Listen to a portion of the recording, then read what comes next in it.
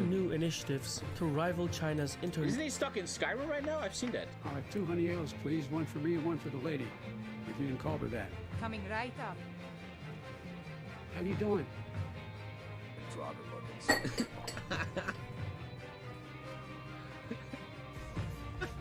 Nancy?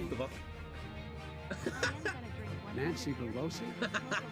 Yeah, how is he gonna do anything? He's stuck in Skyrim right now. You gotta get him out. Commercial ambitions. One is a global infrastructure program that Look, I'm an idiot. You guys are gonna be like, but isn't the best way to check by China to stop being dependent on their production? Like, stop trying to produce cheap stuff in China? Isn't that what made them strong in the first place?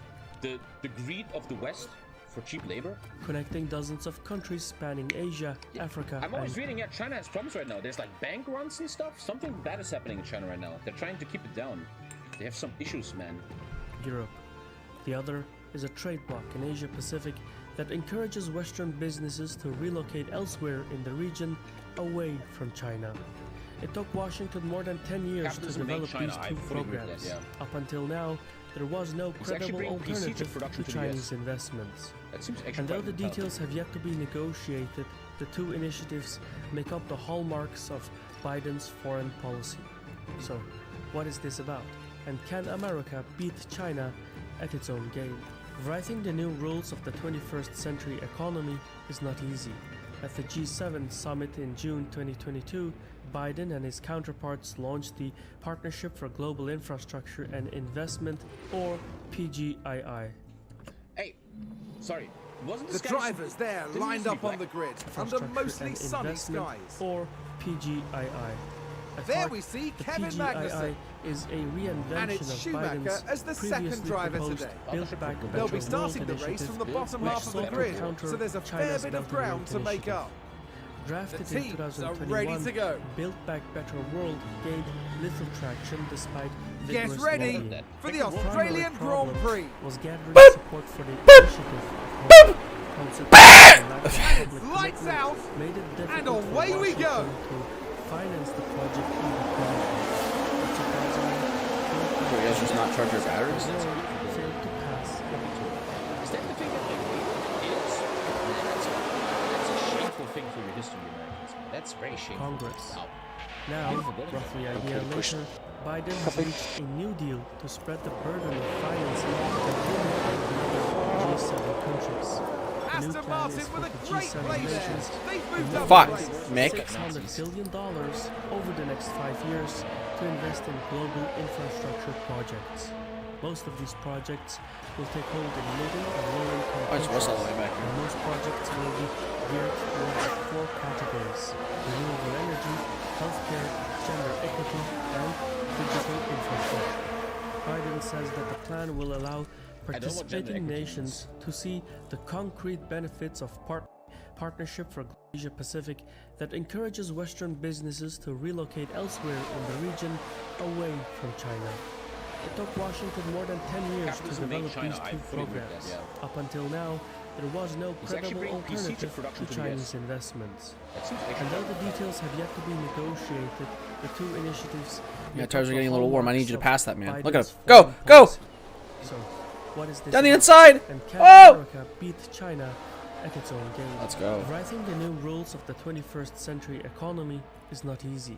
At the G7 summit in June 2022, Biden and his counterparts launched the Partnership for Global Infrastructure and Investment, or PGII. You instantly lose the position? Sorry. Wasn't this guy didn't he used to be black? Infrastructure and Investment, or PGII. At heart, the PGII is a reinvention of Biden's previously proposed Build Back Better World initiative, which sought to counter China's Belt and Road initiative. Drafted in 2021, Build Back Better World gained little traction despite vigorous lobbying. The primary problem was gathering support for the initiative at home. Consequently, the lack of public commitment made it difficult for Washington to finance the project independently. Not surprisingly, Build Back Wow. Better What is that the building? That's a World beautiful building. failed to pass. Capitol. Is that the thing that they raided? It is? Oh man, that's a shameful thing for your history, Americans. That's very shameful. Congress. Wow. Now, Beautiful building, roughly a year later, Biden has reached a new deal to spread the burden of financing by teaming up with the other G7 countries. The new plan is for the G7 nations to mobilize $600 billion over the next 5 years to invest in global infrastructure projects. Most of these projects will take hold in middle and low-income countries, and most projects will be geared towards 4 categories: renewable energy, healthcare, gender equity, and digital infrastructure. Biden says that the plan will allow participating nations to see the concrete benefits of partnering with democracies. I always wondered about New York. What is this? Every time when I play Spider-Man and GTA 4 and stuff, what are these buildings here? What is this, like a university? What is that? Ellis Island. Like, do people live there, or immigration port back then? That's where you did the immigration. Oh, and what is it nowadays? I guess a museum or something. It's a ghost town nowadays. It's a museum. That makes sense. Okay, it's the Clinton Heights email. Thank you. Either way, the United States has pledged to contribute $200 billion to the initiative, while Germany, France, and Italy will raise 300 billion euros, and the remaining of the total grant will come from the United Kingdom, Canada, and Japan. How much funding will come from the private or public sectors is unknown. Though impressive, America's Partnership for Global Infrastructure initiative still falls short in funding compared to its rival, the Belt and Road Initiative. Beijing's infrastructure project doesn't have an official price tag, but China has invested about 800 billion euros across the globe, which surpasses the investments promised by the G7. And China I read is this big article years ago how they built a massive new Saturn road. What they're doing is they're buying a shit ton of companies everywhere here. They're slowly buying everything, and they have so much power. done yet. Trillions I more remember dollars. my uncle has a steelworks company, like a small one, not even that big, and there was once Chinese people in his office trying to buy the company and stuff. I'm not Blizzard! You can't buy me! At least not yet. Are expected to be invested through And who can be mad at these people? Imagine you have a company, right? And the Chinese guy comes, gives you money that you're done for life. Yes, you give away your company to China, but who can blame someone that sells out to China, man? the 6 arms of the Belt and Road Initiative in the coming decade.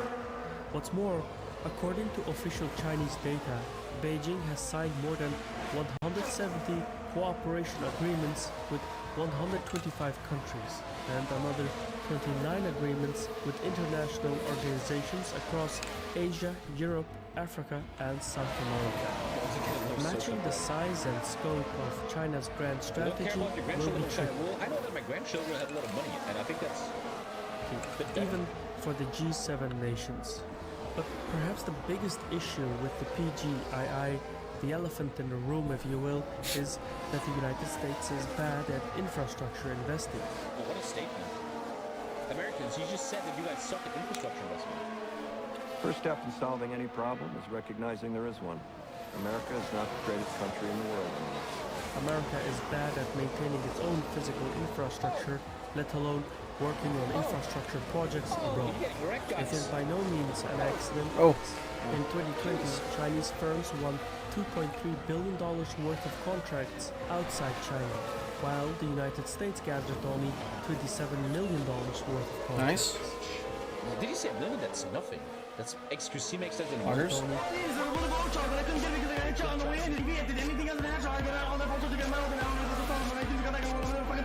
America has a lot of strengths, but China is just better at building. Nevertheless, Biden's project could give China a run for its money. The PGII could provide some recipient nations with a feasible alternative to China. If implemented, the G7 infrastructure plan would reduce Beijing's influence in some places.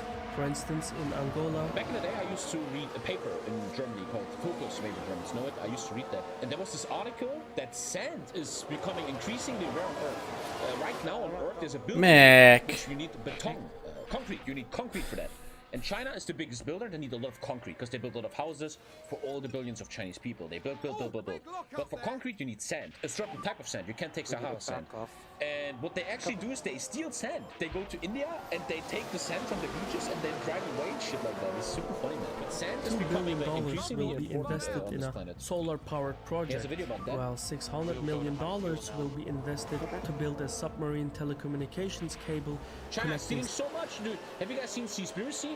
China is sending their fishing boats at night to other international waters like Argentina, and they steal all their fish, man. And they destroy all the ecosystems with the net fishing. And then when the sun goes up, they always drive away and shit. Singapore to France through Egypt and the Horn of Africa. Yeah, it's Still more, Seaspiracy. a multi-million-dollar Netflix. vaccine manufacturing There's like an Argentinian fisherman. He's like, you see these light at the horizon? That's all Chinese, man. They're stealing our fish. facility will be built in Senegal. These projects, and many others like it, would be constructed by either American fish or stealer. European companies. Can learn Doing from so the makes best. the Partnership for Global Infrastructure initiative less of a charity act and more of an investment to deliver returns for everyone. Yet, as promising as it sounds, in some places where the arms of the Belt and Road Initiative pass, Central Asia for instance, Past Albin, I the guess. geography and economy depend on either Russia or China. Biden's plan will make little to no difference in such places. The second part of Biden's Wow, endgame what a building, man. Wow. I'm so impressed by this building, and I can't believe it was taken by a bunch of fucking Telegram, Facebook members. That is the saddest thing ever. is the trade aspect.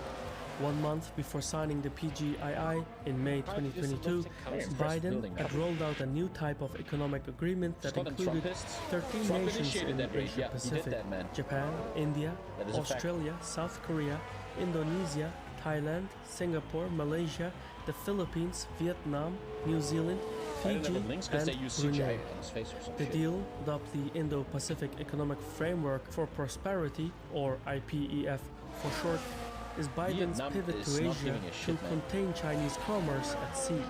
The IPEF comes 5 years after Trump abandoned Obama's Trans-Pacific Partnership Agreement. Why would he do that, though? Why would he abandon that?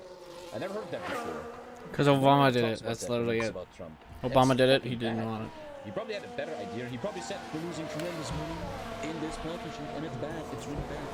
I will make the most amazing Trans-Pacific partnership you have ever seen. Trade deals are notoriously America disliked first. in the United States. I think it's important to understand that you also defend America by working in a globalist world. You defend your country, UK, France, Germany, America, also by helping other countries. Otherwise, they fall to Which is why Obama's The Chinese proposal corruption. failed to deliver.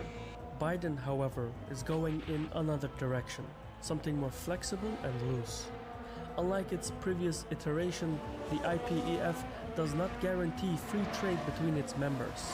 Instead, it is an understanding to deepen cooperation between the United States If and Trump was president, there would be no war in Ukraine. That's such a weird statement. You never know if it's true. I mean, Putin loved Trump. He even provably helped this election, right, with his internet trolls. And I always thought, like, why? Why is that?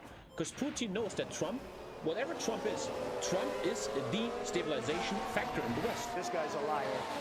And Vladimir Putin and the people that got him elected, they must have had a nice glass of champagne because Trump did so much damage to the unity of the US. And that is a fact. You can't deny that. The US is so divided, they're just fucking each other over fucking everything, man. If the US was united, man, bro, they would take over the world in a second, bro. So I don't know about that, Steve. I don't know. the Asia-Pacific nations. The I don't know. details have yet to be negotiated, but taken together with the United You States, Americans, man, the if you guys would all Indo-Pacific fucking just come Economic together, man, you will Framework take for over the world in a Prosperity heartbeat. represents about 60% of the world's population. That's what I always feel, man. The biggest enemy of you Americans is your division, man. They want, your enemies want that, you know? That's like the thing. And nearly 40% of the global GDP. Those are some serious numbers. The purpose of the economic alliance is to counter China's influence by enhancing political and economic cooperation within the region. The IPEF will focus on four New York is so impressive, dude. Scheiße. We saw a documentary the other day, right? The apartments here, you cannot afford them ever, man. All these apartments, like up here, are really just for really, really rich fucks, man. pillars: supply New York is chains, impressive. renewable energy, anti-corruption, and maritime trade. The members of the economic bloc will enjoy certain advantages from American companies that are looking to relocate away from China. So, China did as well more for development in Africa than the West ever did. Don't you feel that China doesn't care about the people in Africa, but they want the rare metals that are apparently needed for building smartphones and stuff? Western businesses move away from China in the coming decade, the IPEF has the potential to fill the vacuum. India, Vietnam, Thailand, Malaysia, Indonesia, and the Philippines have large workforces that could step up and fill the void. The shortcoming, however, is that that's the word though. It's not fair saying the West doesn't care about Africa, but China does. Do you care about Africa? How much money do you send to Africa? What kind of statement is that? Come on. The truth of life is that no leadership on earth cares about Africa. If they go there and invest there, it's for power, it's for resources, it's for all that shit, man. Without greater access to the US market, the IPEF will lack the game-changing incentive to tip the balance. The terms are still being negotiated and the talks could last until 2023, but the fundamental question is whether or not Washington will offer lower tariffs or access to the US market. But since trade deals are difficult to close in the United States, the full reach of the IPEF is yet to be determined. Biden and his Asia-Pacific counterparts know this and see the Indo-Pacific Economic Framework for Prosperity as a stopgap policy that holds on to the belief that American domestic politics will come around and pivot to Asia. A sincere My family pivot founded this charity time. building in Africa. Good for you. We're talking about leaders. We're talking about the leaders of the world. No one's talking about your family, dude. By any means, the greatest misconception in geopolitics is seeing the global order as a stable, immutable structure. America is still number one in criteria such as military, economy, and diplomacy. But the new kids on the block are increasingly challenging that role. China's Belt and Road Initiative has had a 10-year head start, and while the PGII and the IPEF are presented as America's triumphant countermove, it ultimately boils down to execution. A bad plan that is well executed will yield better results than a good plan that is poorly executed. Being your host Shivan from Caspian This Report, is a great help YouTube us channel. beat. China plans for naval dominance. This video starts with This video is World War III. sponsored. Talking about Chinese Navy. In 10th grade, I made a speech about Chinese Navy, and there was this funny moment where I was blowing the mind of the class. This was so many years ago. 10th grade, I go to the board, and I'm putting, so this many people are in the U.S. Army. Crazy, right, guys? And then I blew their minds. I was then moving the board, and I revealed the number of women in the Chinese army, which was more than the U.S. Army. And I blew the class. The whole class went like, whoa, man! I was like, yeah, I blew your mind. That was sick. I got an A for that. I remember. I didn't get an A+, because I remember this so well, because I said women and not women. The plural of women. That was one mistake. Didn't get an A+ for that. The Fuzhang is also China's first domestically designed and built aircraft carrier, an important milestone for the Chinese military-industrial complex. China is now officially capable of manufacturing the full range of surface combat ships associated with modern naval warfare. The US Navy remains at the top of the food chain, but US Navy is untouchable, right? I'm not, again, not an expert, but I always hear and stuff, the US Navy is fucking insane. China's growing sea power is changing the equation. Beijing is transforming from a continental power to a sea power. Its strategy can be summed up in two phases: naval dominance in the first island chain by 2030 and naval supremacy in the second island chain by 2050. As Beijing passes one milestone after another, alarm bells are ringing in Washington. At the end of the day, China has one carrier. America's building 3 more carriers? I always wonder, where's that money coming from? Well, I know, because you guys have no health insurance, huh? Holy crap, they're building... No way. Biden signed a $770 billion military bill thingy. There's a law that America needs to always maintain 11 carriers. Holy moly. China has 2 carriers. Now it's 3. Oh, you guys, man, it's like 4 in a second. One American carrier has the capacity of all Chinese carriers together. When you hear stuff like that, it kind of takes away the fear of China. It's like... by the equilibrium of forces. And these American will only fucks, man, continue for as long as this equilibrium exists. The true measure of power is a blue water navy. It is also the surest guarantee of deterrence. About 40% of the global population lives within 100 kilometers of the coast. A navy capable of operating across the open oceans is a force of dissuasion. Governments tend to talk softly when the adversary can bring the machinery The Navy meta is a lot about anti-missiles. That makes sense. of war So to their anti-rocket shorelines. seems to Ergo, be meta a as fuck, powerful man. navy gives diplomatic leverage in negotiations, even if it is There's a meta, man. You guys unintentional. are always laughing at the A word blue meta. water- Wow, look at that fucking beast, man. To this day, I never fucking do. There's like, how many people are on this thing? Like 5,000? 5,000 human beings are on. That blows my mind. Dude, you have like 3 guys rubbing the deck. You have like 20 pilots, 23. 1 commander and his staff, let's say 50. So you have like 100 dudes, right? Then the machine people, cook, etc. You have like 500. How do you put 3.3k people on this? Navy also helps sustain Also a lot commerce of, by sea, infantry, marines, with okay? globalization being the order of business, national supply chains. I have a weird thought. Is that sexist? Do you want to send 3,000 men on a carrier out in the Pacific for months with sex withdrawal to keep them on the task? Or does it make sense in the meta to have a paid sex worker, like respect, she has health insurance, everything, to go with them to ease the tension on board? I'm not trying to sound sexist here. I'm just wondering if that makes sense. How's that weird? They have families. Dude, if you're the military, your wife will cheat on you, okay? And you come home after 10 months with a fucking fresh kid, okay? Stretch across oceans and True. continents. For China, that is especially distressing, since much of its trade goes by sea. There's a lot of sexual assault, though. Oh, yeah, great point, actually, Hazel. Very true. Yeah, that's A a big issue. blockade by the You're Malacca totally right. Strait could inflict serious damage on the Chinese GDP. So the interplay between security and economy necessitates a blue water navy. China was reminded of this When the US Navy carrier docked in Sweden once, a team of American Marines got arrested for buying prostitutes and shit. My god, let the guys, my god, they haven't seen a woman in ages. You know, as my God. recently as 1996. The US Navy sent 2 aircraft carrier battle groups near Taiwan, which at the time was preparing to hold its first democratic election. The carriers were the pinnacle of American supremacy, On YouTube, and the like the short Chinese one? Green Water Navy withdrew USS to its Donald Trump. coast. They stood helplessly by as Taiwan exercised its mandate. For Beijing, it was a turning point.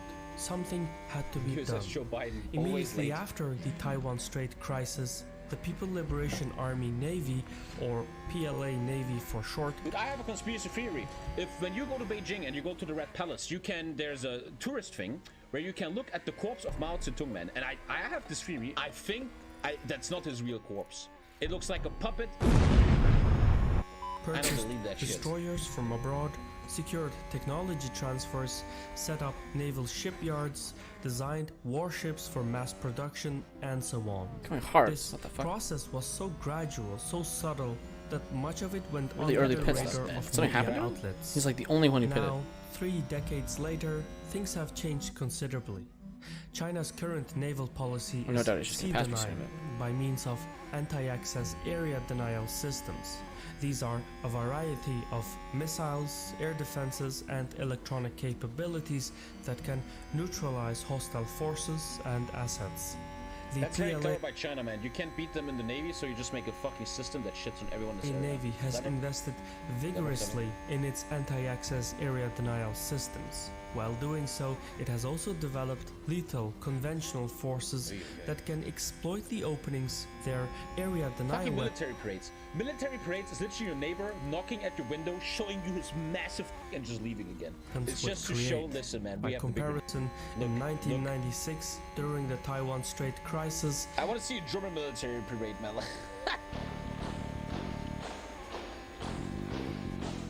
Funny, bro. China's area denial Can you weapons imagine? weren't even capable of defending its coastline. The PLA Navy's missile arsenal could only reach as far as Taiwan and the US bases in South Korea. By 2003, however, China had expanded its infantry to hundreds of missiles, enough to deter foreign powers away from its coastline.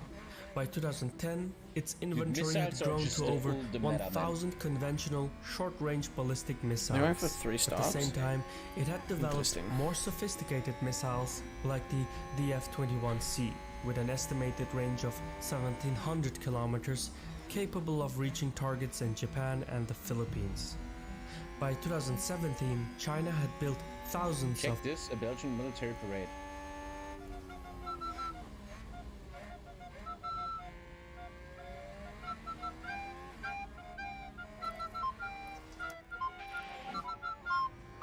That's not real. There's no way. There's no fucking way this is real. I don't believe that. That must be the handicapped section or something. The army, and it was a joke. The first thing they teach you is how to walk properly. conventional medium-range ballistic missiles This was first year and cadet. Dude, hundreds in of we learned in 2 weeks how to walk. It was every day just walking, marching. Every day march training in the beginning. conventional intermediate-range ballistic missiles very special capable forces. of reaching as far as Guam. Today, Chinese firepower at sea, complemented by its missile I really want to invest into anti-missile system companies, like stock market shit. They must really be going up in the next years. umbrella is turning the scale in the Pacific. The PLA Navy is moving more routinely beyond its comfort zone. Going He by was gross president tonnage, after Nixon. in 2019, the US Navy accounted for more than twice as much as the PLA Navy. 4.6 million tons to 1.8 Oh, that's the million tonnage. tons. How do they have fucking... That means I always wonder Why? how they have information about that. Like, how do you know how much tons China has? Don't they want to hide that? One thing I liked about Trump, I remember that, there was a Trump interview years ago where they talked about carriers, and Donald Trump said, you know, unlike Obama, I'm not going to tell you where the fuck our carriers are. I like that. Like, this shit should be public, you know? No one should know where the carriers are. the US Navy is still the top dog in combat capability. But keep that the shit hidden, PLA bro. Navy is growing at a remarkable China rate, has a lot of and nukes. Beijing isn't done Auto yet. had huge ships. If naval construction I remember, I told the story many times. I used to have a vacation on Sanya. keeps pace, There was like a China hidden will submarine have base, man. 5 or 6 aircraft carriers by Can't hide shit 2030. nowadays anymore, that That makes sense, still yeah. falls short compared to You 100% America's done worse. 11, but China's naval objectives for Phase 1 are closer to home.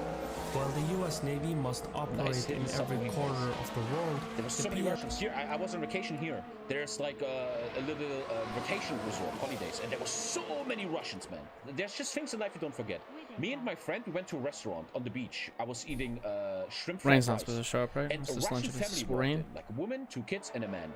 And that man, I will never forget, was the most muscular Chad I've ever seen. His body looked unhuman, man. That guy was a monster, dude. He was just a specimen of human. Maybe he's fucking dead in Ukraine right now. I have a poop attack. A few moments later. Oh, my ass. For context, the first island chain is an What the fuck? arc of archipelagos that runs from Borneo to the Philippines, Taiwan, and Japan.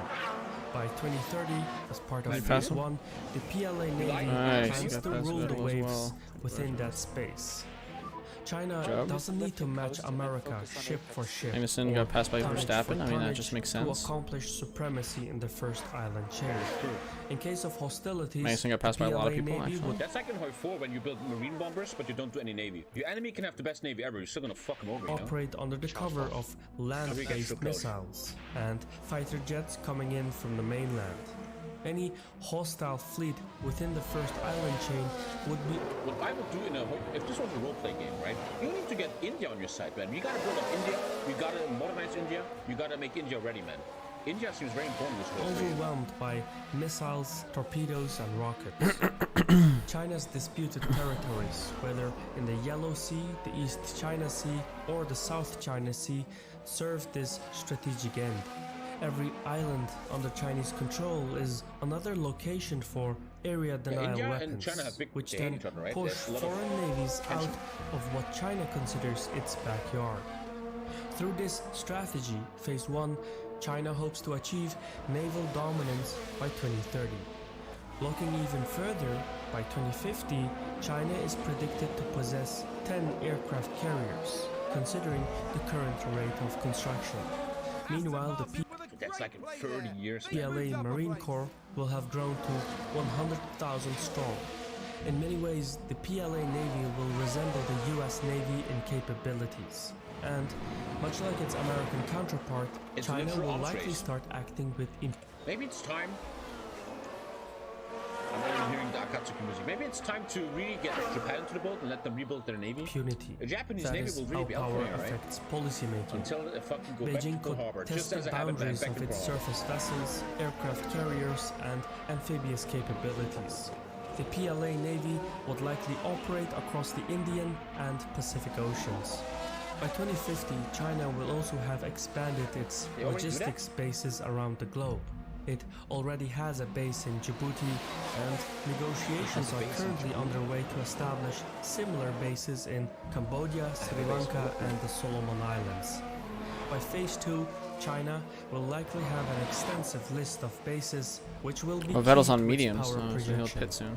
If Taiwan is subdued by 2050, China will enjoy tactical Stroll is pitted. advantage, extending as far as the second island chain, defending which Taiwan is a seems line of massively islands poor here. stretching from Japan to the islands of Micronesia.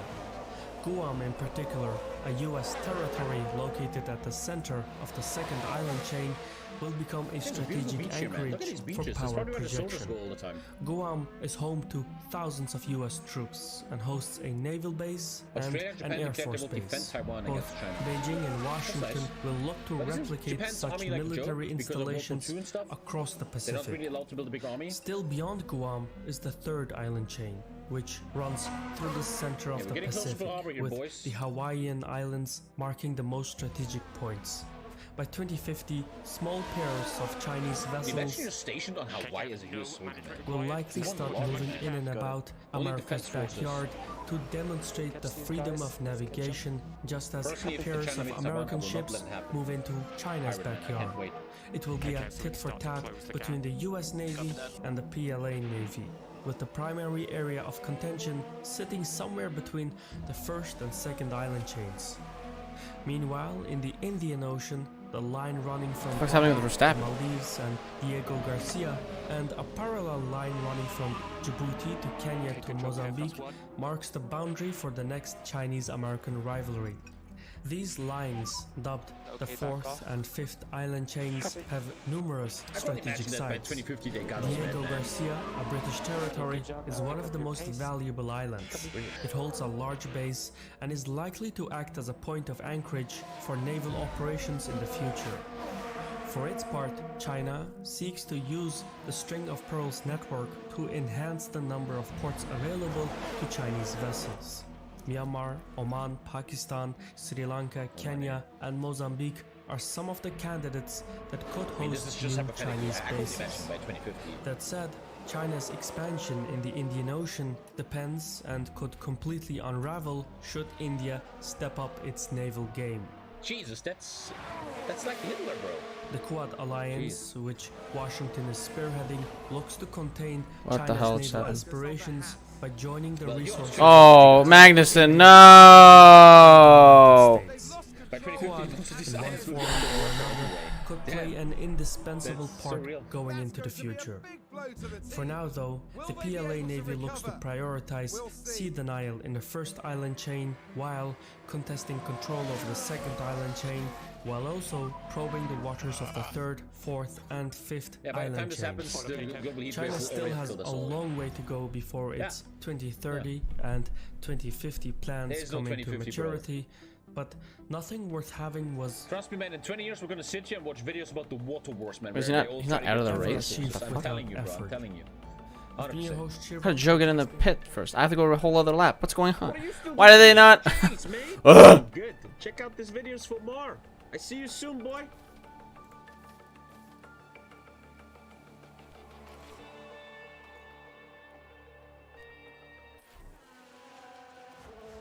Why are you still racing? Oh, whatever. This is so dumb.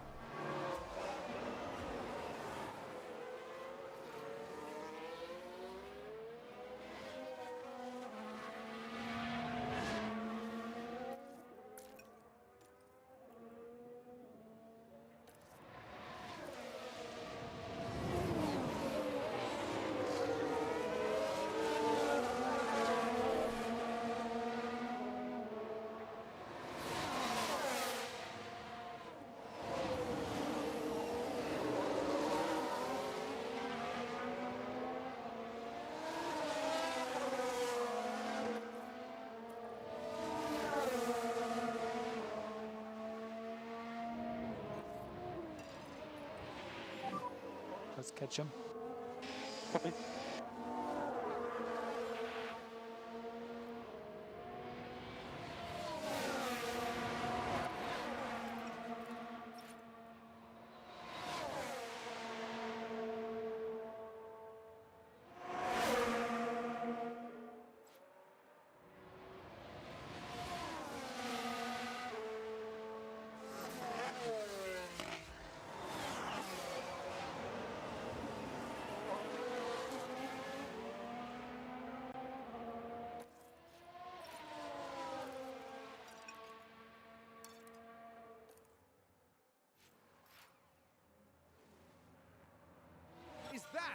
race position for Haas.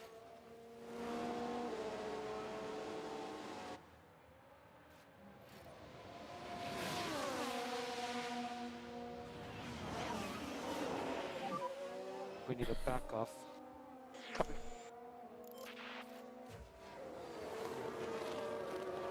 It's not so bad.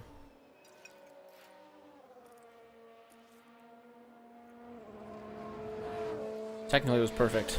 Technically, it was perfect. Pit entry.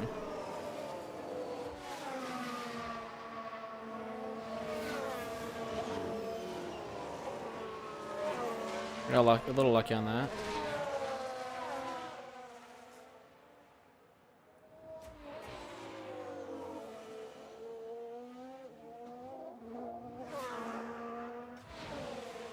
Leclerc in pit jumps to first. What the hell is that?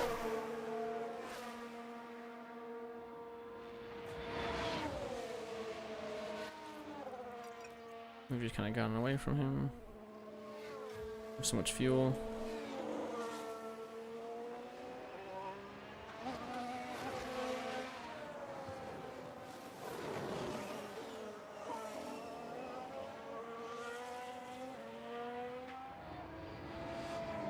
Seems like he's slowly closing the gap.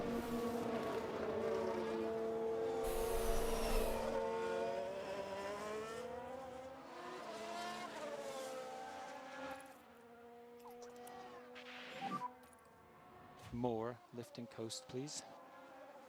Copy.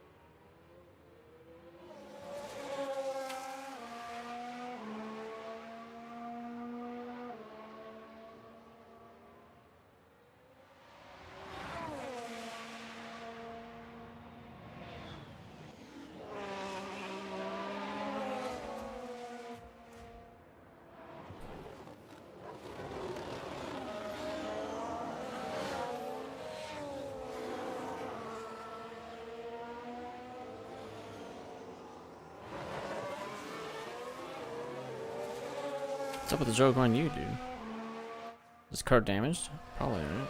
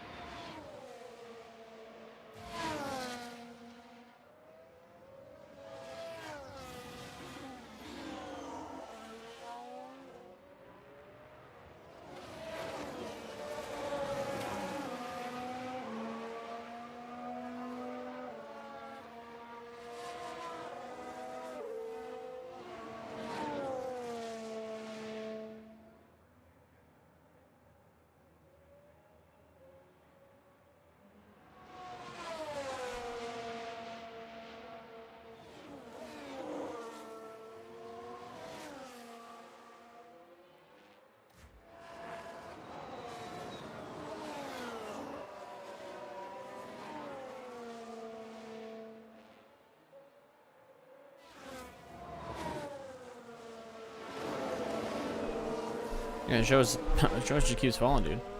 Yeah, his car's just fucked up.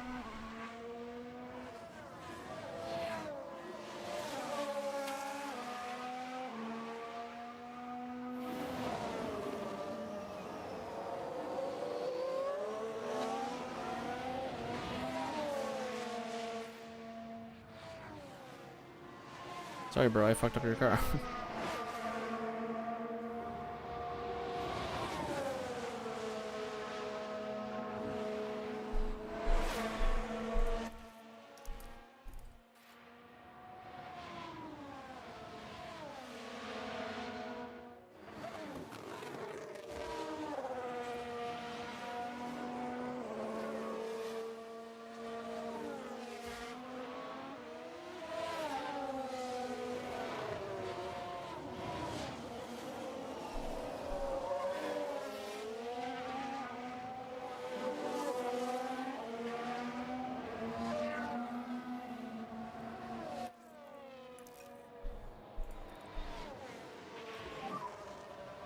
Good job, Kev.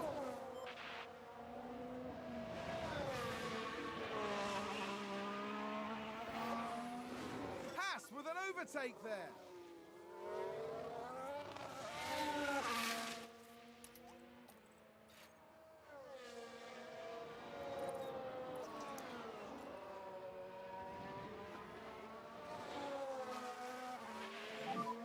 Charge on.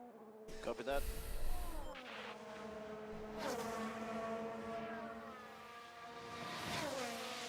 Mick's at this point just waiting for his pit window.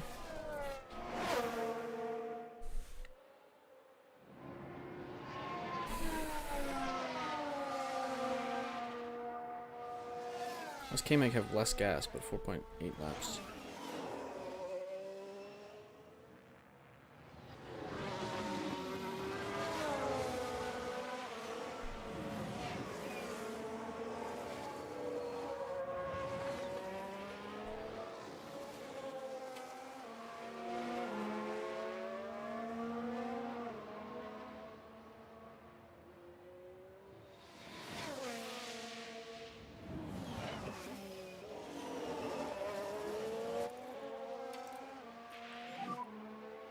Let's just put our head down. Copy.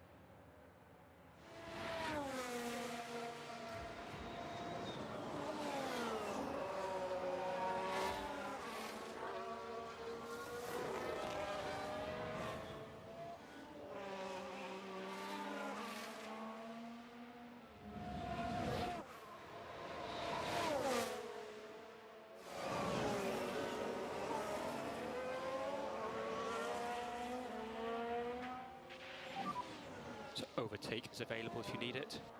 Copy that.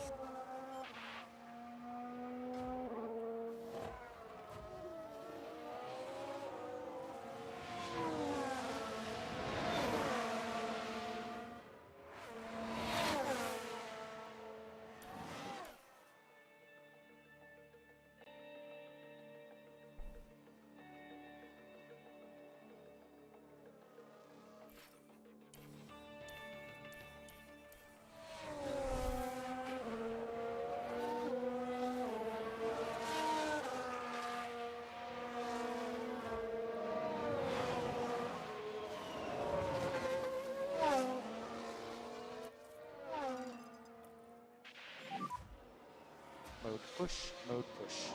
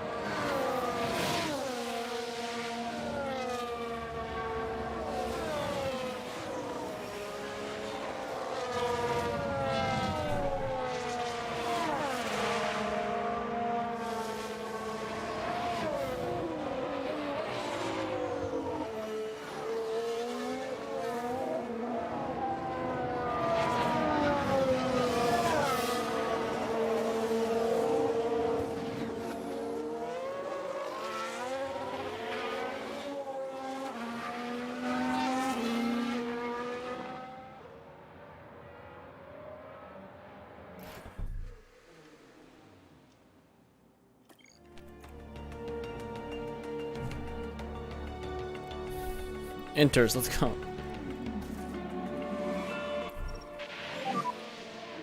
Okay, box now, Mick. Copy, box.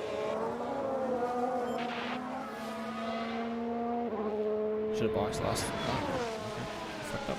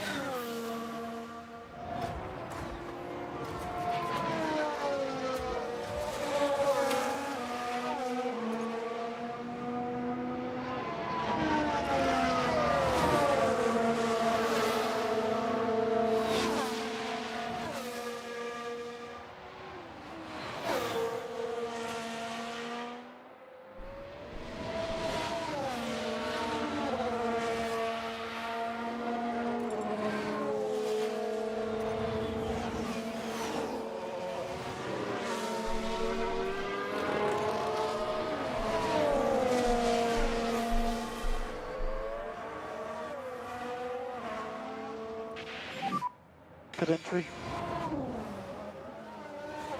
Yeah, understood. And white line, white line.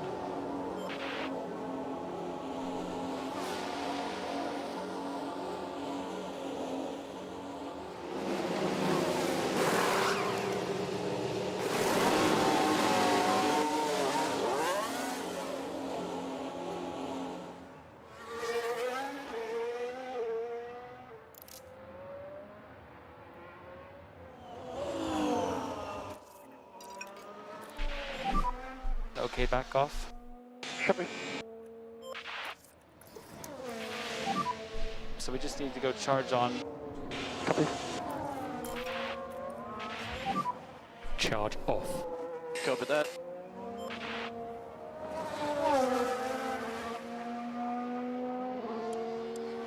Yeah, they're gonna one stop. One stop. Just racing out. Let's speed this up a little bit.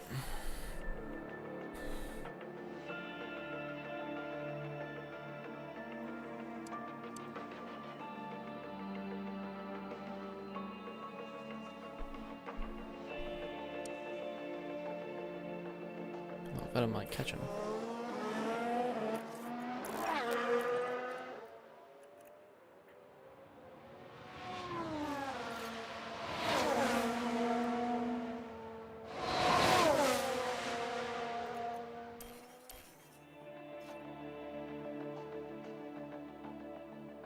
We're all getting lapped now.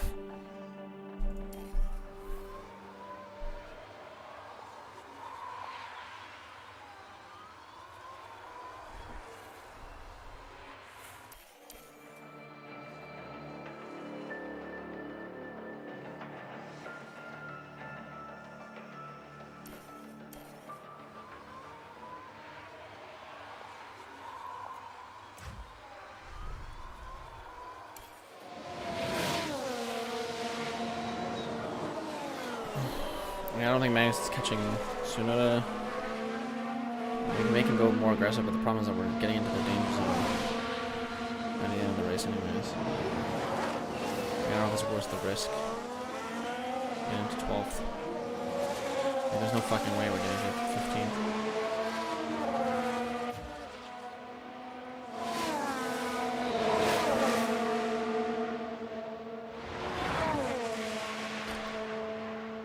Okay.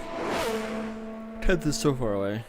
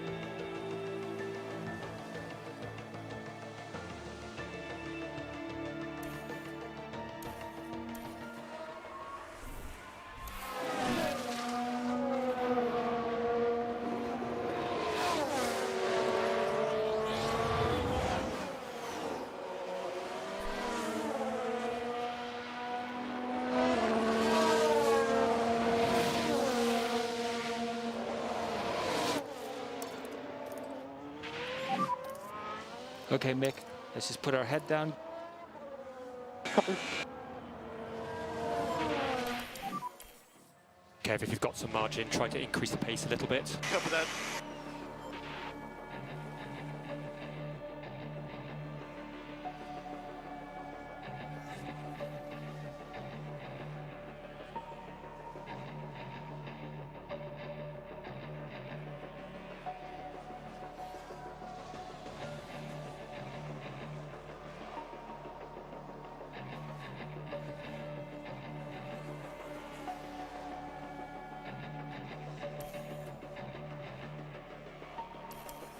Oh, we've had a spin. Stroll spinning.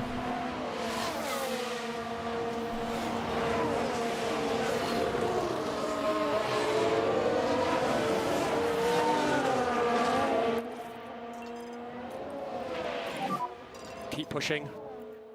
Copy. And okay to push, okay to push. Yeah, copy.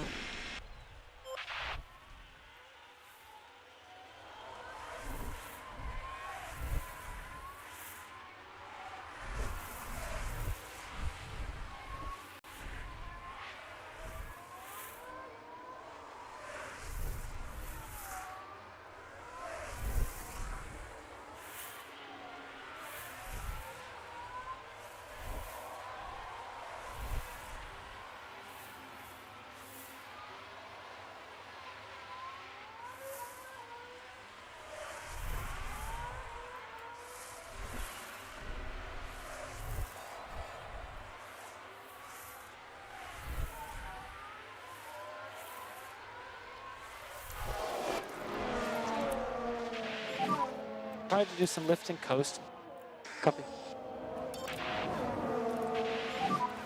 We need a back off. Copy.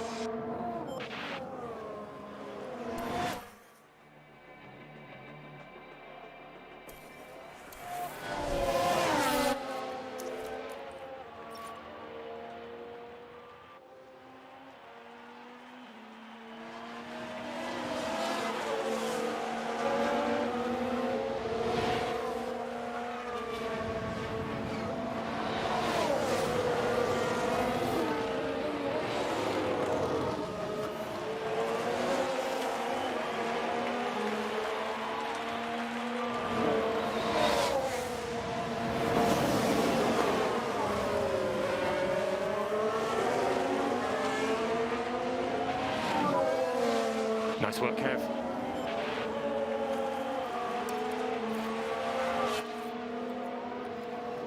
Haas with an overtake.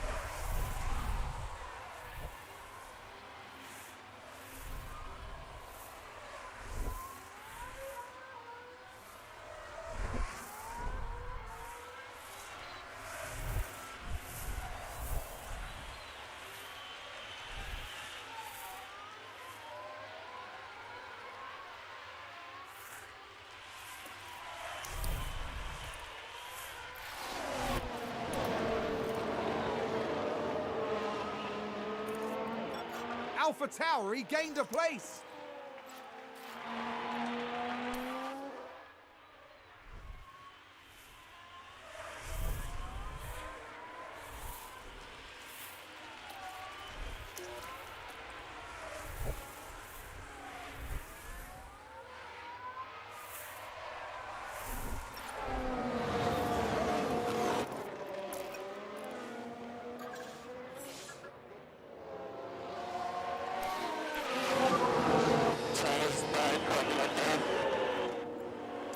Understood, Kev. What's the situation?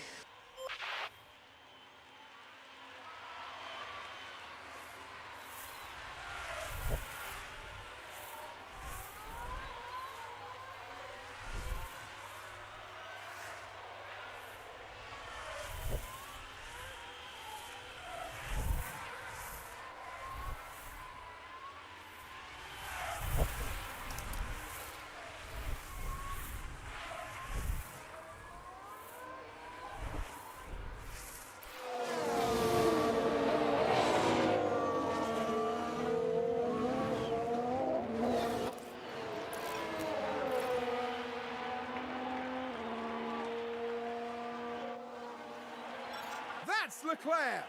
Charles Leclerc is today's winner. That's a position gained for AlphaTauri. Fuck. Literally, they're neck and neck. There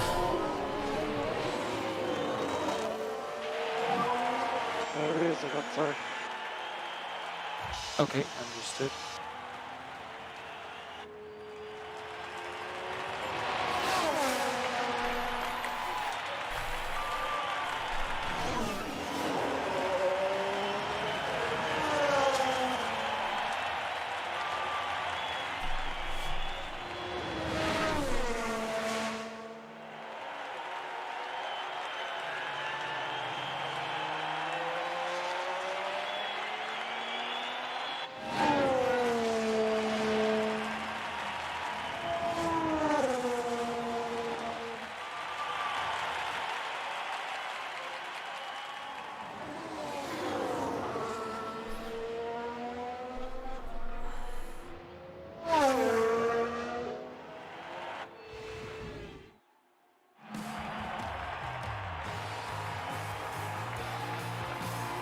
Kevin Magnussen did okay for himself today.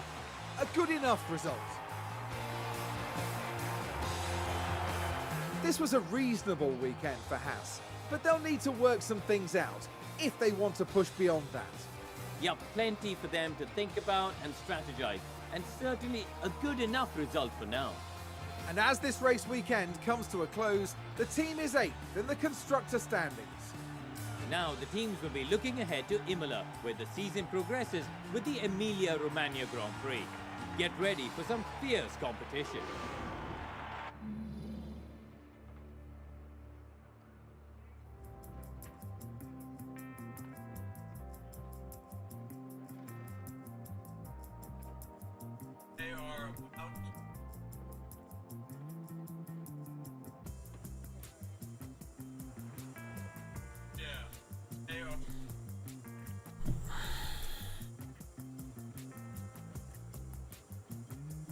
Mick technically gained a spot.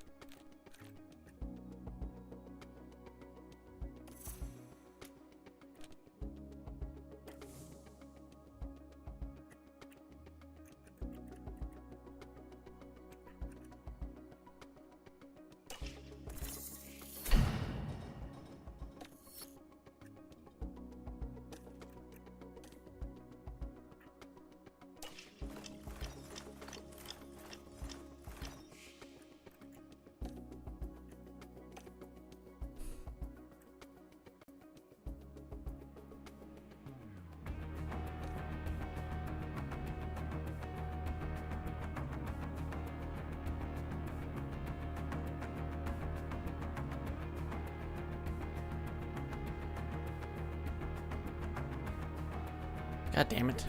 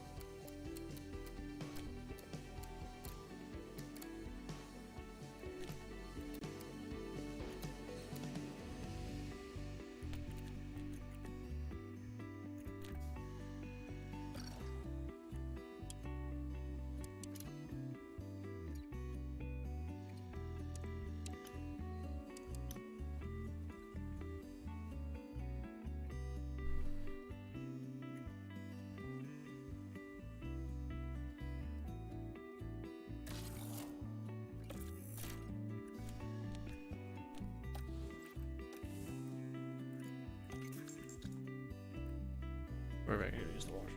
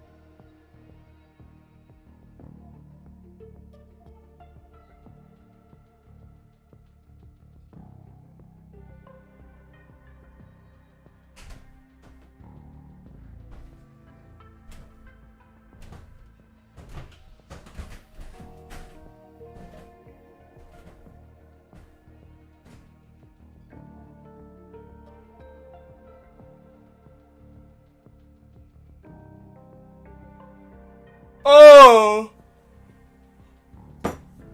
Oh!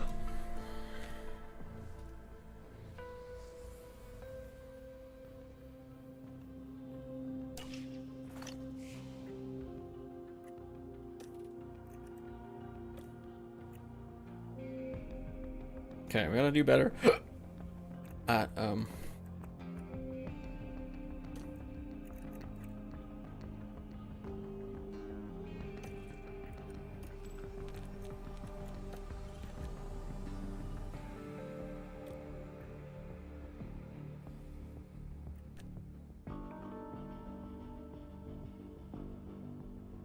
I don't know about that.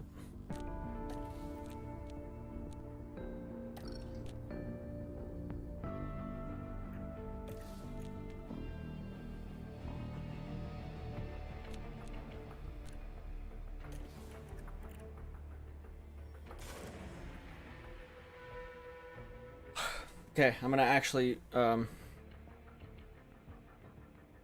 qualifications correctly. Instead of The hills of trying to Tuscany cheese are it. green to the south, but here in Imola the air is red hot. Welcome to Ferrari's turf for the Emilia-Romagna Grand Prix.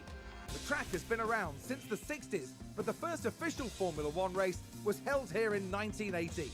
Let's see what excitement lies ahead this year.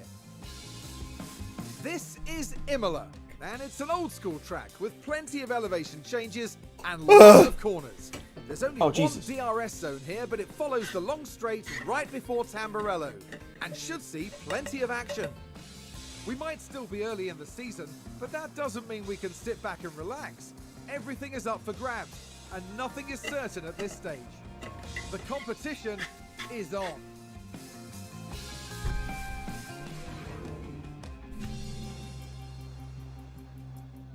Rain, rain, rain! Jesus Christ. We might have a chance.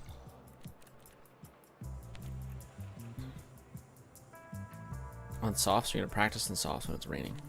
I don't understand this menu now. Thought I did. I don't anymore.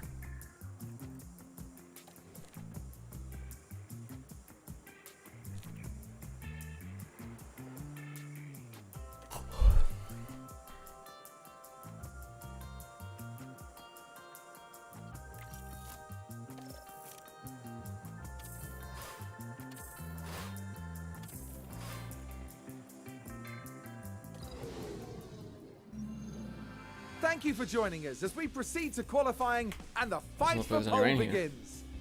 Drivers will no doubt be constantly pushing to secure a good starting place in tomorrow's race. Of course, all it takes is one momentary lapse of concentration and they can find themselves at the back of tomorrow's grid. There are always risks to be taken, but can they afford not to? So get yourselves comfortable. It's going to be quite the ride.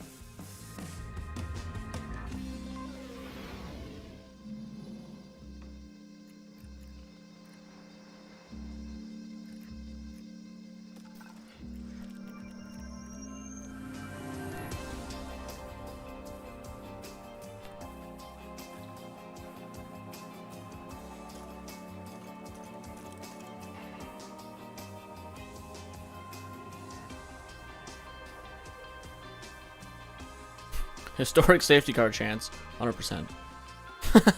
What the fuck?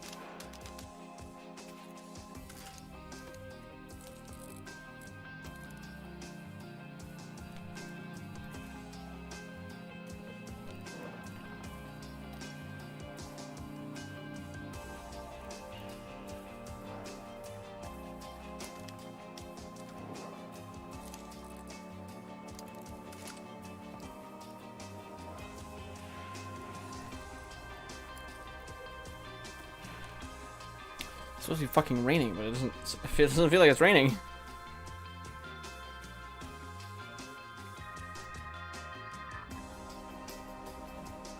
Saturday. Heavy rain. Qualifying. Where's the fucking rain? Let's go.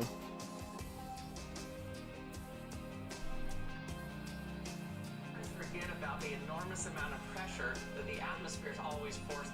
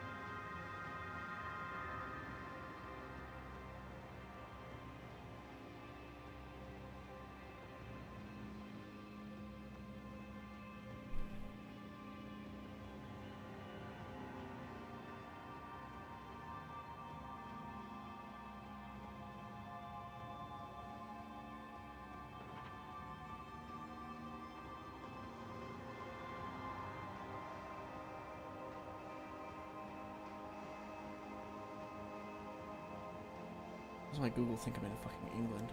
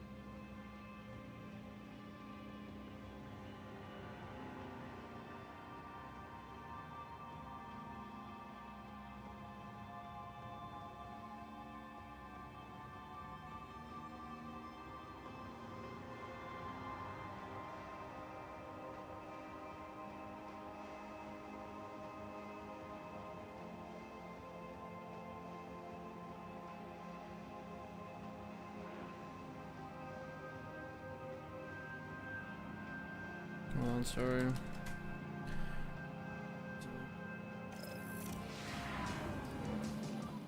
Radio check. Radio is good. Okay, it's supposed to rain later. Let's just go right now.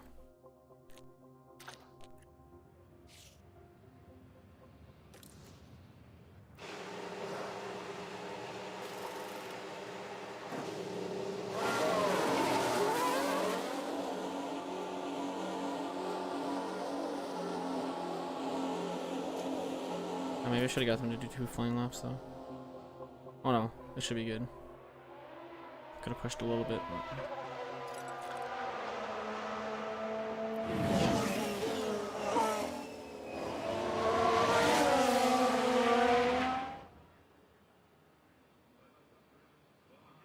I was so concerned that nobody else would. The track grip actually drops later, so actually we're totally fine. This is the highest the track grip will be. So we're good. I mean, the trap will get a little bit, like, it's got low rubber, but I mean, maybe I could have told him to do 2 flying laps, but Can I do that right now?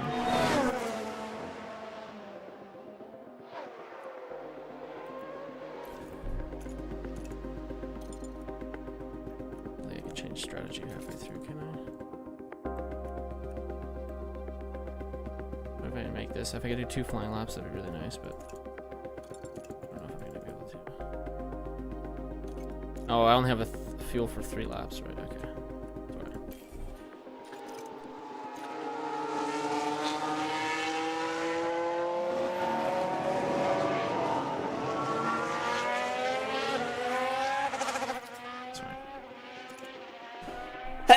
We'll be okay. Again, we're like it should be fine. We might actually be doing better just because of track grip falling off.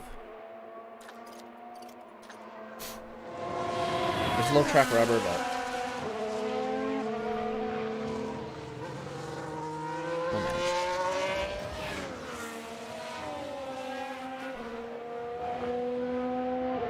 And there doesn't seem to be a lot of traffic coming out here either.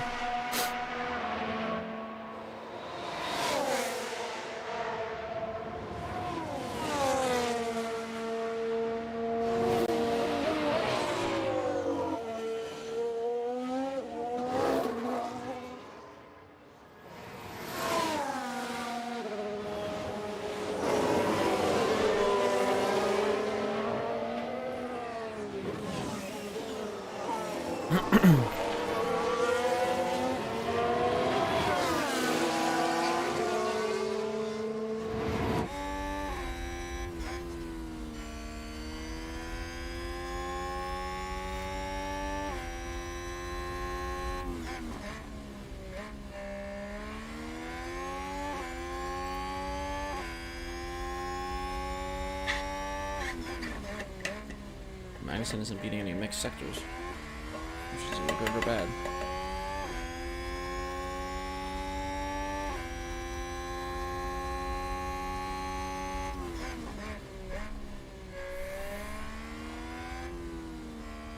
So many people.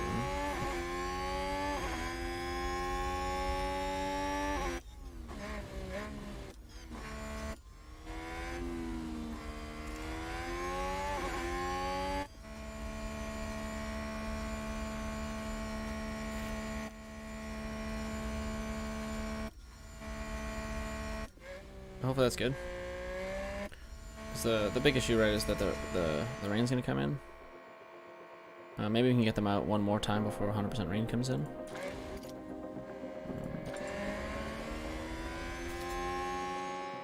We just have to hope for the best. I mean, it'll be a wet track after this. We get them in, send them out, see if we can get them in one more time here. Again, like, it would have been nice to do 2 flying laps, but I fucked up, so.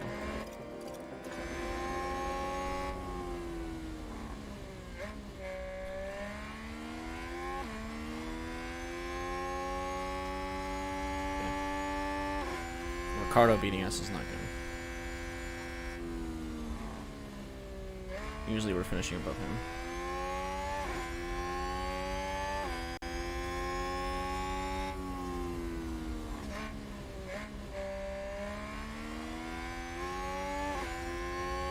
The rain's already starting.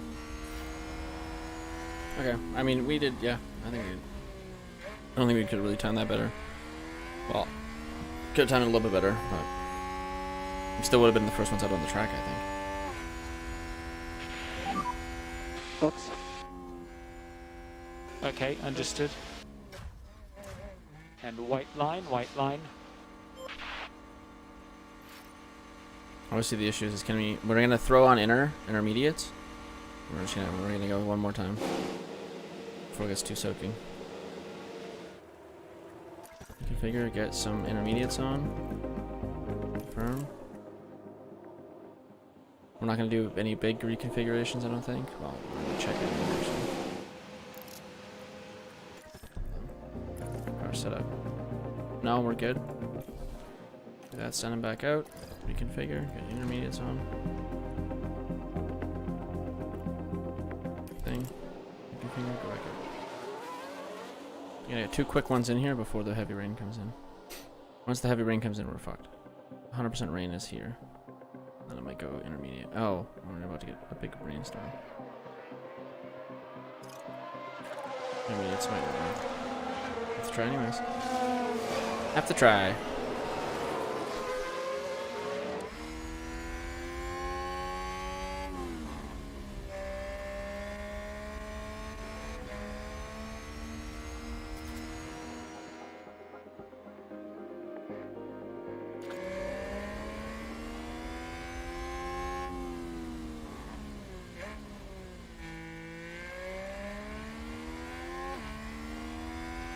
But like Leclerc, Sainz, Norris, Verstappen, Perez, Russell, Ocon, none of these guys have time yet. Albon, Gasly, Tsunoda, Bottas, none of them have times. None of them got soft tire times, so I should be okay anyways.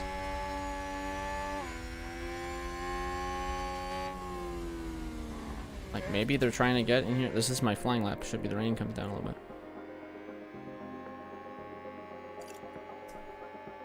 See what happens, I guess.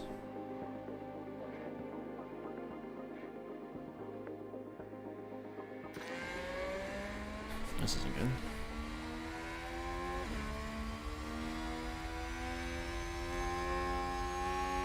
Isn't soft. This is Vettel. What the hell is that skull?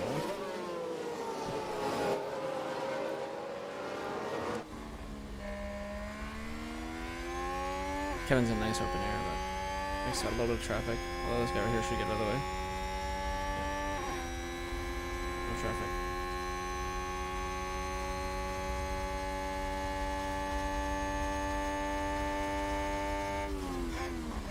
And we might squeeze through just because of wet conditions.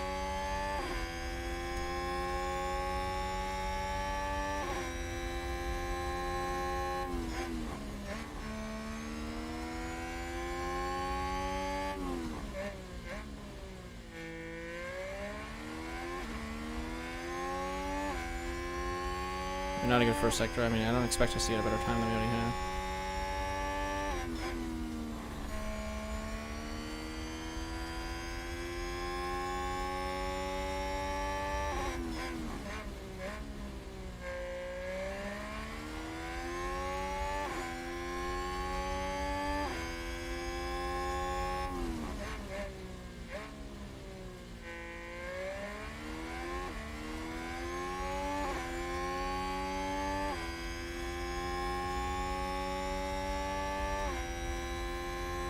Verstappen 9th.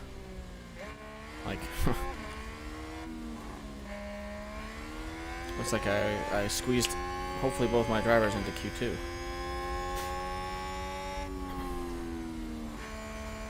Didn't improve on time, but you know, didn't fall. Go Tiffy in 7th. So now we wait, I think. Maybe we put wets on. Maybe we just keep the inters on. I'm not sure how many wets. They must run inters.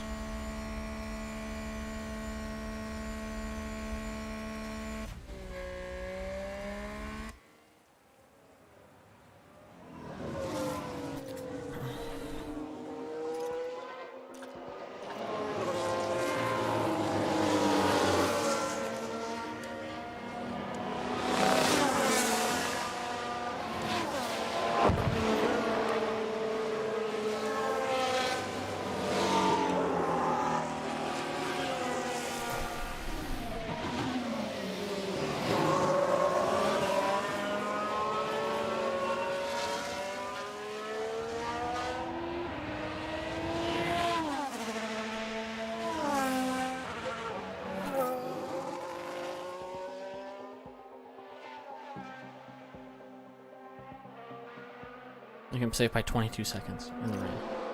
We should be okay.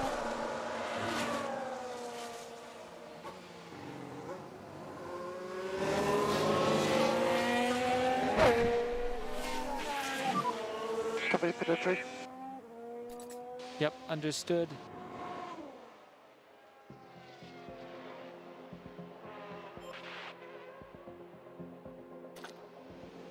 I'll just put a new pair of inters on and then wait. We might send them out for one more time. I don't think we'll need to.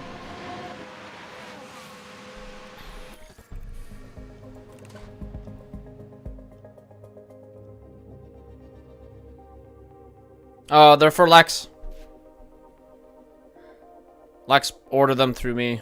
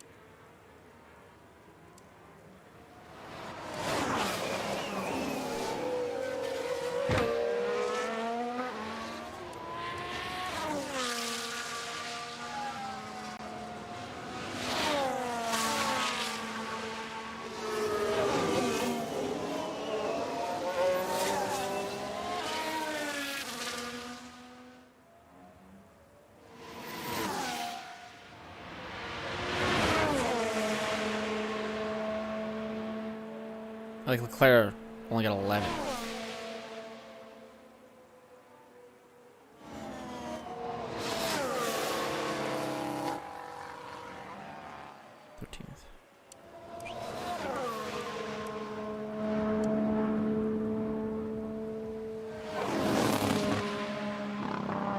Yeah, so I'm smart.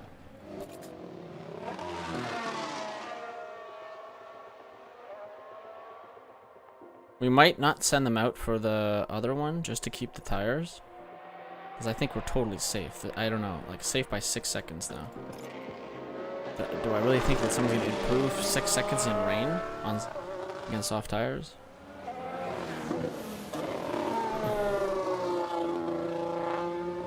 With the rain only really going up? It goes to 70% here, but...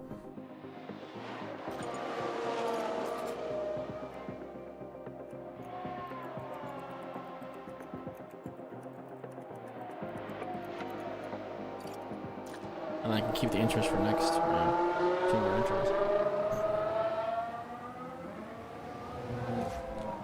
Okay, I should be fine. Like, there's no way, right?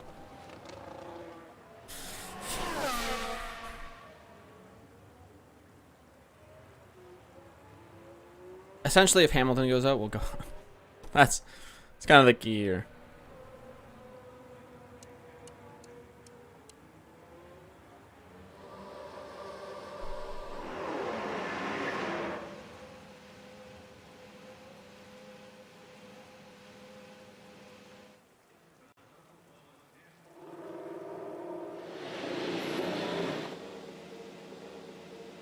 Like, do I really think Ocon, Albon, Bottas, Tsunoda, and Norris are all gonna beat me? No, oh, actually, everyone, all the way up, just those guys plus everyone else. Are they really gonna beat me?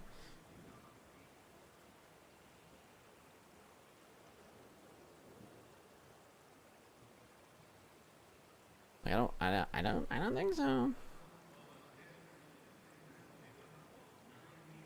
Oh, Billy.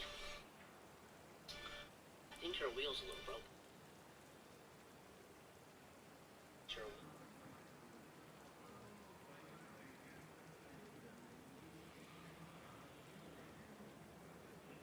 Billy.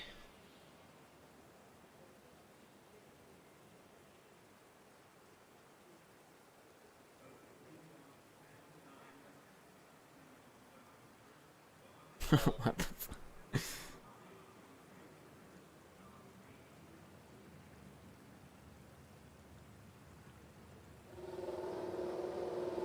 Nope, not Hamilton. Don't know who the fuck that is.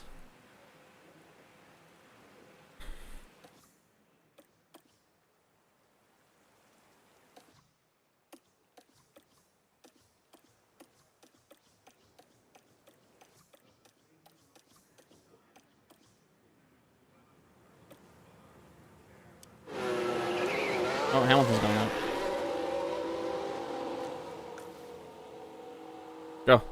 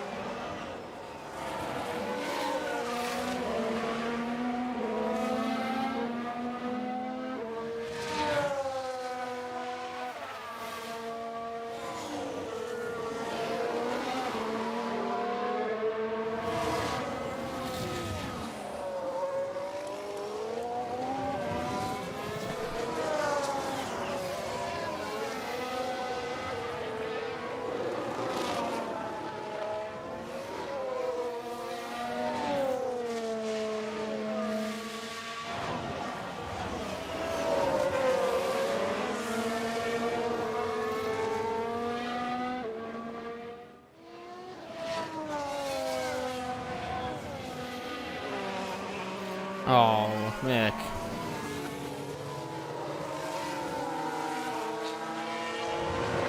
And that's the lockup. Locked up. Okay, understood.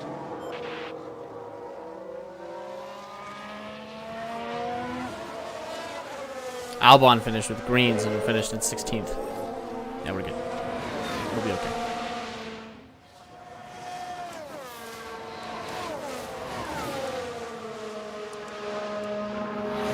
So we wasted some tires there, but I mean, hey, getting to Q2 is fine by me. Because now we're all going to be in rainfall, and I don't think we have any chance.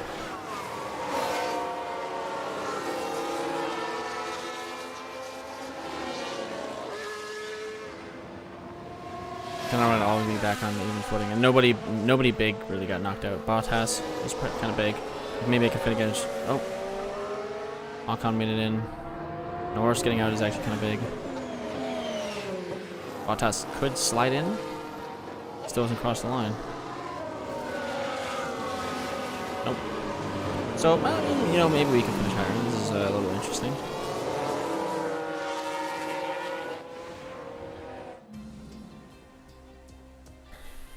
It's pretty good for us.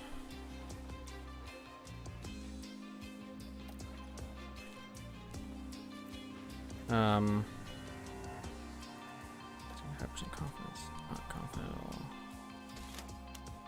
Let's change it a little bit like this.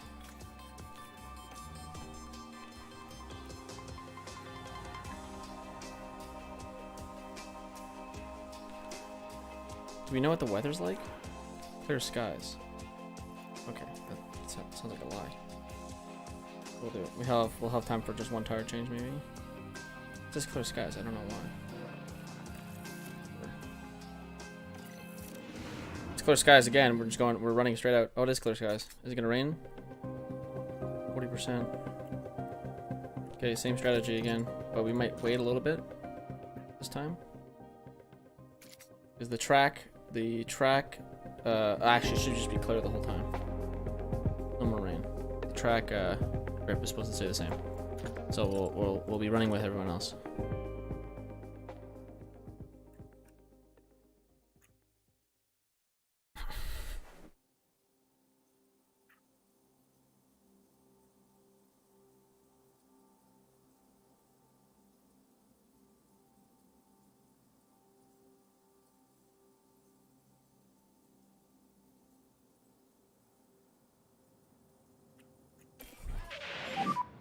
Radio check.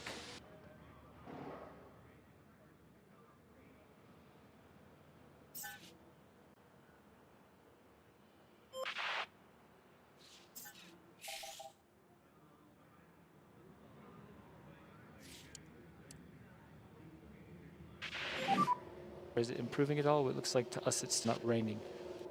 Copy.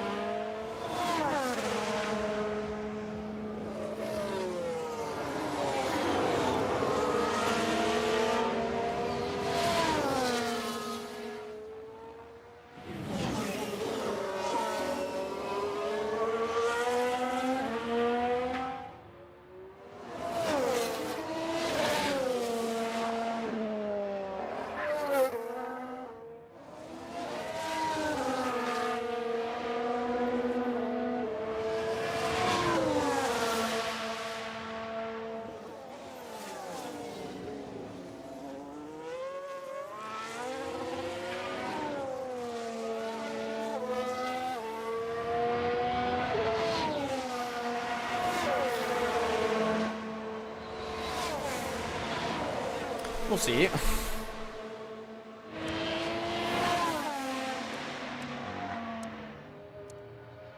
think that's not great.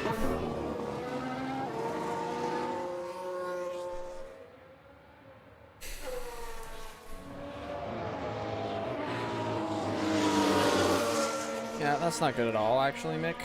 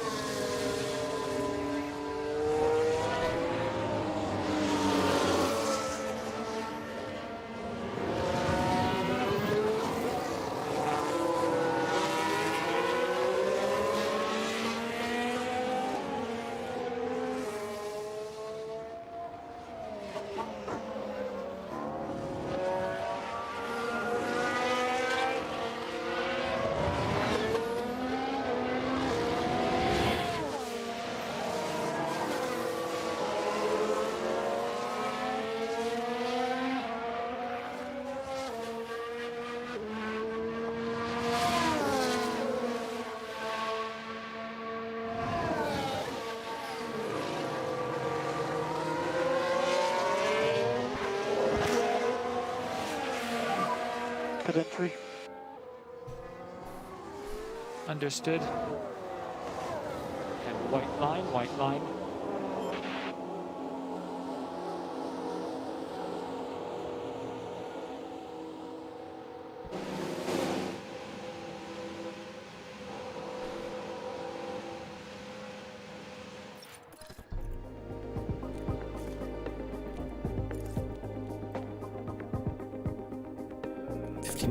Is that worse confidence or better confidence? I have no fucking idea. Probably make the car worse. I don't know. Isn't that worse? I think this is the best we could do. Just go with it.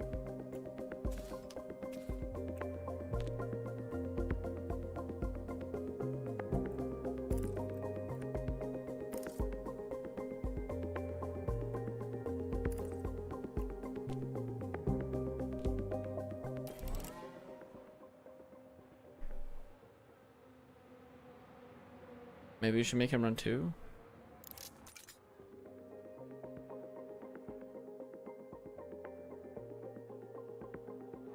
And he can go early. So we can get 2 in. Still low track rubber.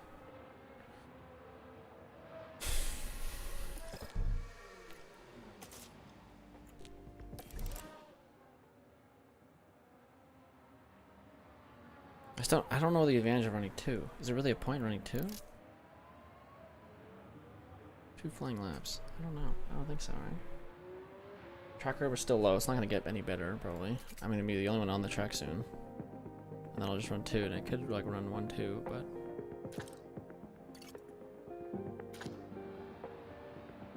yeah, I don't know.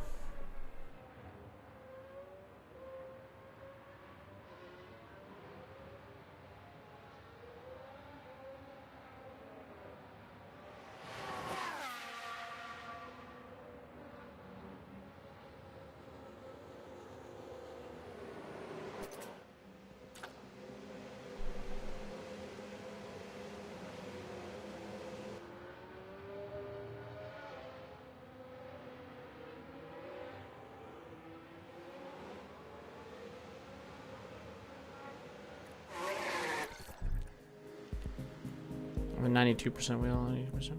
Man, I don't know. It's just tough because, like, if I fuck it up, do I really risk going one more time?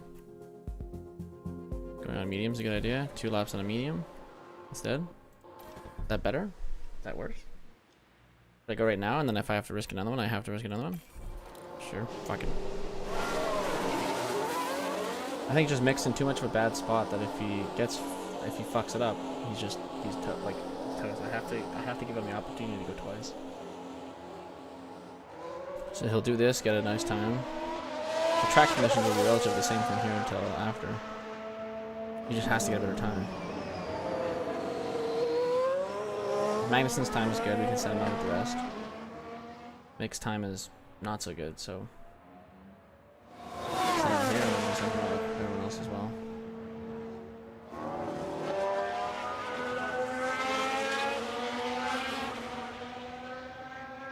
Yeah, we're not gonna have soft tires for the race, but we never use soft tires.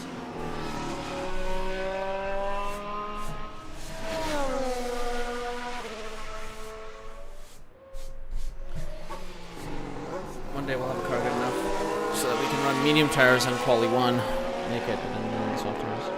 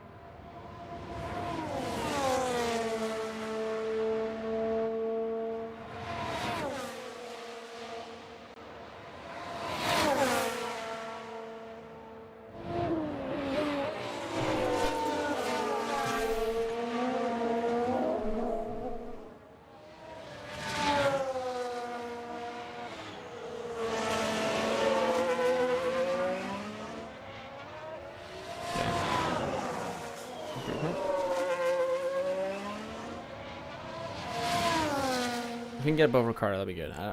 Getting above Verstappen is a red herring. That's Perez. Verstappen's sitting in the pits. Perez is probably gonna go up there too, so we're in the danger zone, whether we like it or not. Get above Ricardo, that would be good.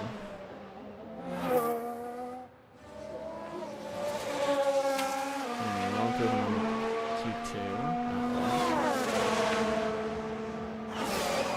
Sector 2. No improvement. Sector 3.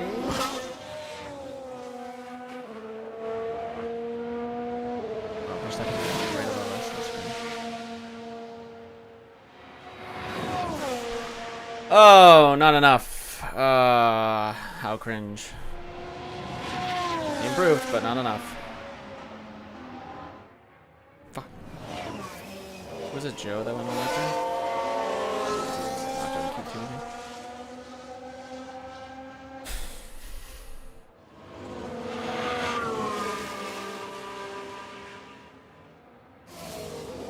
Fuck, Magnussen might get knocked out on Q2. Verstappen, Latifi. Latifi's one. Verstappen. Verstappen's gonna have one more run out there. He's probably on the track right now. Nope, not right now. It's Perez again. Still.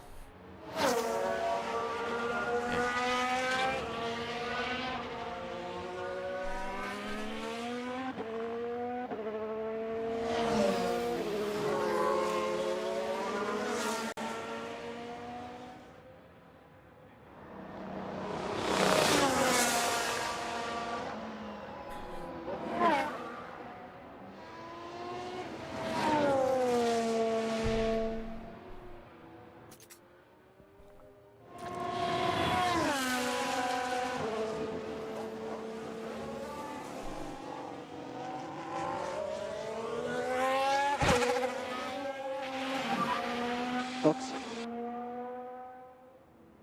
Okay, understood.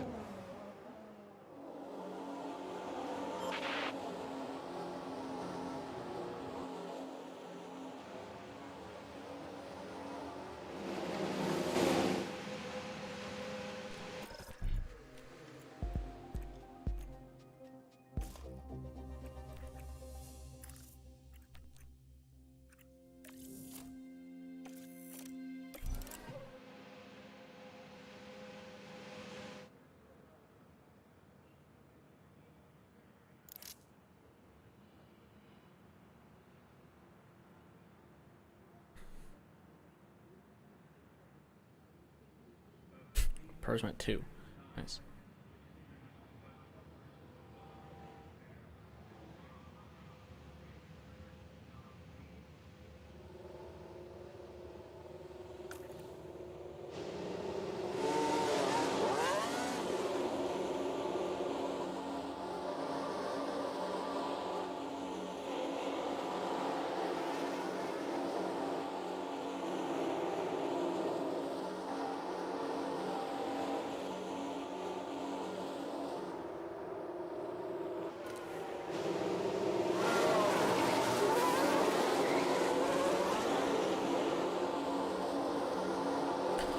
See how this goes.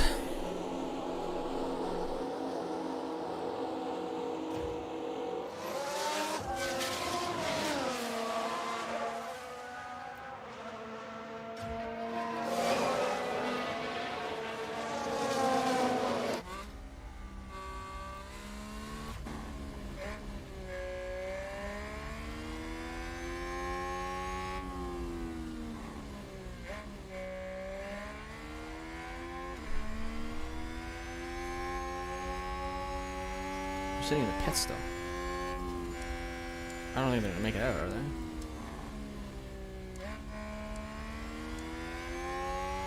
Huh. That's me.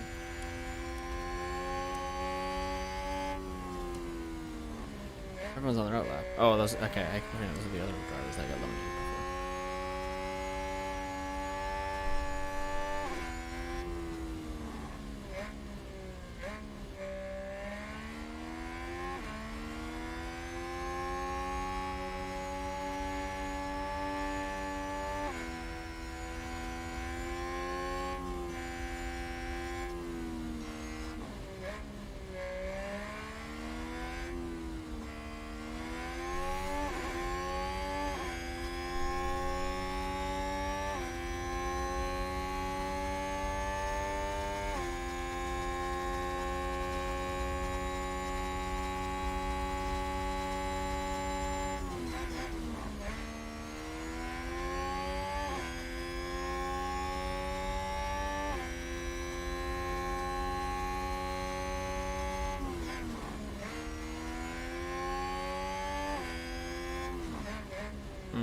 Not a good first sector.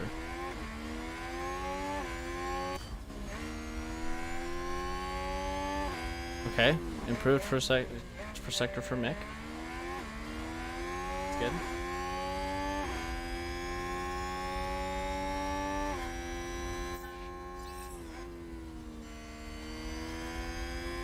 Go to second sector.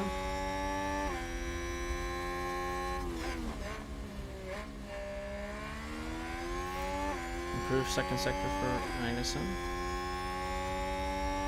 Improve second sector for Mick. They've locked up and gone straight. Ricardo went wide. This is their opportunity.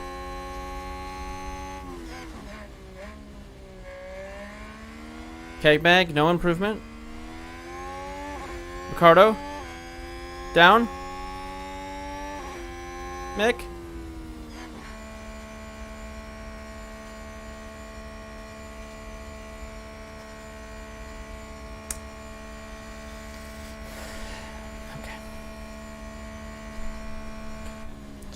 It's fine.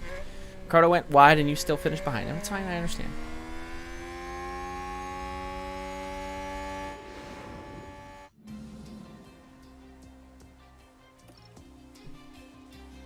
K-Mag moving up though, that's okay.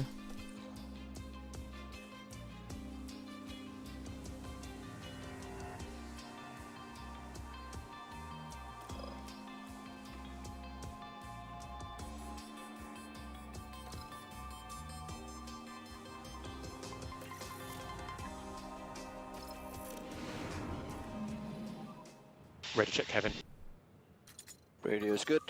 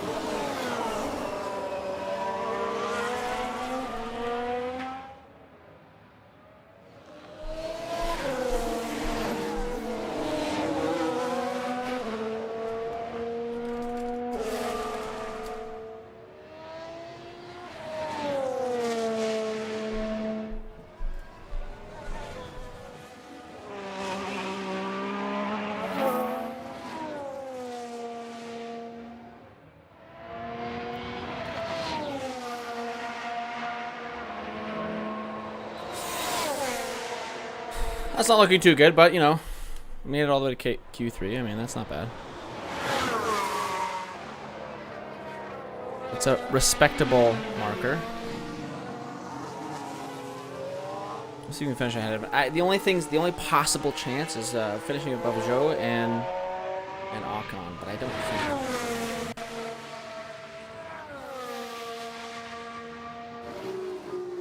We'll see though.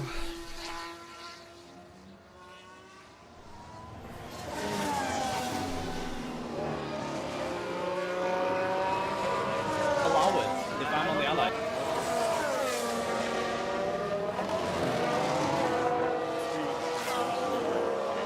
But Bo won't allow it if I'm on the allies. He wants me on Canada. Why do you need Dankus on Canada? One tank miner to organize with.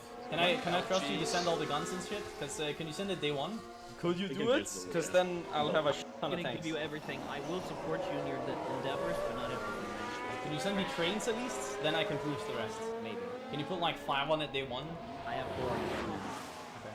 What is and I really want to do the tank. I can right now. I hope I can get supplied with guns. I will give you some guns. He's doing he wants to do the tank now. I can right now. I hope I can get supplied with guns. I will give you some guns. He's doing day 1 mills on Germany, so I think we should expect the early part. Hey, that's why I'm doing day 1 mills UK. Some activity has been detected in Canada. Cool, because they have nothing to steal from me though. Yeah, I'll need a few more 1,000 motorized. I already have enough for 2 tanks. Dankus, can we? I need you to show off your fit. You know, just to prove that you're not like a millionaire. I mean. Alright, so what we're looking for on Canada is 25% wall tension, so we can get rid of all our horrible debuffs like the Great Depression, etc. Right now I'm not so sure though what I should do. I'll have to go get rid of the manpower debuff. After this here, I'll go for the research speed. But yeah, my focus tree, there's a bunch of good buffs here. And I wanna get these 3 mills, preferably, before the war starts. I don't know, kind of done with this path here. Here we go, I'll go for the mills. I'll do it. Now we can just send an attaché, because it won't be enough for war eco anyway. I mean, there will be enough for war eco. There we go. War in China? War in China? He's literally dying in Shanghai, or no? He's gonna land. But if the Soviets get into Shanghai, Big if true. Oh, you're in it. You're in it. You're in it. But you're gonna kill the pocket first. You kill the pocket first. You kill the pocket. Good shit, man. Dude, look at the KD right now in China. 97k Chinese dead, 65k. Damn. Okay. Good. Dude, chat, I'm so lucky with the world tension. It's literally November 37. Before 38, I will have Defense of Canada regulations done. It is huge. It's absolutely fucking huge. I'll get rid of depression super early. 30% world tension is needed for that. But it actually will appear to 30% world tension because he will do Demands Redundant soon. So we're gonna do the wartime crisis and the trade board focus here.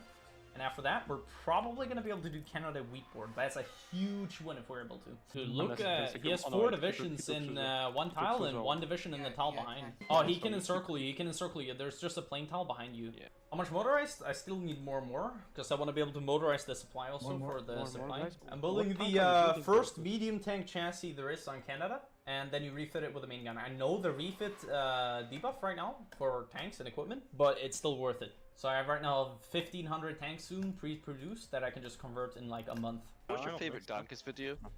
My favorite's the one where it goes, they said my blank was weak. You know, that's my favorite as well. And then in the video he wins, and it's that he proves them wrong, and you're like, whoa, I didn't see this coming. They said my Canada was weak. Why are you doing this to Dankus? It's amazing, it's amazing.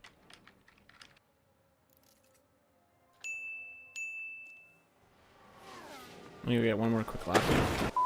You know what, Dankus? I don't think your Canada's weak. That was a mistake. He said my Canada wasn't weak. I think they're gonna convert me to shit or something. Leonard said, we have something planned for you. So I don't know. Yeah, they're gonna do something against me. Plus they had an Intel network enemy earlier. He's doing Molotov. He's doing Molotov? Okay, then it's war next focus. I have 8 tanks coming to Africa right now. All they need is guns and stuff. Then we kill Africa. Has Molotov happened yet, or? Everyone's going out the moment I came around the corner. Right Fuck, I just totally fucked it up. I'm gonna click it in a week. Yeah. I could do the funny and place all my tanks in the west. Finishing 10th. Build up a port in Solemn, UK. Build up a port in Solemn so we can try and push Africa out day one. Italy might not join day one, but yeah. We just build a level 1 there. Dude, Germany's base soft attack on his tanks is 218. They have a collab on the UK, 20%. And they have a collab on France. Make sure you can't like pair drop a port or anything either. Yeah, Liverpool needs to be covered. South Africa, take your units and just put them on each port, okay? Yeah. I mean, I don't really want to send Dankus anything, just pure because he's asking for it so much. By the way, this tile is super easy to hold here. These two forest tiles, you just fall behind Nancy. They have no stance there. Because right now he's just going through the meta. No, this is the meta hold. Like, they're not going to go through the mountains. Oh, Italy's in the war. With motorized, they're doing push them right now. Well, I'll have 4K. Well, how many can you send is the real question. I can send 4K. You didn't do it. I'm counterattacking Nice. I'm taking it back. They said my France was weak. Yeah. Alright, boys. We'll see what we can do with our tanks. It's February 39, and I have 8 tanks out, only missing a motorized. How? Jensen circling you at the end. You can annex Ireland, by the way. France fell. Annex Ireland for easy 14 mils, 18 sips. After fortify Egypt, and after that, you should do max AA in the main, so they can't bomb it. And it's not brain surgery to figure out that they want to go for a 39 bar with this. Oh no, I already said. I literally said before you said that 100% chance they're doing a 39 bar. Well, there's German tanks in Africa. Where? Oh yeah, there are. I love the Belgian AI going into Africa. This is horrible. They're gonna oversupply us here. Belgium. Belgians? Forcing them back? Brazil, I love you, by the way. Thank you. I thought Canada wasn't weak. Wake up. Max train tanks. Good shit. Good shit. Good on the light. Thanks for being here. Participation trophy. Hey, go. Are you going here, Seth? Yeah, someone. He's trying to pin you. Yeah, he did pin me. It's gonna be hard to encircle light tanks with heavy tanks. College, I'm sorry, but you're just consuming supply right now. Your tanks are not good enough. He's shooting me down, board. We need more stuff on the coast here. Then you can actually convoy it in the central. You can convoy it in the central. Their navy's still out. Kill it. Kill the rest of it. Their navy's still out. Yeah. Convoy the med. Convoy the med. Very important they do it right now. Good ass convoying, boys. Hey, pin. Hands. Good. Now you can put the fleet towards the UK. Now you can put the fleet towards the UK. UK, bring your navy. Bring your navy for sea line. That's the only threat right now. We're completely good. Yeah. Go up with navy. Yeah. There's 1,000 cast over England. I'm making my way through West Africa so I can actually go and counter sea line. Is it a neutral Spain? Medium. It's a neutral Spain. Hard soft. Ooh, hard soft. Oh, we can't really do that, but medium hard. Could flood in. Give me a second to take out West Africa fully, okay? I'll prepare the naval invasion. Oh, we got West Africa. Should. Yeah, I'm ready for Greece. If you want to go for it, I'm gonna get my tanks there. I mean, we are mostly ready. We have more planes than Germany right now, so we'll have yellow. We have by the way, with subs. Tell me what you need. Dude, Germany's so 20 this, tanks? I think, is the best move. What is this? Because it leaves us open 40, for 20 if it starts tanks? raining to switch. Really Everyone's gonna have to switch. This is if we go soft first, medium, we could get fucked. Yeah, I can't believe I nerfed Swimmy's IQ too much. It's just. I have to play a long game. Going soft early is not great. Medium. There it is. Medium to hard, I think it's just too much. If it rains, we're fucked. Yeah, then go for it. Go for it. I'll drop my tanks in it. Yeah. Dankus, get ready. How much can you give? And also need radios as much as possible so I can go for the upgrades. Yeah, going in. Spread out as fast as possible. Keep going. Hungarian tanks are here? Oh, they're here. They're light tanks. I can probably. Not because we want to go soft, medium with Magnuson. Maybe if you pin. Maybe it's an option to go inter at some point on one of them. Hey, counter-click them maybe. College. We need to build up ports in Greece. Right now. Soft, medium is the best way to Bulgarian go. stuff sucks. Hey! What is this? College. You grab this so port. much infantry here. Mick, you get off of Cyprus and shit. We're literally D-Daying. Yeah, true. Yeah, get off Cyprus. Yeah. Medium Cyprus, to hard. Malta either. I don't. Is that Japan coming in or yeah? But soft, medium. I can't believe Dankus killed the game. Honestly, man, and we said his Canada was weak and everything. When do I get to play Germany to prove it's OP as shit? Never, because it's already OP as shit. It's just half the Germanies can't make it to Stalin line. Of course, yes, I got the mountain tile. I'm needing them on the mountain tile. 1400 soft attack. Yep. You know, it wouldn't surprise me if Swimmy complains about tankers. I don't care if he complains about me. Russia, do you want medium tanks? I have 3.2k in stockpile. Can't get more out of Russia's not here. It's good, so.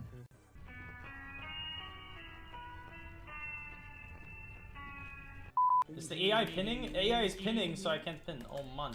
You're not gonna get. Oh my god, Jenkins is getting encircled. No, I'm not.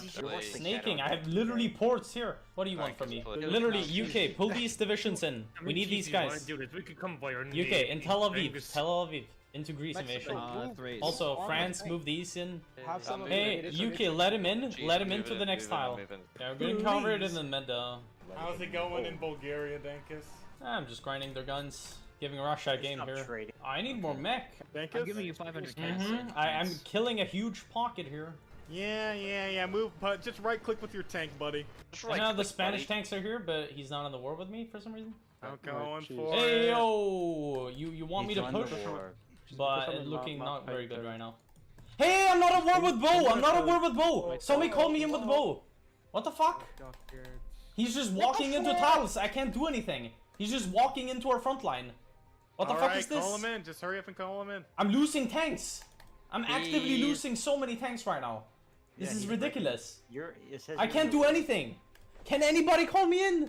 I'm actively losing the entire tank corps. We cannot fight Bo's tanks. We literally cannot fight Bo's tanks. This is ridiculous. I cannot do anything. I can't do anything. What is this? Dude, I literally just right-clicked you to call you in. I can't. There is no join. There is no join. No, Bo joined. Bo joined. Yeah, I lost a tank. Very epic.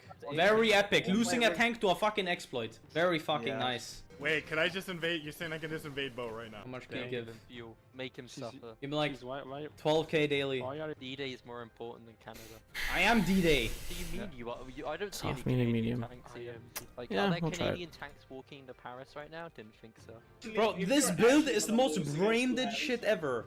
If you go heavy tanks, you don't want to get pierced. They don't have a huge stat difference to mediums. Not for their IC, they're actually negative stats for the IC. And he then decides to get pierced, actively. You don't understand the... No, I don't. It's unbelievable. Dude, completely the opposite of the meta. Meta this, meta that. Have you ever met a fucking girl before? Completely opposite of having brain cells. Whoa. Hey, move into this tile. Hey, UK, stop the attack here. Stop the attack here. Actually cocking us. Well, that was the easiest toy game of our lives. There you go, for me instead. When you get a And I chance, killed Bulgaria. choose reinstate. And Hungary. Yeah, but we got all the Hungarian tanks in here. Actually, no, we didn't. We didn't get any of them. They don't have any names anymore. Before he gets back. Just take all of the border. Take all of the border. I want to play Germany, just wreck any Russia. Honestly. Yeah, having 8 tanks as Canada, super They OP, said man. my Germany was weak. And it was. The Emilia-Romagna Grand Prix. And it's lights out, and away we go. Can we get him to go harder and overtake as much as he can? Try to increase the pace a little bit. Magnuson instantly fell back. That's good.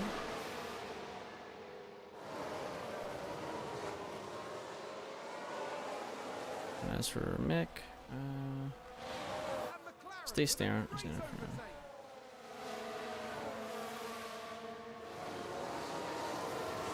That's losing. Dude, what is happening, guys? Magnuson's just inting, bro.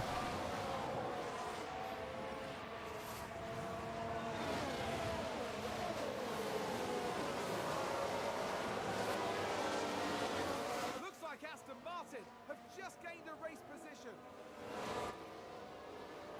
I don't know what's happening with Magnuson here, but might be able to pass them.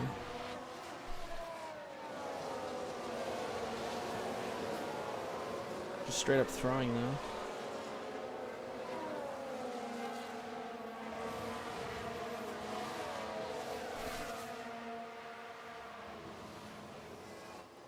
Send him on attack.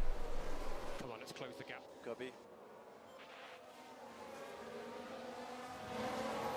There we go. One. Should I let him? Just, yeah, don't fight. Okay, good job, Kev. That's one.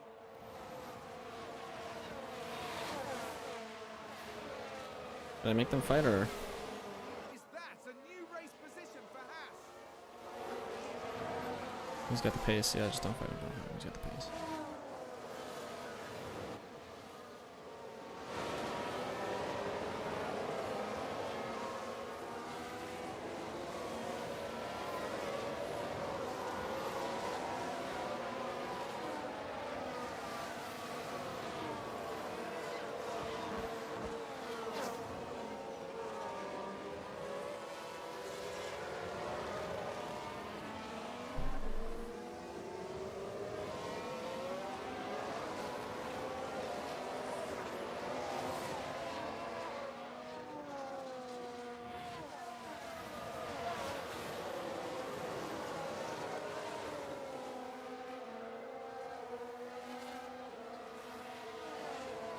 The problem is DRS is gone for both of them, but okay.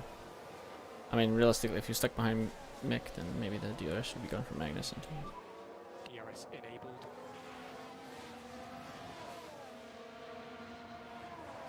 It doesn't activate DRS, interestingly. Harvest a bit. Charge on, please. Copy that.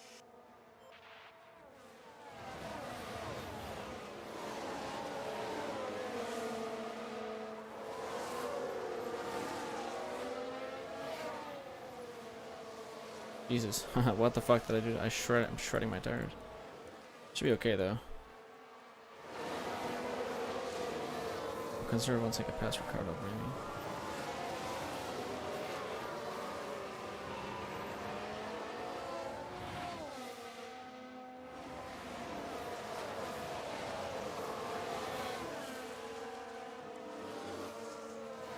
No, you can pass him.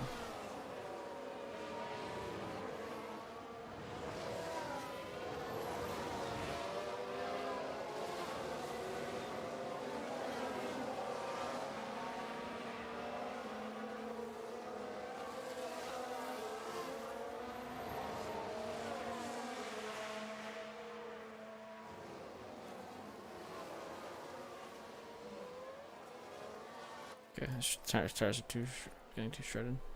I'll leave it for now. Still no DRS. I don't know what's going on here. Oh no, there's DRS. How's Ricardo have DRS? He's a second behind. More than a second behind. Weird, but okay.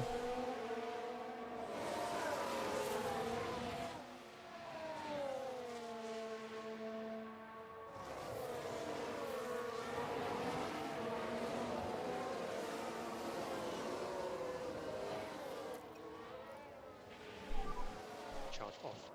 Copy that.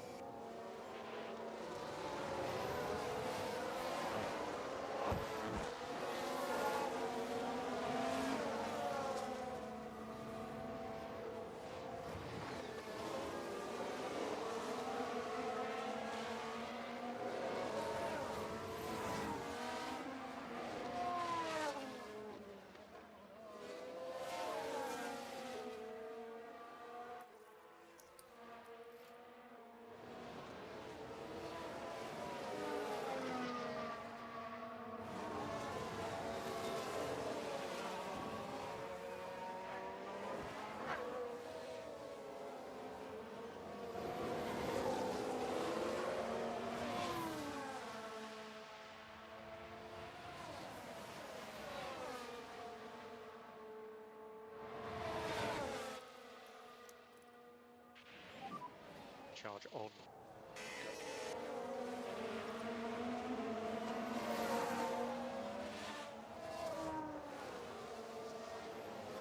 Look at that! They've run wide!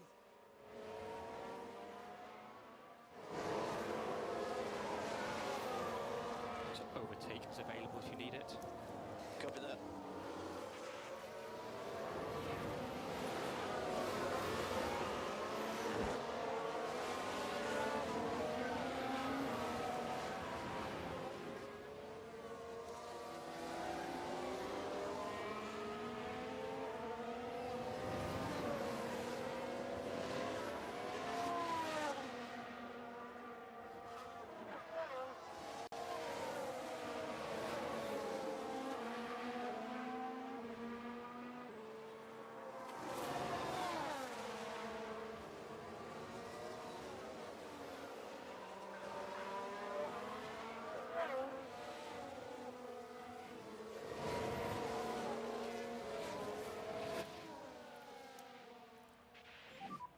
Charge on.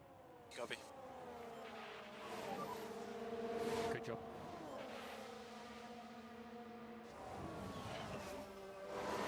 Haas with an overtake there.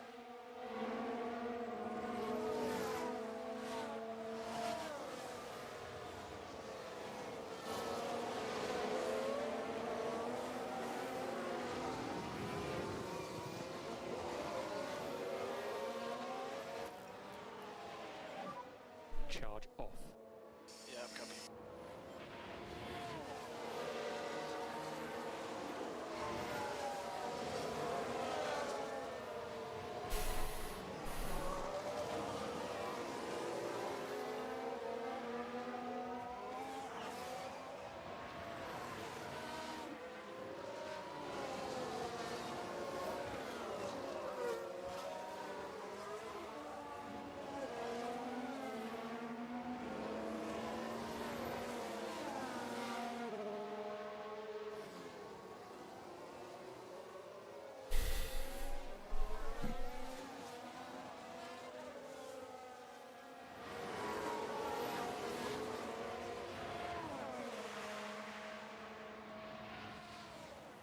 I don't have DRS now? Cringe.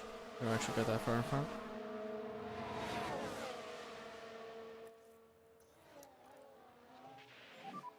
Charge on. Copy.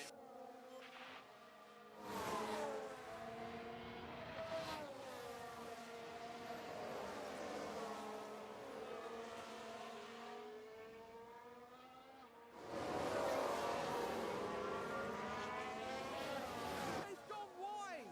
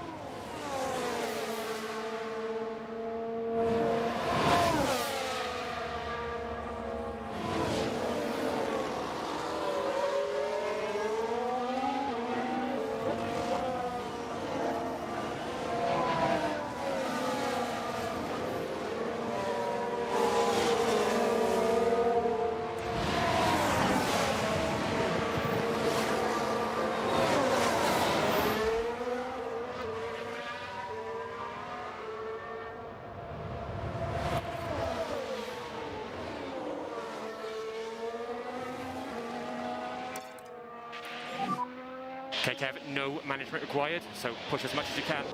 Copy that.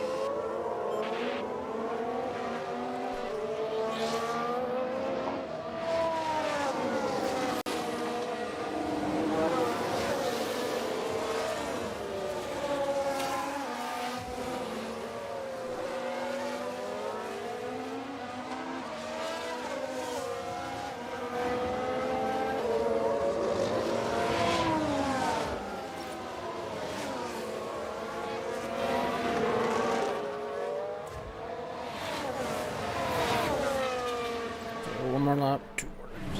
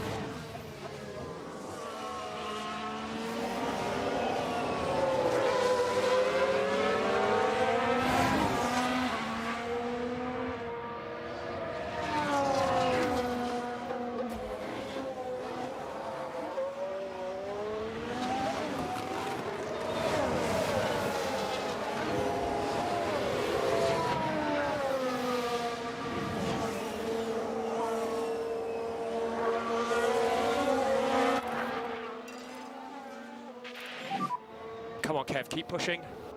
Copy.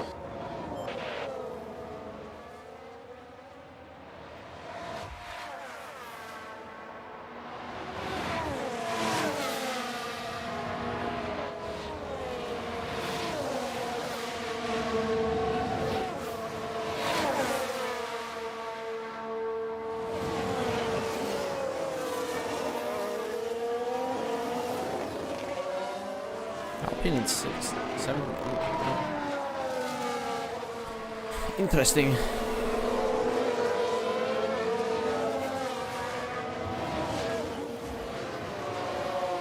The only thing so far that's kind of meh about this game is that there hasn't been any crashes. I've been the only car to crash.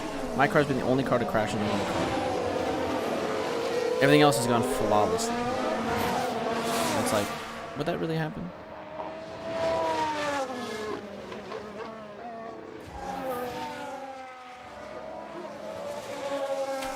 I don't think there's been a single retirement all season long, when in real life we had multiple retirements, just cars blowing out.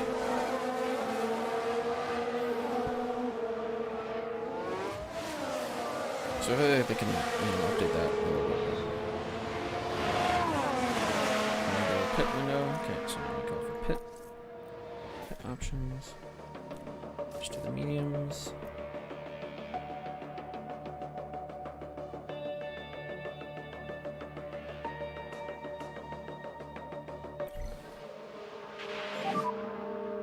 Box, Kevin, box. The Mercedes did it. What? Wait, what? The Mercedes did it. Oh, okay, thanks, Kevin.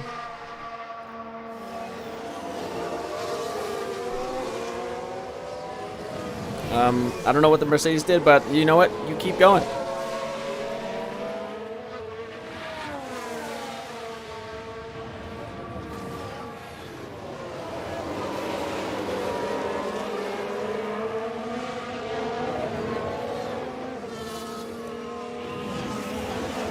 Norris in his pit window as well.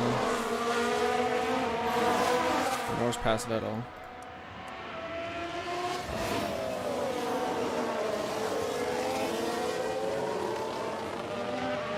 He's in his pit window. He has to be.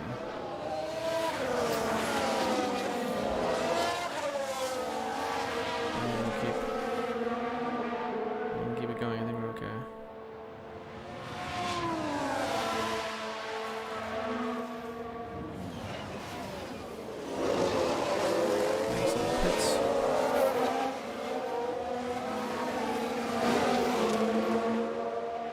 Yeah, there was Norris.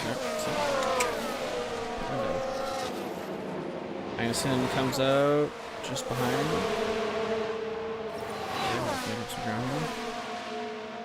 And Bottas and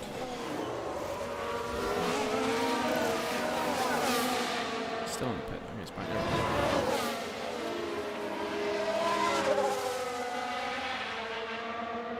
Behind everyone. We go aggressive. Good job. Tires warmed up.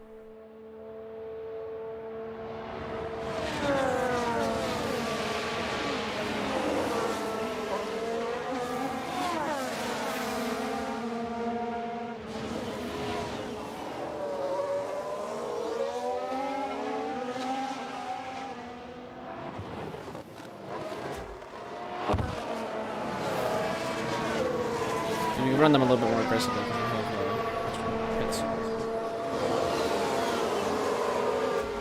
I'm confident that actually we'll push a little bit on the gas too. Couple laps of gas.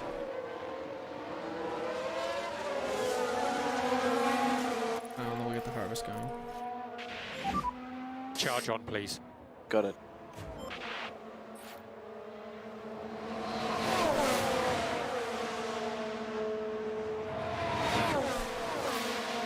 And Mick Screw making a good ass thing.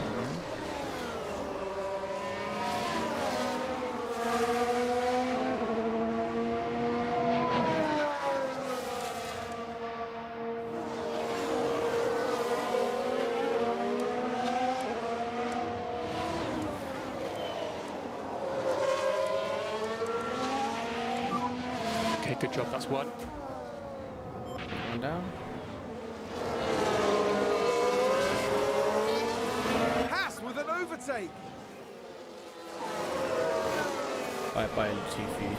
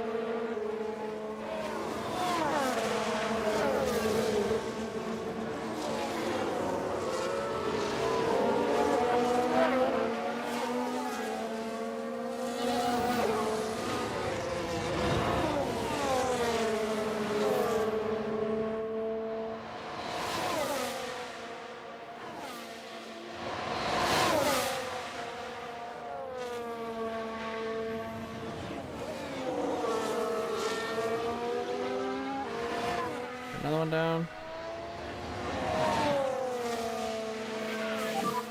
You're doing a good job.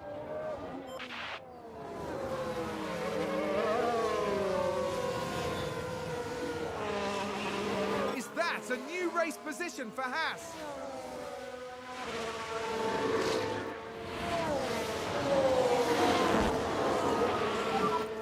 So overtake is available if you need it. Copy that. Go neutral. Wait for Stroll to come into striking distance.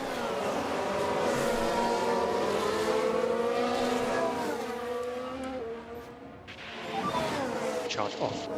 Copy that.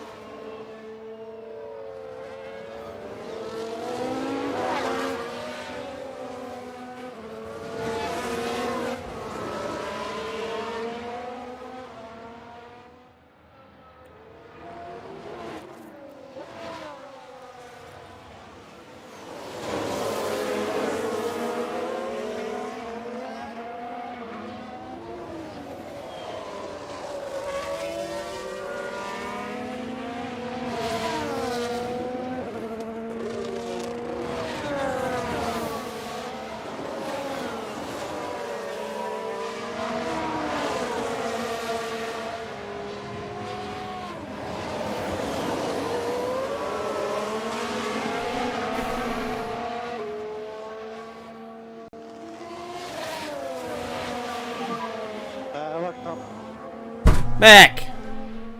Understood. Oh, big lock up there.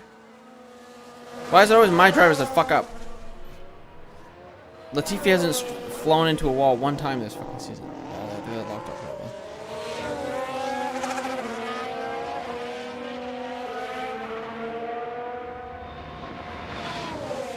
Okay, well.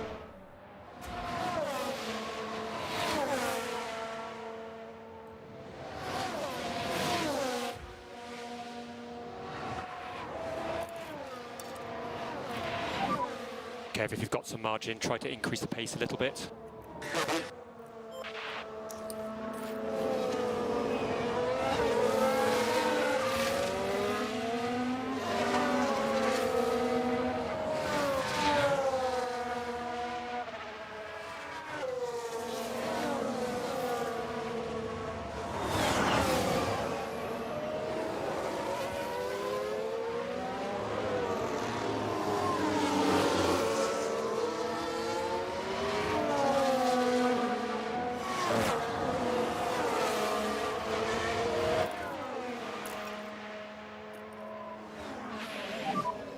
Mega job, mate.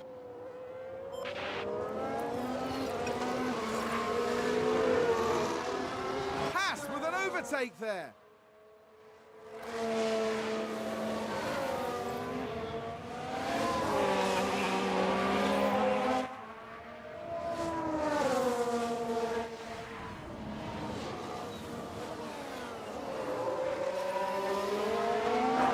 And that's the lock-up. Oh, thank God. Let's have a look. Now let's look at this. The focus on Sonoda. Well, they've lost it. They've locked up. Jesus Christ. Still in front of me though, somehow. Don't know how.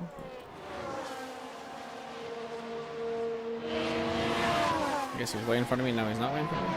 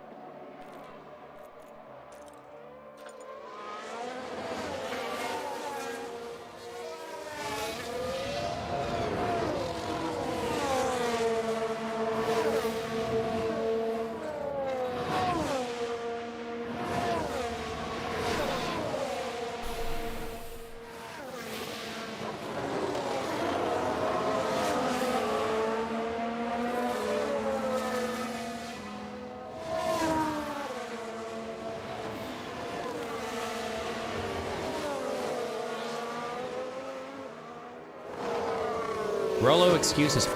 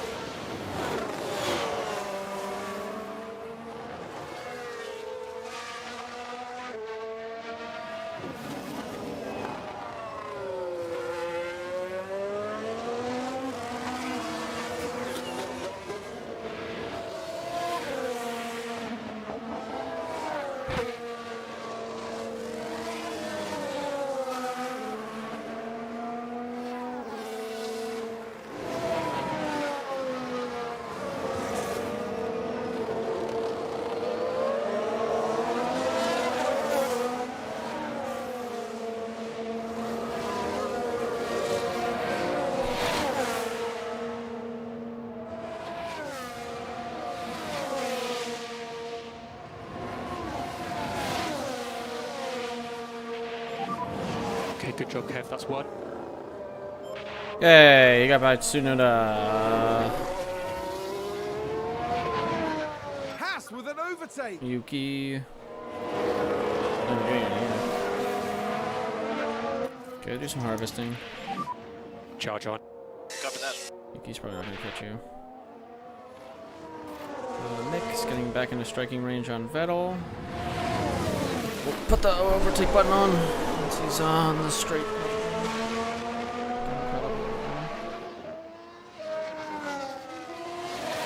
Vettel is somehow 5 seconds behind Bottas, which is disgusting. Get back in 12th for the S. Car's one line. Hopefully not my car. Looks like Ricardo maybe. Oh, they've run wide. Just roll. Okay, no one cares. Nobody cares. Overtake on.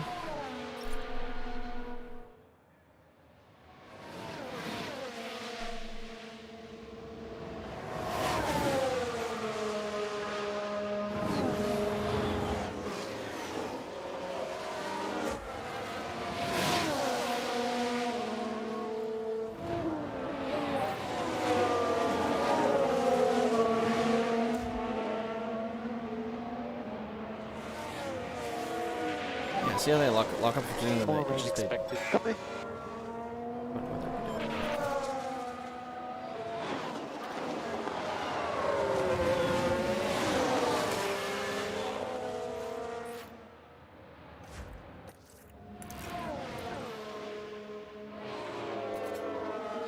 What weather? Charge off. Copy that. Air track. Air track.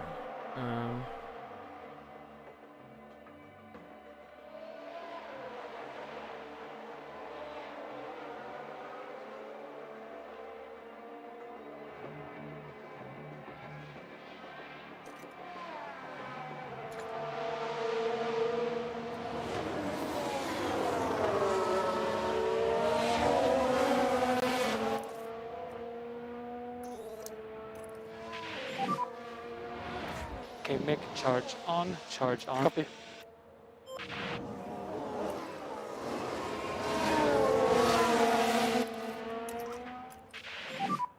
No more lifting coast. Copy.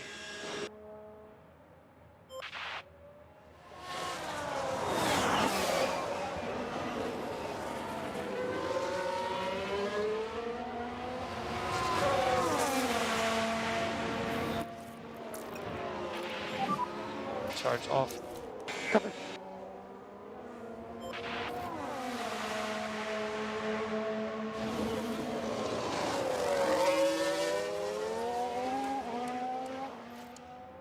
I'm sorry they pit for.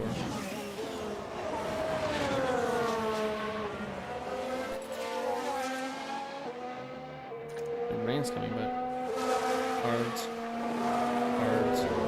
Yeah, if rain's coming, then that's a huge mistake. So I'm not gonna do anything about it. Nice. Let's do it the rest one. That's okay.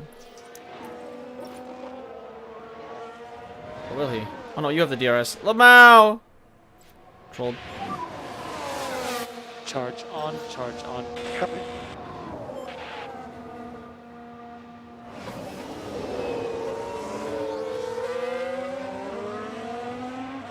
It'll run for one stop as well. There's just the past Vettel now. Do a lot of catch up there.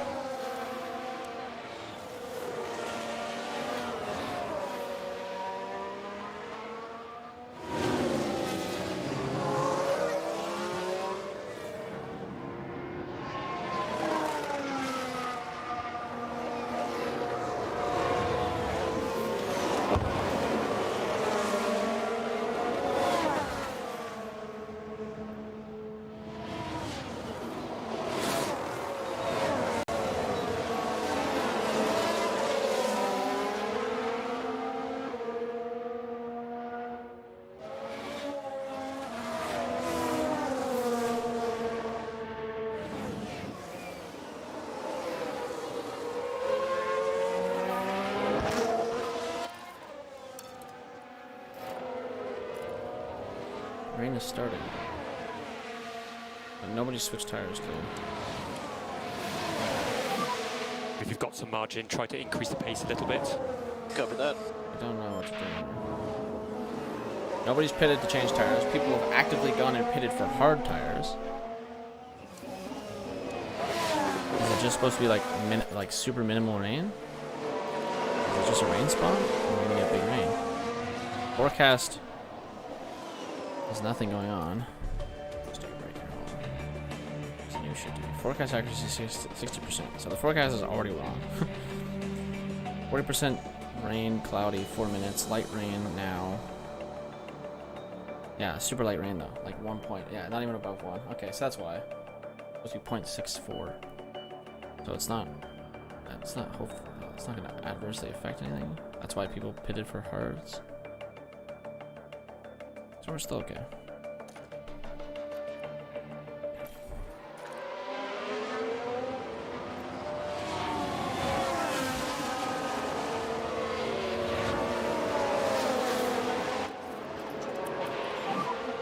Okay, more lifting coast, please. Copy. Copy.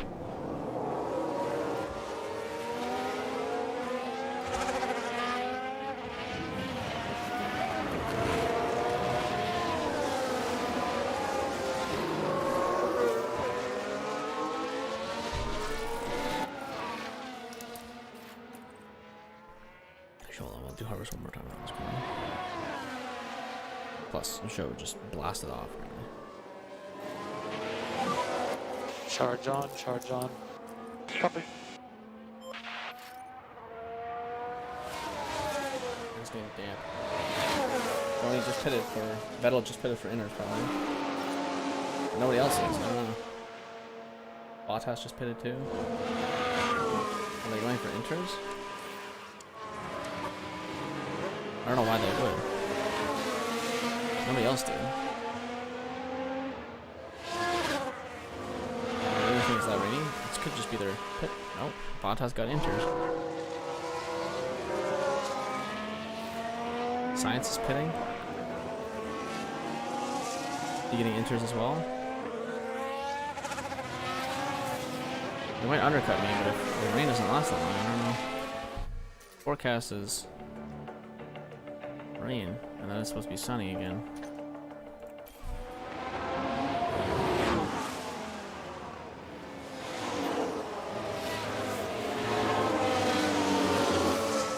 Okay, Verstappen just pitted with like really nearly perfect tires.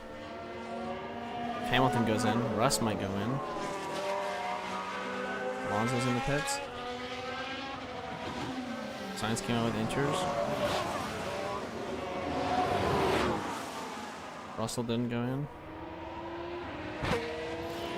Hamilton is in.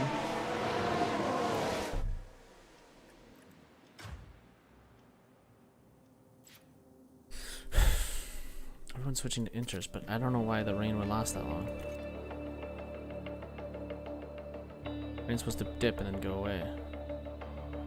Should I care? Well, Magnussen can do it. Maybe Mick. Can Magnussen do it? Fuck, this is fucked up. I have no idea. Everyone's in the pits here. Russell didn't pit. Russell could pit next lap. I can still go. Magnussen can still go. Bottas is right behind us with... The issue is if the rain doesn't last, but everyone's pitting for inters. Or mostly everyone. This is... question. Like, I don't like this.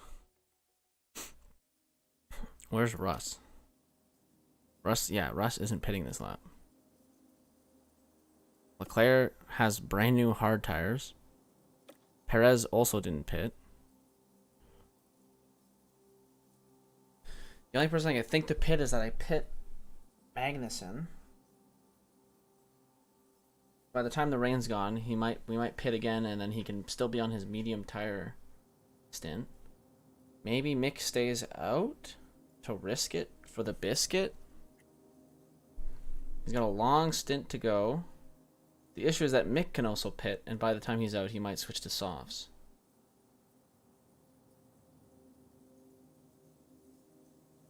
But if he stays out and the rain goes away, like the forecast for the rain is that it goes away in 6 minutes. It rains now and then disappears in 6 minutes. It's a light rain too. But if they're wrong,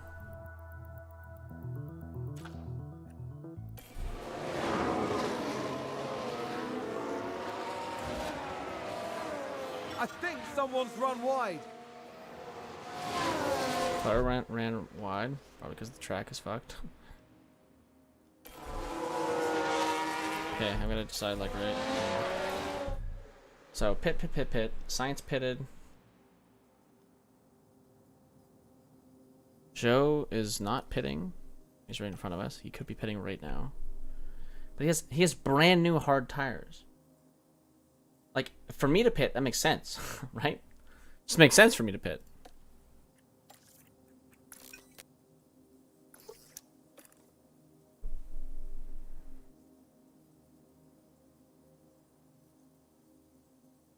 But if the rain isn't like track rubber low, track grip normal, there's gonna be a small dip. It's supposed to rain for a little bit.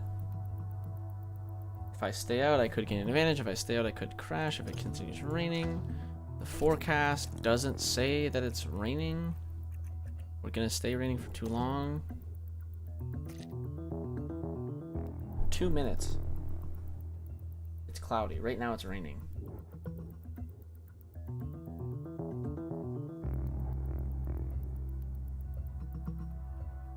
Track conditions, heavy rainfall, very low. Oh.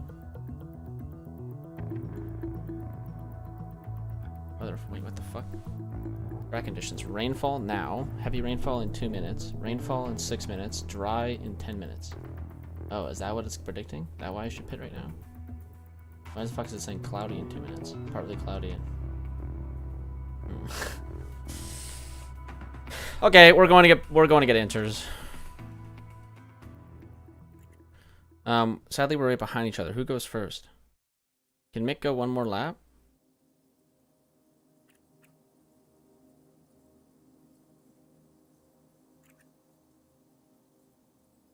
Magnussen has to pit now.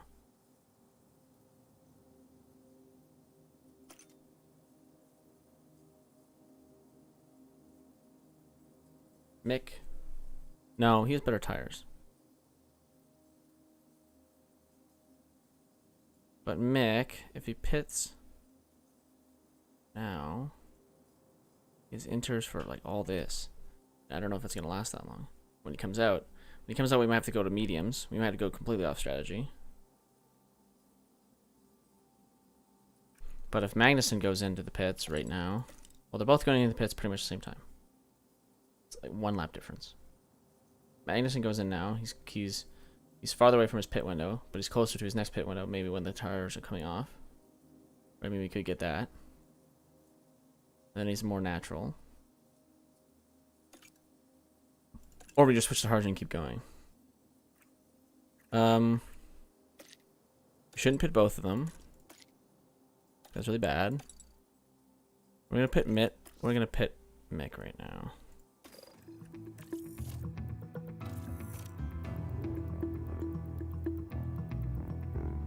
For enters.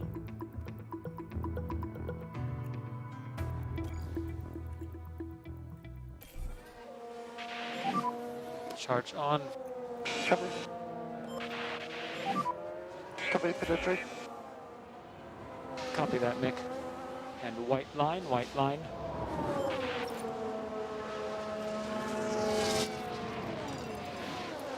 Go on the attack. You. Come on, mate. Copy that. Pit or enters as well.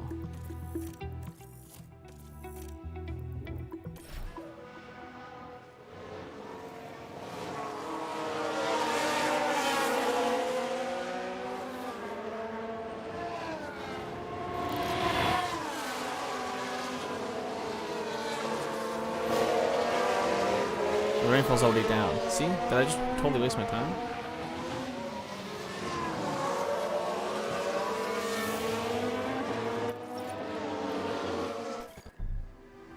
How do I cancel pit?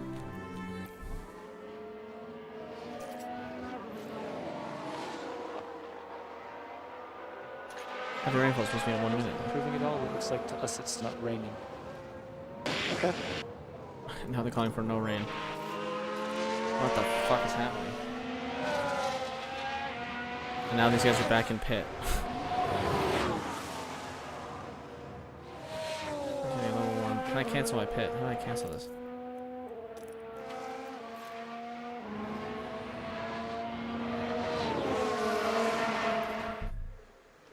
Yeah, it looks like it's stopping raining. Oh god, what a waste. Now all these people that are inters have to switch out. Good options. Can I just not? Cancel pit stop?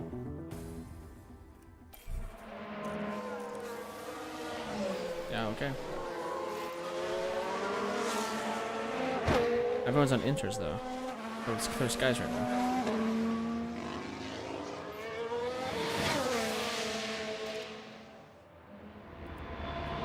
Inters can go for the rest of the race. We just have to keep them on.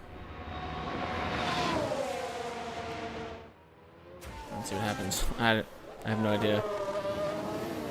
I mean, Bottas passed him in the inters.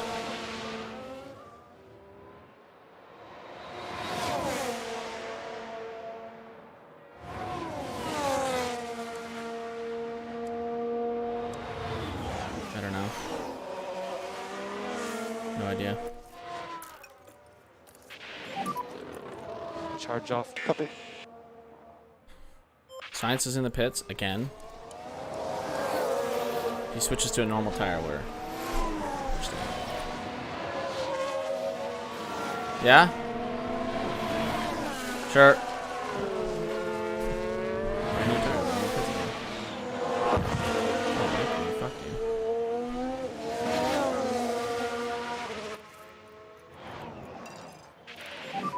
Going out with mediums. Yeah, Yep. push. Copy. But we can't.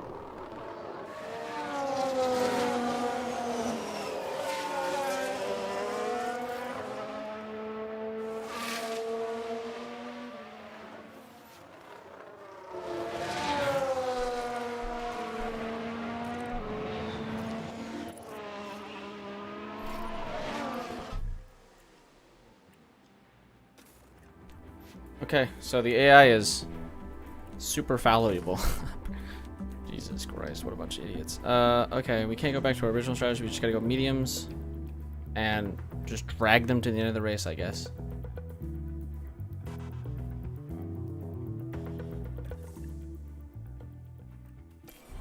And hope for the best. Yeah, sorry, Mick. We kind of fucked you there.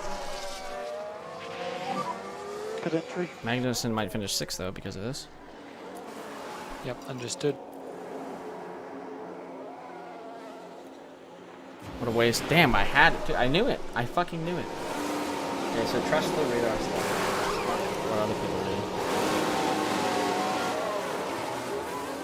do. Mick's in a good spot. It's not horrible. Like, we just kind of... He could have finished higher. I mean, fucked it up for him. Everyone else around him has to pit too, though. So, you know, technically it's nothing lost, nothing gained, realistically, but...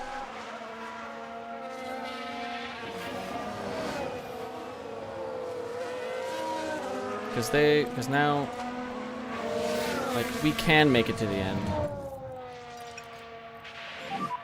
Okay, back off. Copy. It'll be a tight one, but we can make it to the end. Balanced gas. Oh my goodness, fucking. Magnussen can finish good. But yeah, that pitch strategy. Try to do some lifting coast and then focus on apex speed. Copy. Imagine having only one more pit stop and then having softs. That would be pretty cool. That would be pretty cool. Not switching to intros regularly for no fucking should have trusted my system. It's okay. Okay. Magnussen, I don't think it has anyone around him. Well, big drivers around him. Yeah, I'm not gonna make him push. Well, actually, they are. Okay, Kev, no management required, so push as much as you can. Copy that. We got major management. Major management.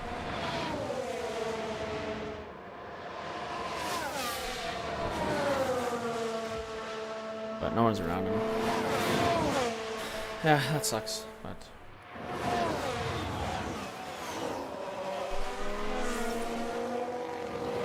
crash on the track with who? Sounds like there's been a crash. Let's take a closer look. Now we see Valtteri Bottas. There he goes. Oh, a nasty crash there. Is he just fine? You just slam into the wall and he's driving again. Okay, there's got to be a setting or something. Buddy just drove face first into the thing. That should be a safety car, and here we are. There's got to be some setting edit on. Bottas just slammed into the wall. Just slammed into it. Not like kind of, just full on ground pound. Like just slammed into it. And nothing. No retirement. Just I'm gonna go pit now. You're just gonna be forced to pit. That's it.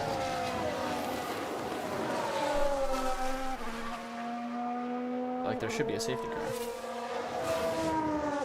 which really kind of fucks Magnus up. You can get passed by the players soon. There's no chance. No chance.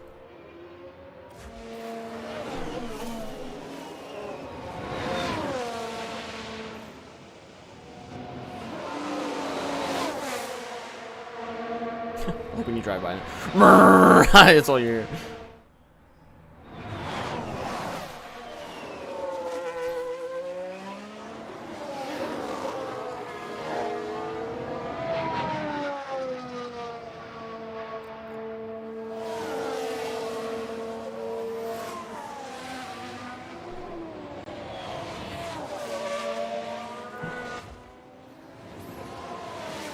Don't put up too big of a fight. We don't want to waste power on defending against the player. I mean, it's literally, he can pass me at any moment. Yeah, there he goes.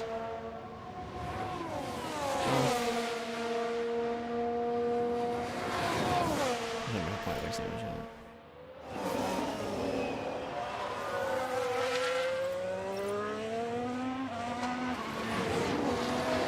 Oh, and Ferrari just gained a place.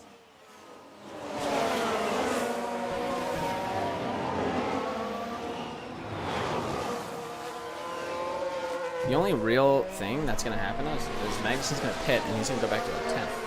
So I don't know if really anything happened. The big thing is I really fucking named. Honestly. He was on a... Well, he was going to pit once more as well, but I feel like everyone else might have to pit as well. I don't know. Maybe they won't pit one more time. They're all on mediums, right? They're going to have the same tire thing as Mick.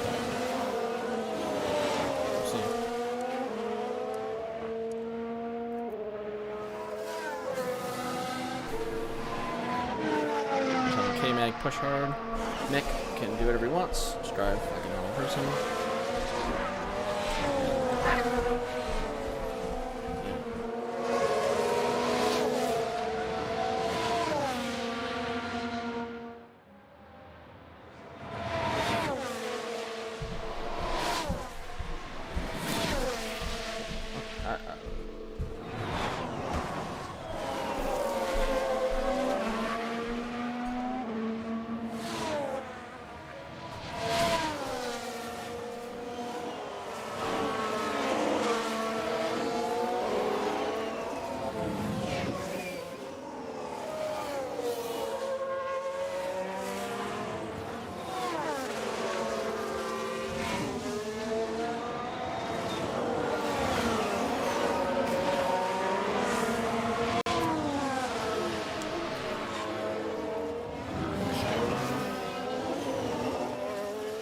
Up and gone straight on.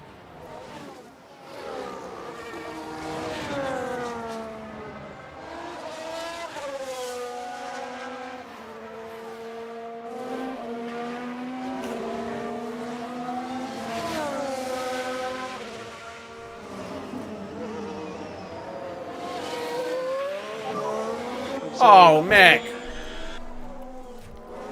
I don't know what just happened. Let's take a look at the replay. Now just focus on the Haas. And that spin is undoubtedly going to cost them time. Okay, Mick fucked himself instead. And that was a bitter blow for the team.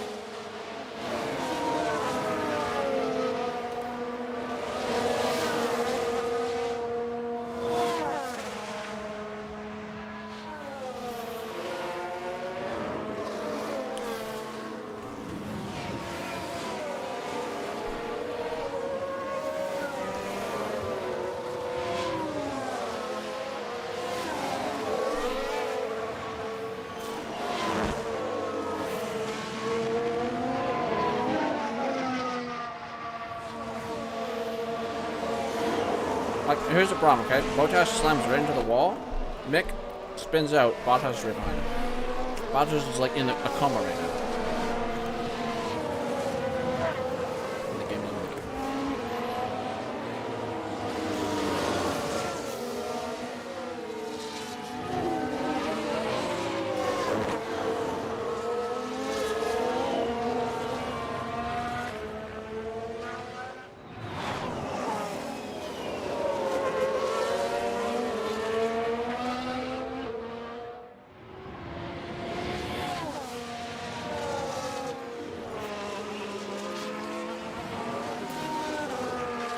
Who the fuck is behind me?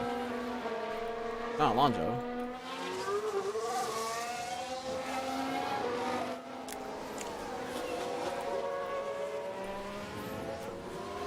Some Alpine driver.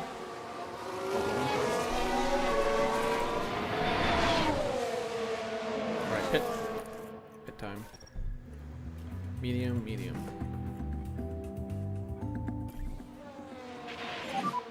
Box, Kevin, box. Box.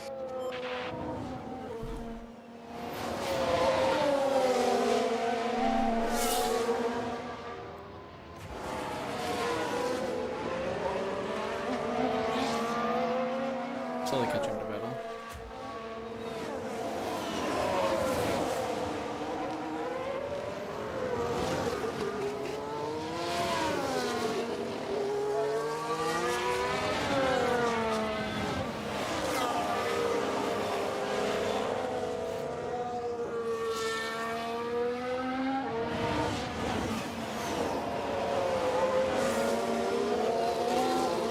We've just had a car run wide.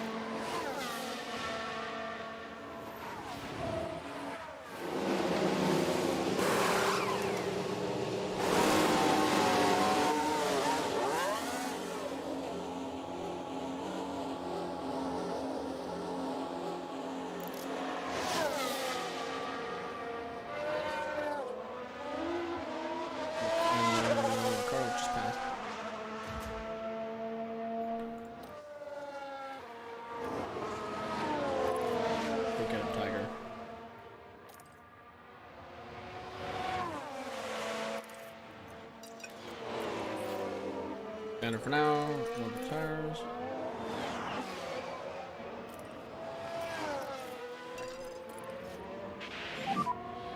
Go Just get him. Keep pushing now. Copy.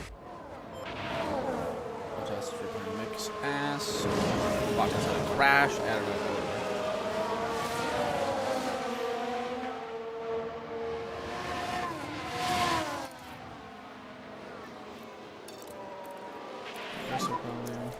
Can push even more. Copy.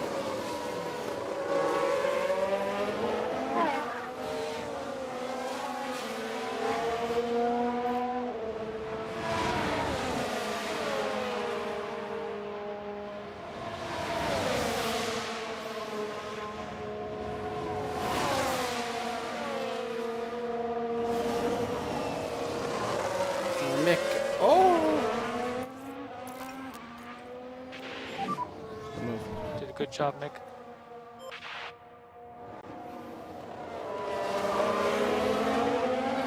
Is that a new race position for Haas? Oh my god, Vettel just slammed into the wall.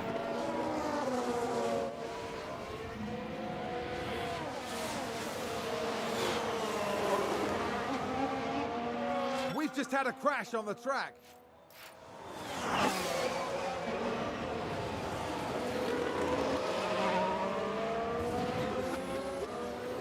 It's only right there. As if you don't need it, no lifting coast.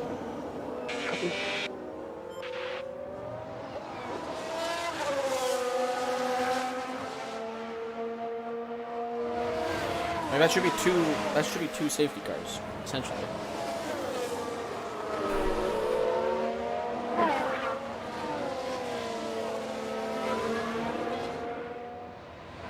Maybe see if we go from existence here. I know. Safety.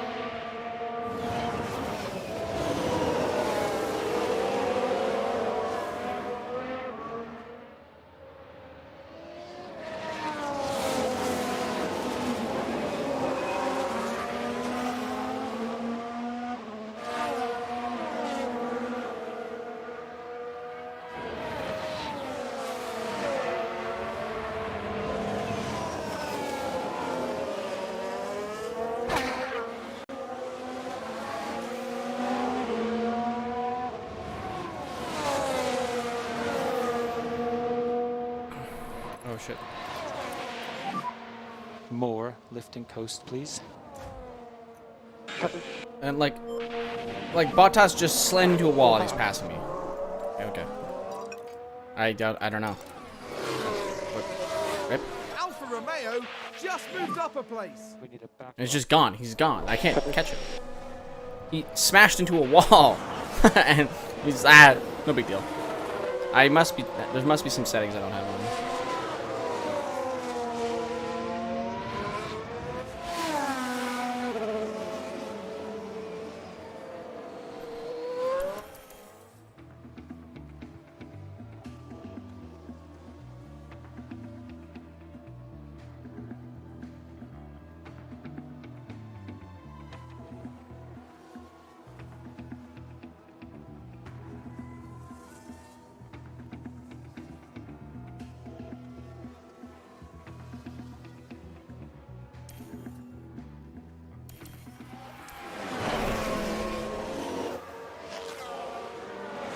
Yeah, Bottas just gone. From slamming into a wall to just fully passing me. No questions asked. Nice one. There should be two retirements. Vettel should be done. He slammed into a wall. And Bottas should be done. He slammed into a wall. Both those cars should be retired.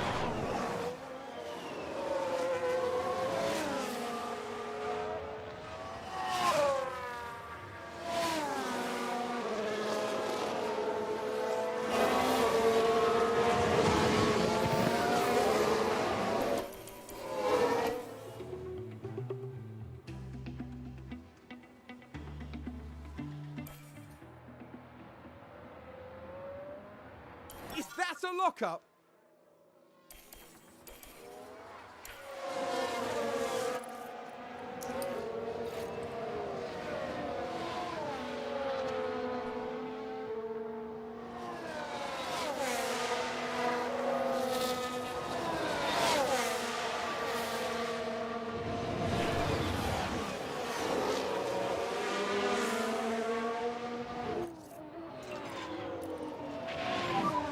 Come on, you can do this.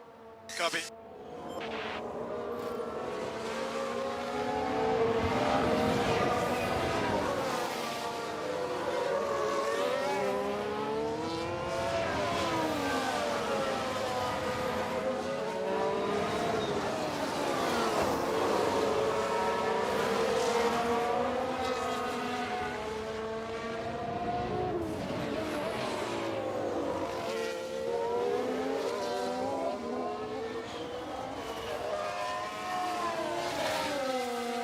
Now the biggest meme is that I'm gonna have to restart the fucking career mode. Dude, in Colombia. I don't think so. That would be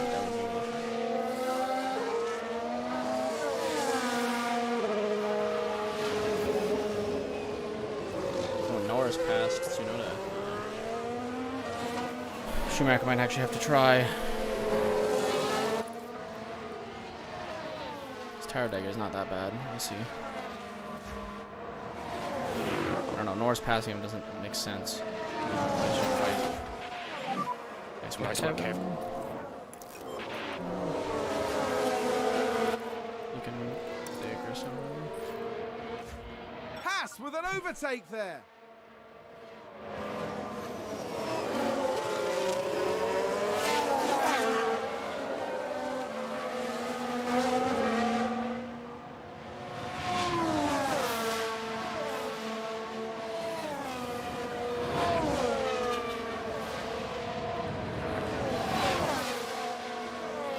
I don't know, like, is it worth fighting?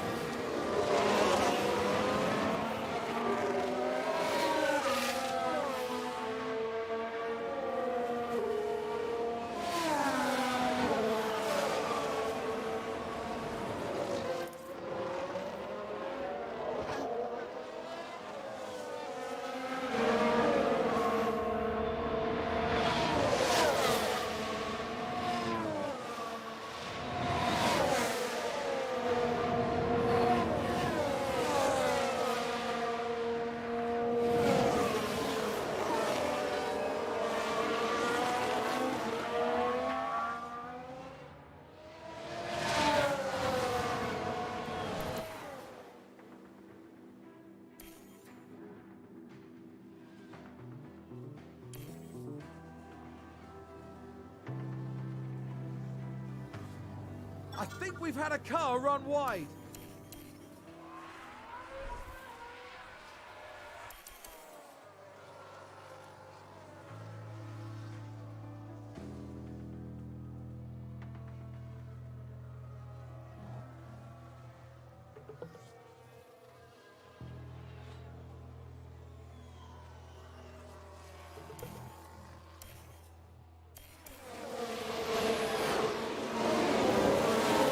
Wow, good job, Mick.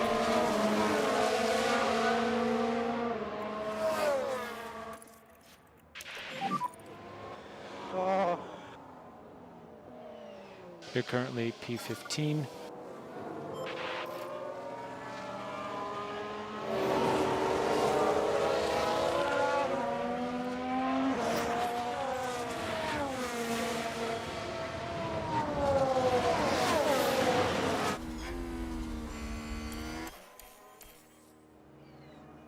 I think there's any chance we catch Norris, but Okay, we're out of DRS. Okay. Okay, charge on, charge on. Yeah, copy. Okay, back off. Copy.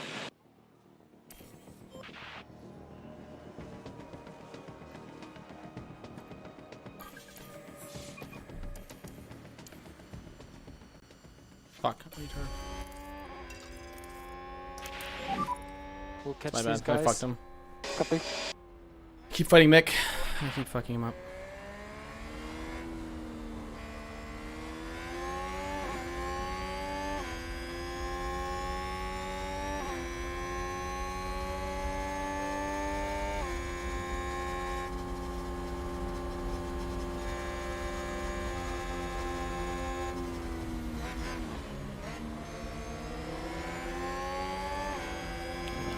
himself as well, but you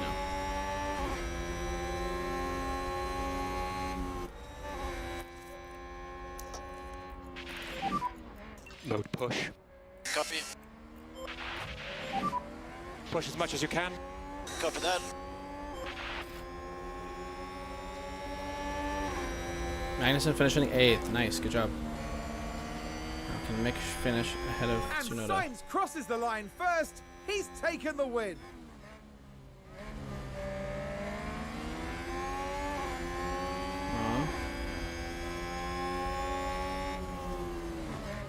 Nice. Outside, inside. Nice, good job. Go, Mick. Never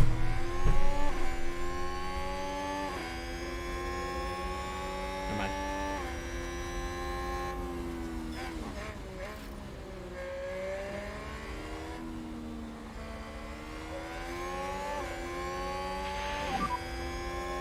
You've got no ERS. Is that copy?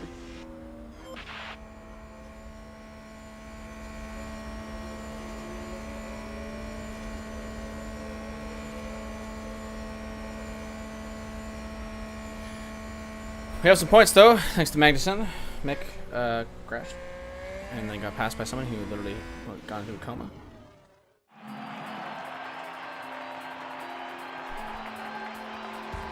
Kevin Magnussen showing us how it's done. A great result.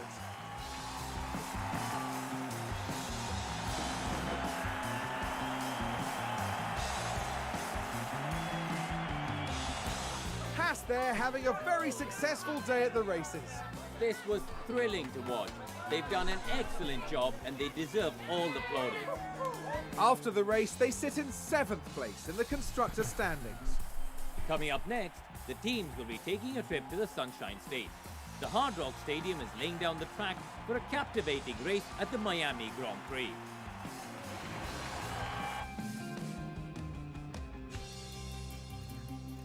Good job, Kevin.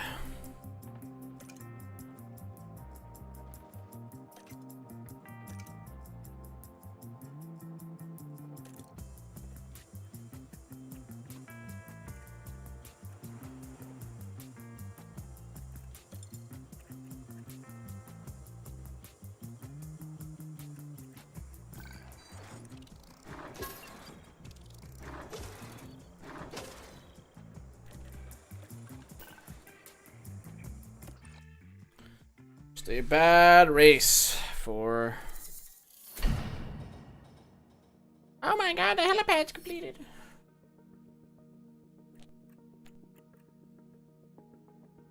It's Miami time.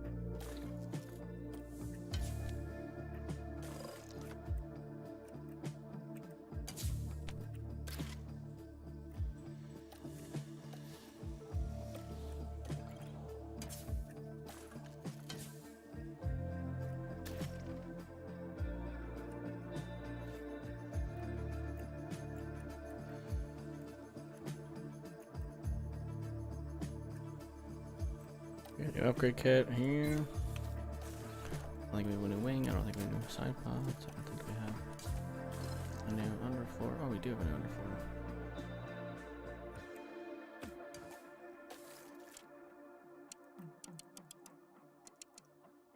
For them. Emergency. 2 million of them. Do I need emergency? Or no? Rushed? That's just 300,000, 5 days? What's the calendar like? What do we have on May 9th? Are we gonna miss something? 9th. It's race weekend. Well, emergency it is.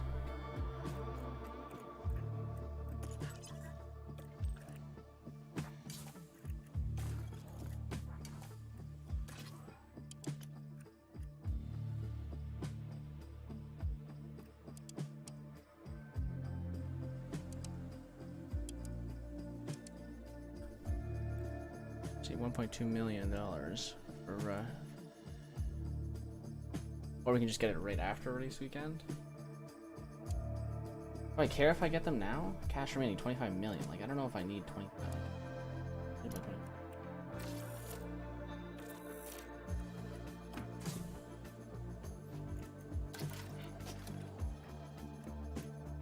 Another better here.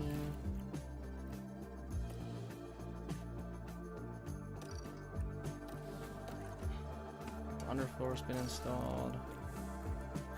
Suspension. All. Underfloors. Oh, 2 more.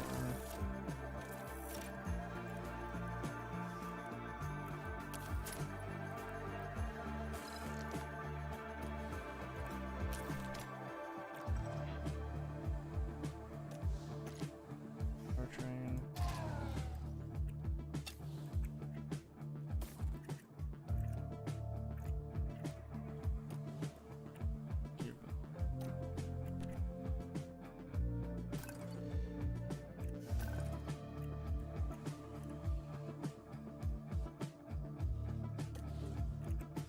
Car part development project.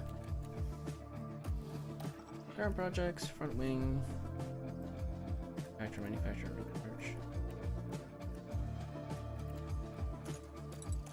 So now we have our car like done for a while. Perhaps.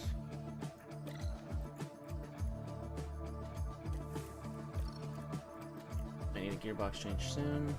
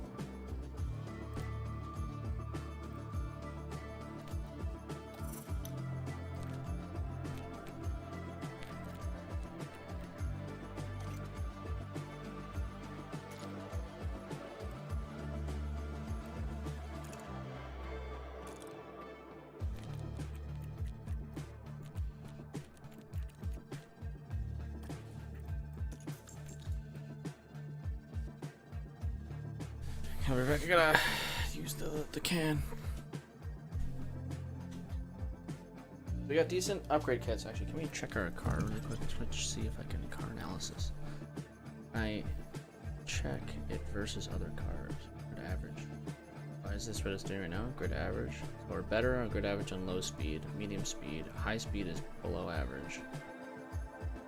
It's important for the next race. We need to get our high speed up. That was kind of told to us. Top speed is lower, but not by much. Acceleration, not by, like, it's fine. Acceleration's fine. Low speed, way better. Medium speed, way better than average. High speed, lower than average. Braking, cooling, better than average. Engine cooling, better than average. Just our top speed and acceleration are bad, so we can upgrade those, and high speed if we can do that, then that'd be good. Which just comes with car part development, new project. Well, we can do it right now, but it'll come down to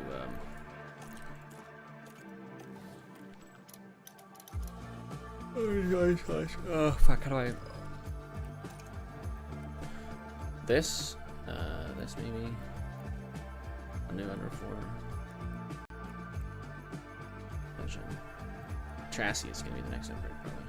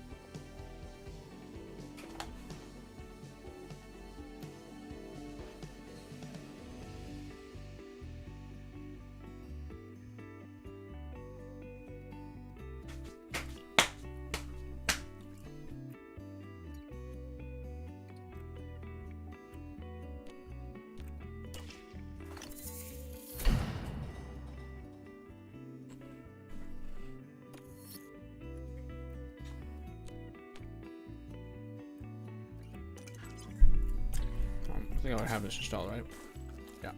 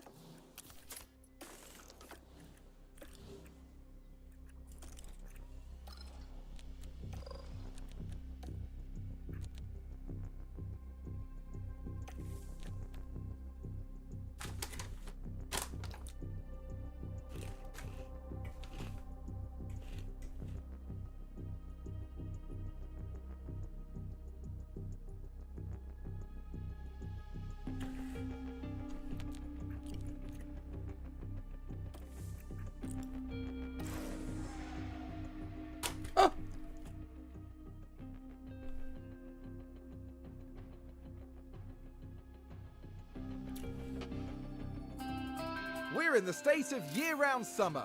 It's the Miami Grand Prix, and we're here in Florida at the Miami International Autodrome.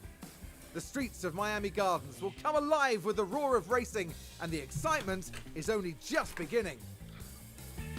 Spectacle is the name of the game here in Miami, with a stadium at the heart of this track. With long straights and S-bends, not unlike Suzuka's Sector 1, proper ERS management is sure to give drivers an edge towards victory. At this early stage in the season, there are still plenty of opportunities for things to change. In this sport, there simply are no guarantees. What will happen this weekend? Only time will tell.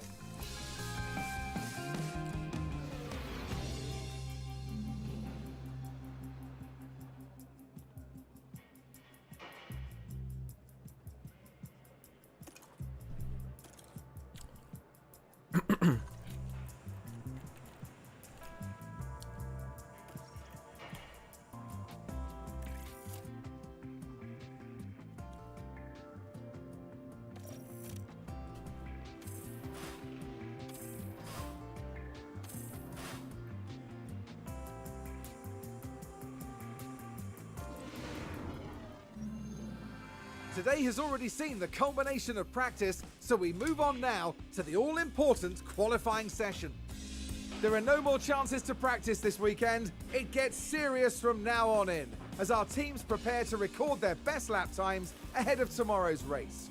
One good lap isn't enough to guarantee a strong position, with consistency absolutely essential for those looking to succeed. Here we go, folks. It's time to get started.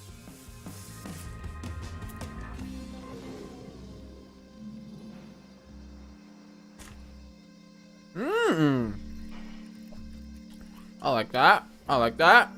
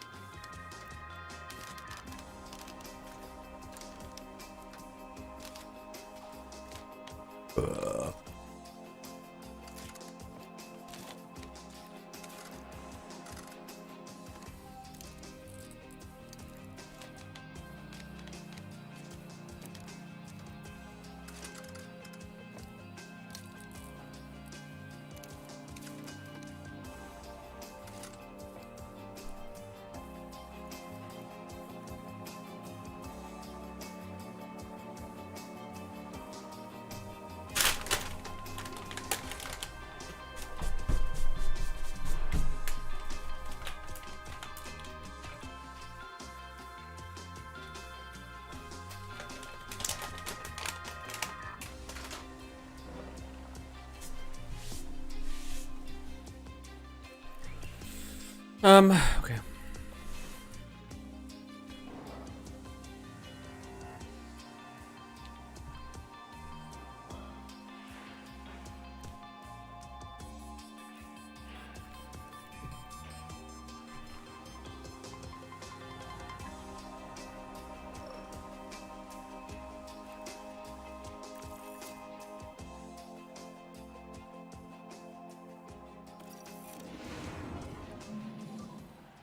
For not debating from the live chat. Imagine talking shit and they'd be like, well, but there's no real point in debating. 5 women. I'm dead.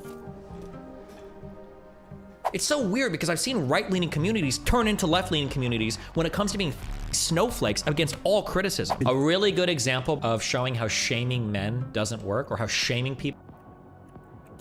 Can I change anything about pause for teen radio dilemmas?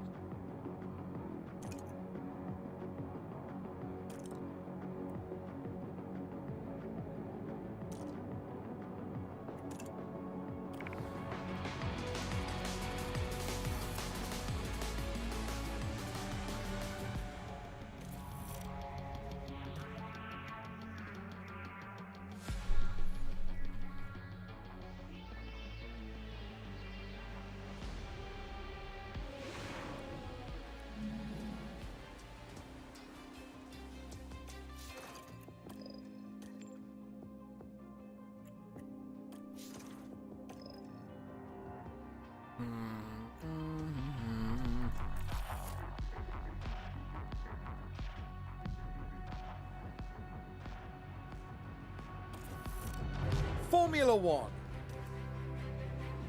Mercedes returned to it. Haas joined it.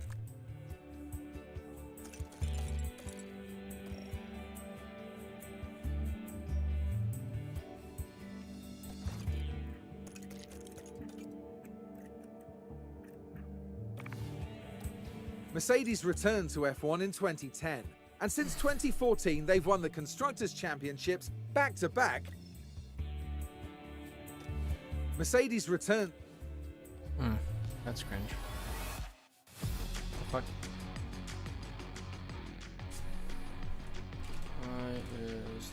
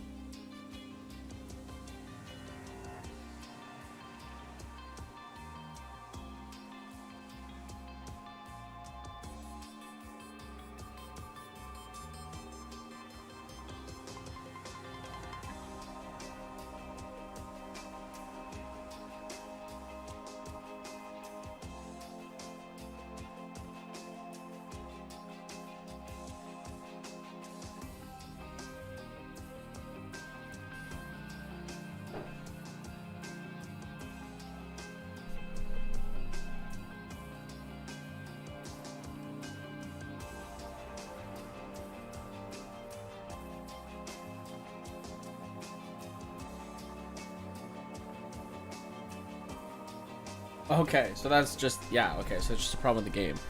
Because I was like, what the fuck? But yeah, I watched Botas just slam into a wall and he drives away. And it's just a thing that people notice.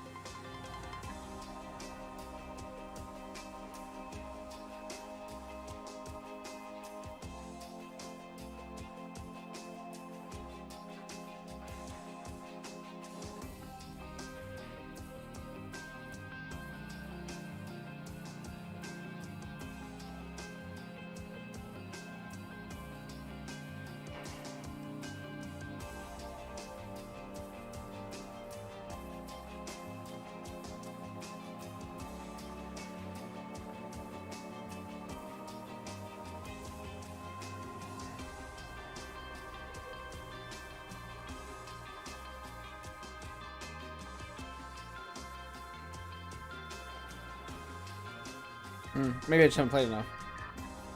People are saying that these things happen. Maybe I just haven't been, like, lucky or unlucky enough to see it. Because nobody retires in this game. But, I mean, maybe it's just like, things, like, going normally. I don't know. I mean, again, maybe in real life, it's like, if you look at the statistics of real life, that people doesn't happen work, often either. and it's better to come at them in more constructive ways. Or like the retirement isn't really, like, justified. It's just like, oh, we're in last place, we're gonna retire now.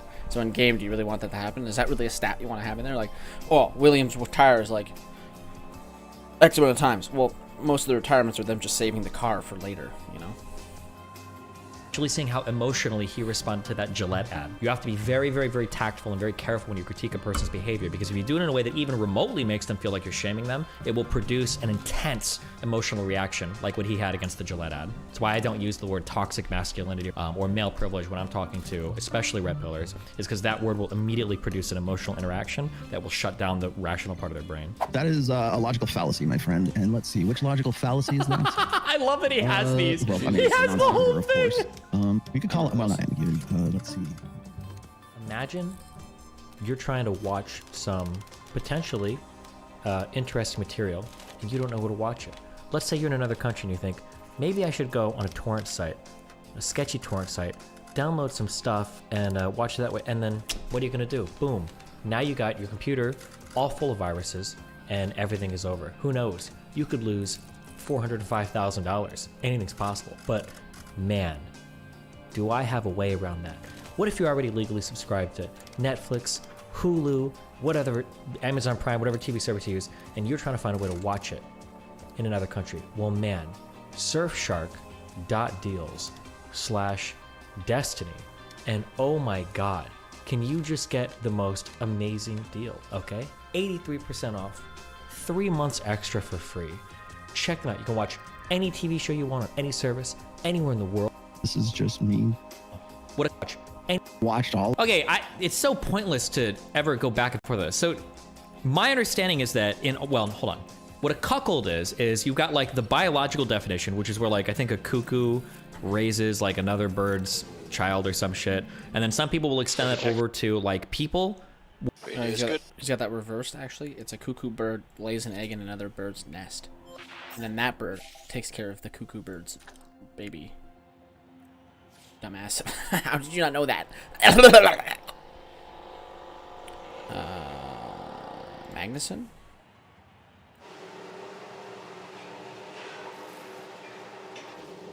I like how the heat maps are just like... I don't know, like literal floor mats. Nothing,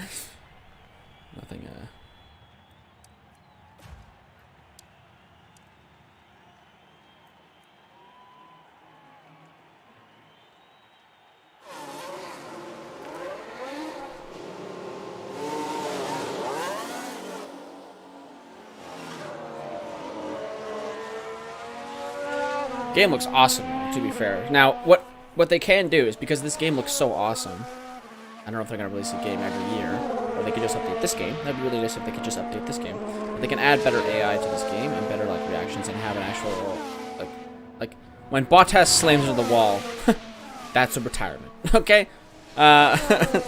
He's done. Powertrain. Oh, god damn it. Oh, gearbox and engine are just really weak. Oh, good.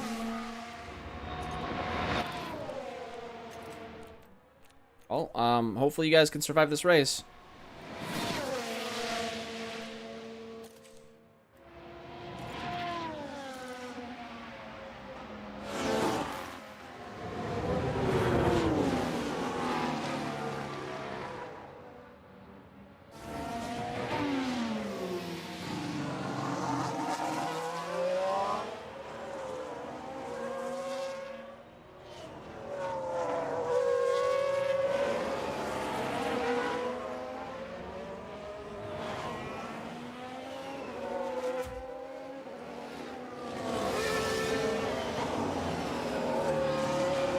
Where if you raise another man's child, you're quote unquote a cuck. But the now cuck has expanded in the red pill community. I mean, anybody in an open relationship is a cuck. That's not really what a cuck is. But I mean, if it makes you feel better to use the word, I mean, go off, sis. all the Fresh and Fit stuff. I watch the Sneeko stuff. I've never heard Destiny refer to himself as a cuck. For in these communities, if you're in any kind of open relationship on the girl's end, to them they're a cuck. It's basically, to red pillars, cuck is what progressives use the word fascist or racist for. So anybody they don't like is a fascist or racist. Anything that these guys don't like is like a cuck. Or anybody whose girl is, maybe it's even if they've ever anybody who knows. In a way, you're a cuck or whatever. But yeah. All that stuff, I'm well aware. I thought it was people like watching their partner get.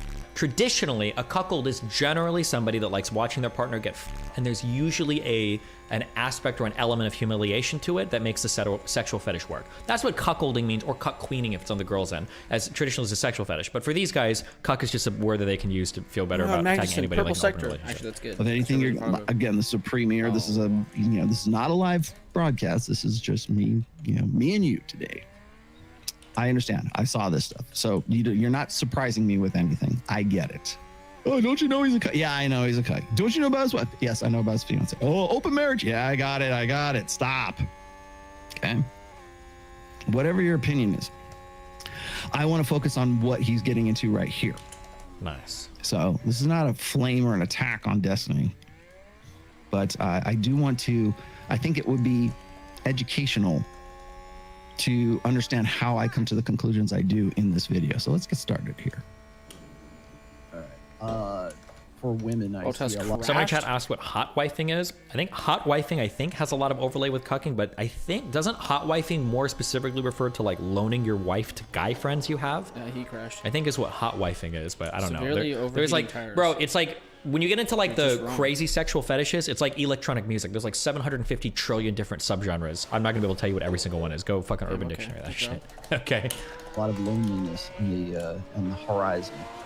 Okay, so by the way, he's criticizing a clip. I want to say this was February or March of this year, and I don't say that to be like an asshole. I say that as sort of a warning. I think a lot, like whenever a guy says, "Oh, you're gonna be lonely and cat lady, and you're gonna have box wine and whatever," like, and you're gonna be a spinster is basically what they're saying, and it sounds like revenge. It sounds like guys are either too happy or they're too pissed off or too sad about like the state of women. I just go down to nuts and bolts, and I outline this actually in book 4 as well. There is a study by Morgan Stanley Financial. They did you can go find it too. It's online. It's called The Rise of the She Economy. And in that sort of research, they postulate that by 2030, women between the ages of 25 and 44, something like 52%. I hope I'm getting my numbers right. Something like 45 to 52%. It's over half. Yeah, it is going to be over half of women of marriageable age will be single for the rest of their lives. They will not. They will not reproduce unless they get unless they get artificial insemination, but they will not. They will be unmarried and childless during those ages by 2030, which is like a very, very steep incline. In fact, they are so certain of this that they did this research on Morgan Stanley so their investors would know what to invest in the coming decade.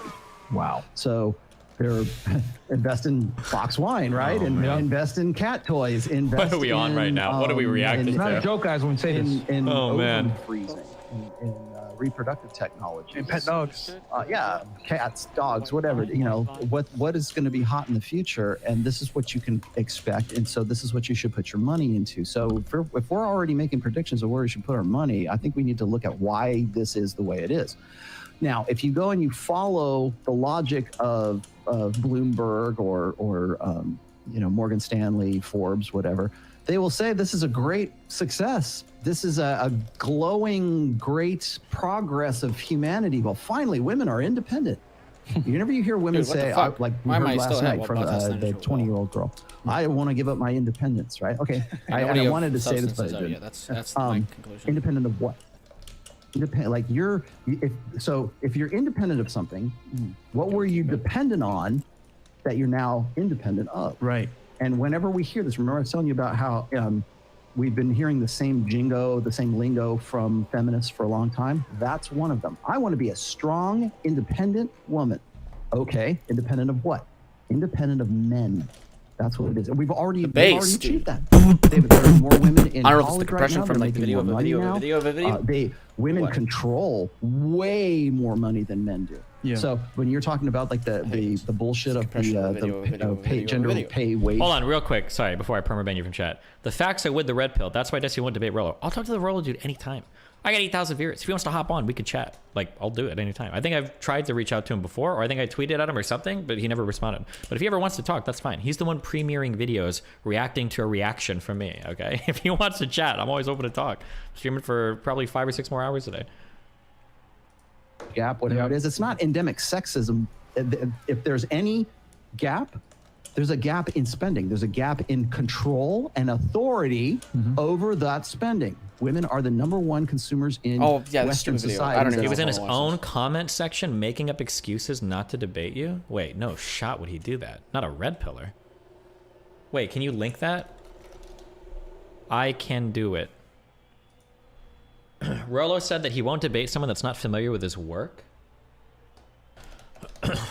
It is. But they also control, and again, another stat in the book is over the course of a family's history, women will control 90% of that family's wealth. Yep. That's car expenditures, that's college, that's we're going to go on vacation, we're going to buy this TV set. Okay, I mean, like, oh God, I had to listen to myself.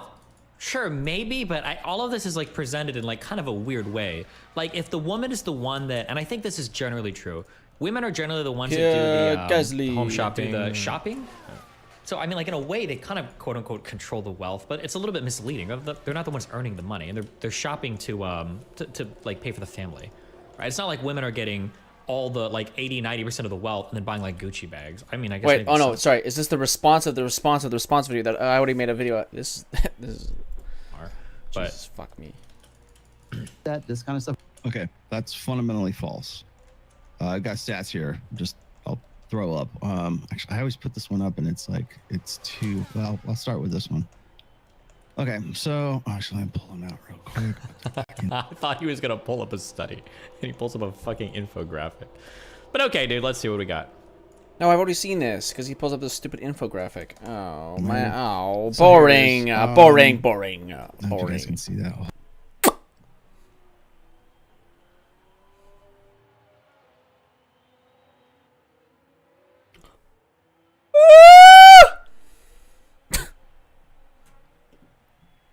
Biden approval spikes 11%. Let's go. Throughout this week, we've been talking qualitatively about the feeling that Joe Biden's presidency has turned around. We've listed the different accomplishments over the last 2-3 months, and particularly over the last 3 to 4 weeks. But we didn't yet have anything quantitative to answer the question, is there really a turnaround happening? Is Joe Biden's approval actually increasing? And the reason we care about that is not so much as a curiosity, although it's interesting to see a president have such a low approval rating for a while and then see it recover, because what tends to happen during presidencies is there's an erosion of approval over time.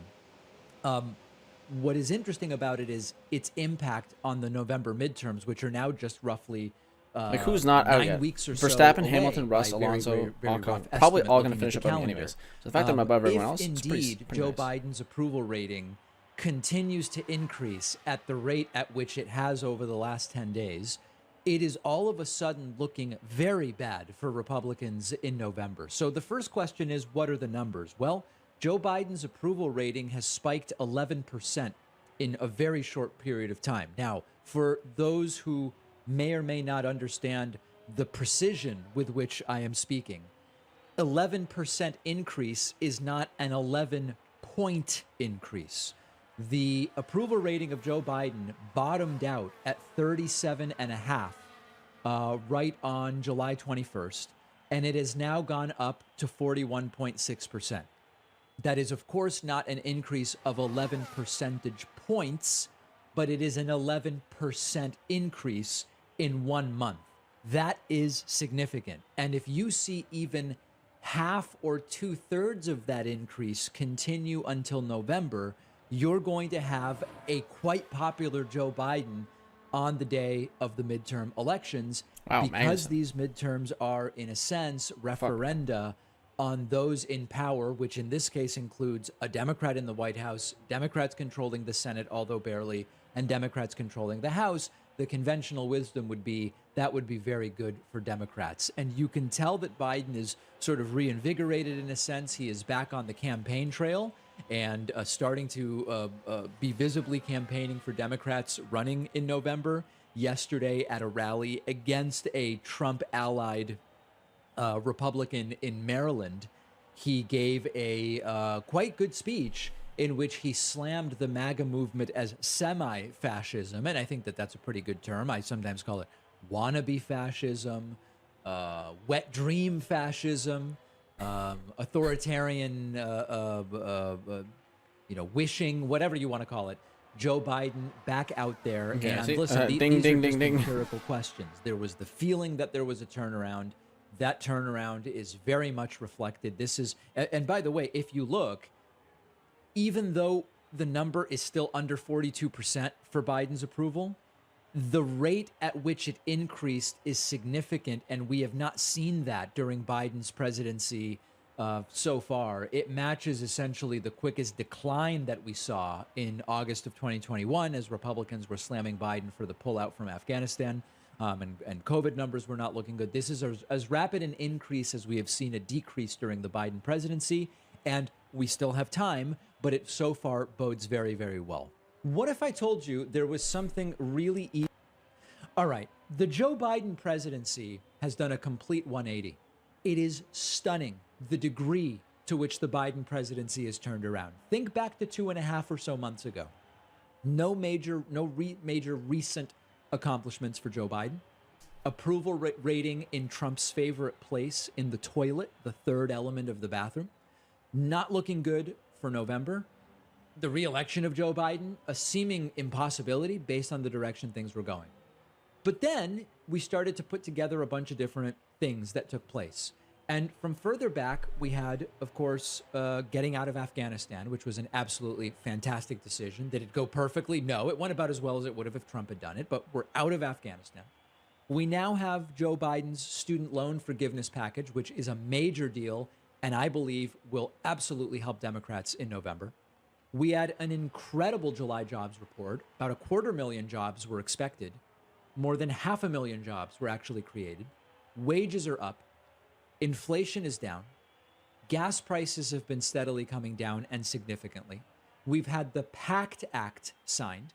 The Inflation Reduction Act has been signed. We've got the older infrastructure bill, which Biden did. And then on the other side, look at what's happening for the right 3 minutes wing. left. I'll send Magnus The another, I think. revelations from the January 6th committee. Disastrous for Trump and people around him. Completely bonkers MAGA nominees. We'll talk about Laura Loomer after the break. Just cartoonish nuts running. Herschel Walker, Doug Mastriano, all these people. Roe v. Wade overturned, something the right has wanted for so long. Absolutely horrifying. Trump busted with documents at his house, and now we learn the number of documents is in the hundreds, and it's all completely crazy. And meanwhile, the Republican Civil War is growing, wherein Donald Trump is now calling for the removal and replacement of Mitch McConnell as the Republican leader in the Senate. Currently the Senate minority leader, probably will remain in the minority after the November midterms. What an incredible turnaround for Joe Biden, and what an incredible contrast to what's going on the Republican side. No policy ideas. They haven't had policy ideas for years.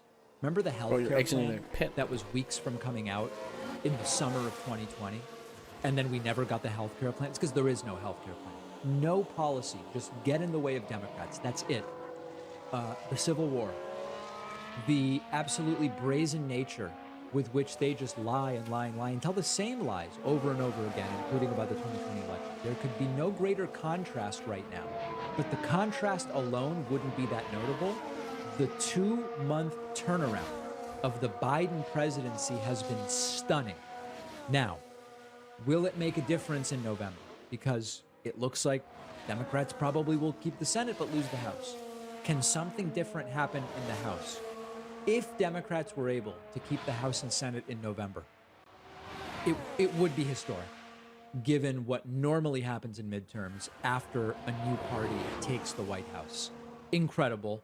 Let me know your thoughts, and all the clips we played in these segments will be on our Instagram if you want to check them out. Search Instagram for David Pakman Show, and also find me on Instagram at david.pakman. Check out some of my pictures from the last week in Canada, and I will tell some stories on the bonus show about that as well.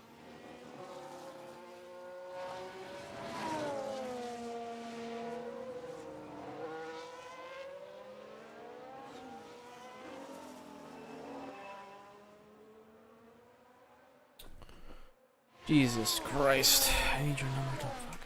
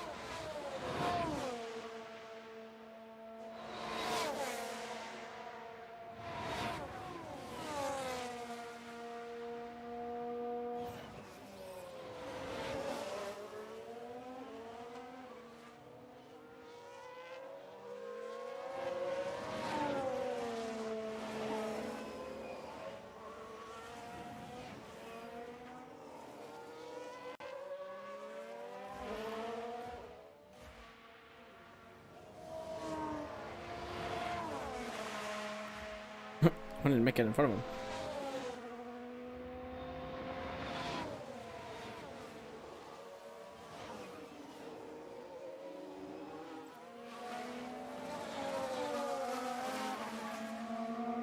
You seem to be safe though. There's no way anyone, even if Bottas goes ahead.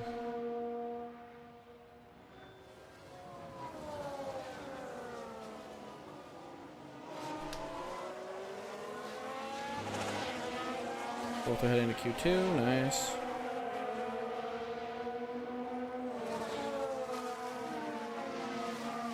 Completely opposite what is going on for Joe Biden, which has been very good. Things are going disastrously for the failed former president Donald Trump, who is desperate to claim innocence and try to get himself out of all sorts of legal trouble and potentially justify another presidential run in 2024. Donald Trump had a historic meltdown yesterday on Truth Social, declaring himself innocent, and you have to see these posts, just a sort of diarrhea of the post.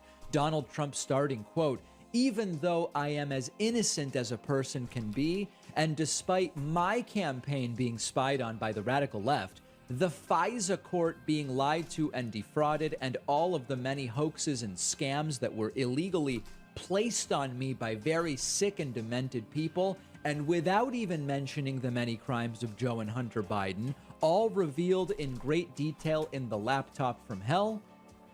It looks more and more like the fake news media is pushing hard for the sleaze to do something that should not be done. That's an insane message. It is nuts that a former president typed out that message and posted it publicly. There are probably 10 lies and distortions in that short message. And by the way, Trump saying that he is as innocent as anyone has ever been, to me suggests he's guilty. Now, this isn't a court of law. I'm not suggesting Trump be denied due process. This is the court of common sense. Many things, the more strongly Trump claims A, the more likely the opposite of A is likely to be true. And Trump's kind of interesting in that he's very direct in that sense. Many politicians will equivocate and they'll play semantics, or they'll kind of massage facts or distract and muddy the waters. When Trump's guilty, he'll just come out and say, "I'm innocent." That's been the theme. Trump continuing to post, quote, "Joe Biden said he knew nothing about the break-in of Mar-a-Lago or the greatest political attack in the history of the U.S. Does anybody really believe this? Now, there is no evidence Biden knew anything. And of course, it wasn't a break-in. It was a search warrant signed by the attorney general, okayed by Trump's own FBI director appointee, and a judge signed off on it. So again, all lies. Trump continuing, quote, "The radical left Democrat prosecutors are illegally trying to circumvent for purely political gain the Presidential Records Act, under which I have done absolutely nothing wrong. It cannot be circumvented for me or any other president. They illegally raided my home," untrue, "and took things that should not have been taken," untrue. They even broke into my safe, an unthinkable act. Well, the safe was listed in the search warrant. Everything was perfectly legal. Trump then resorting to just tweeting, or I'm sorry, not tweeting, trothing in all caps, Presidential Records Act. Trump then posting, quote, "The Justice Department and FBI are, quote, leaking at levels never seen before, and I did nothing wrong." I think Trump's brain is leaking at levels never seen before. And then Donald Trump also putting out a statement, which is crazy, which says Joe Biden and the radical left Democrats have just orchestrated another election-enhancing money grab, this time to the tune of $300 billion. And just like I predicted, it's coming right out of the pocket of the working-class Americans who are struggling the most. Crippling inflation, unaffordable energy prices, and war. All things that should have never happened. But if that wasn't enough, now Americans are bailing out college administrators who fleeced students and who opted for degrees there was no way they could afford. America is a nation in decline, and the cliff into oblivion is within sight. Stop voting for Democrats. Make America great again. A clear, very inspirational message from Donald Trump. It is not normal for anybody. When your neighbor flips out on social media like this, it's cause for alarm. This is a failed former president doing it, and it's incredibly humiliating. Something in your home that you use every day contributes to deforestation and climate change, and that's toilet paper. In the U.S. alone, over 30 million...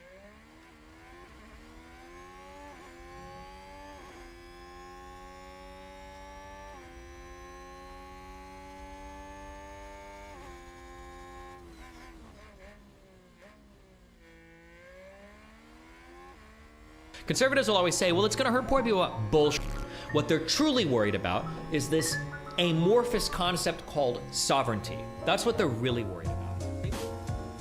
Deloitte is the largest professional service network in the world, headquartered in London.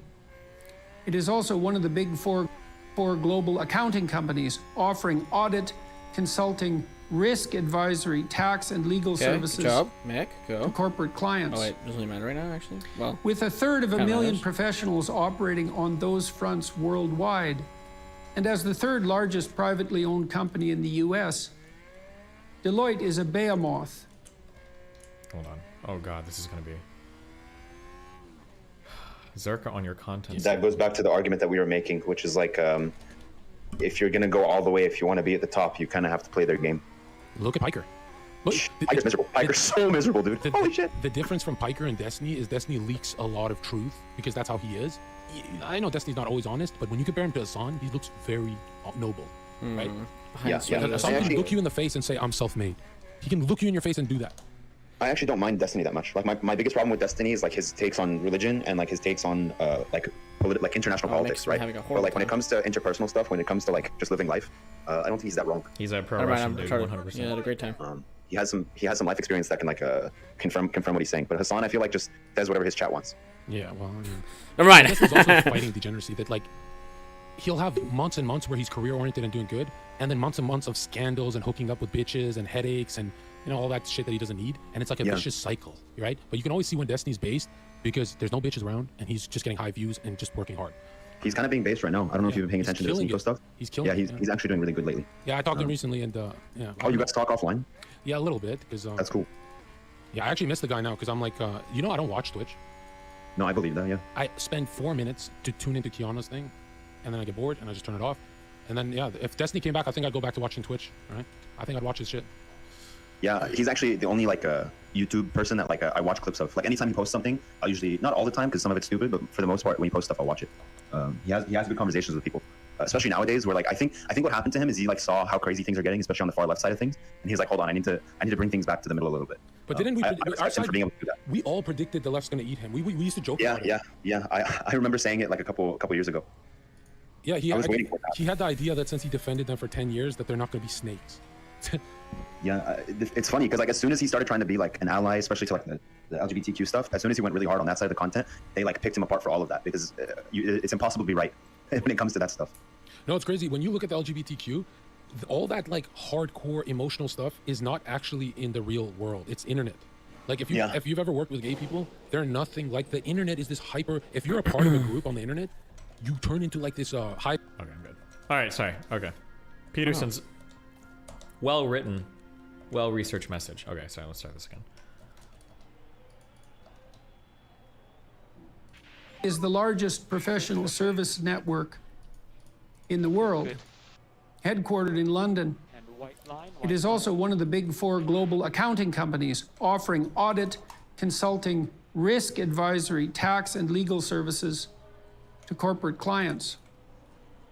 With 1/3 of a million professionals operating on those fronts worldwide, and as the 3rd largest privately owned company in the US, Deloitte is a behemoth with numerous... Is behemoth like a... I don't think that's a... I thought it was behemoth. Behemoth.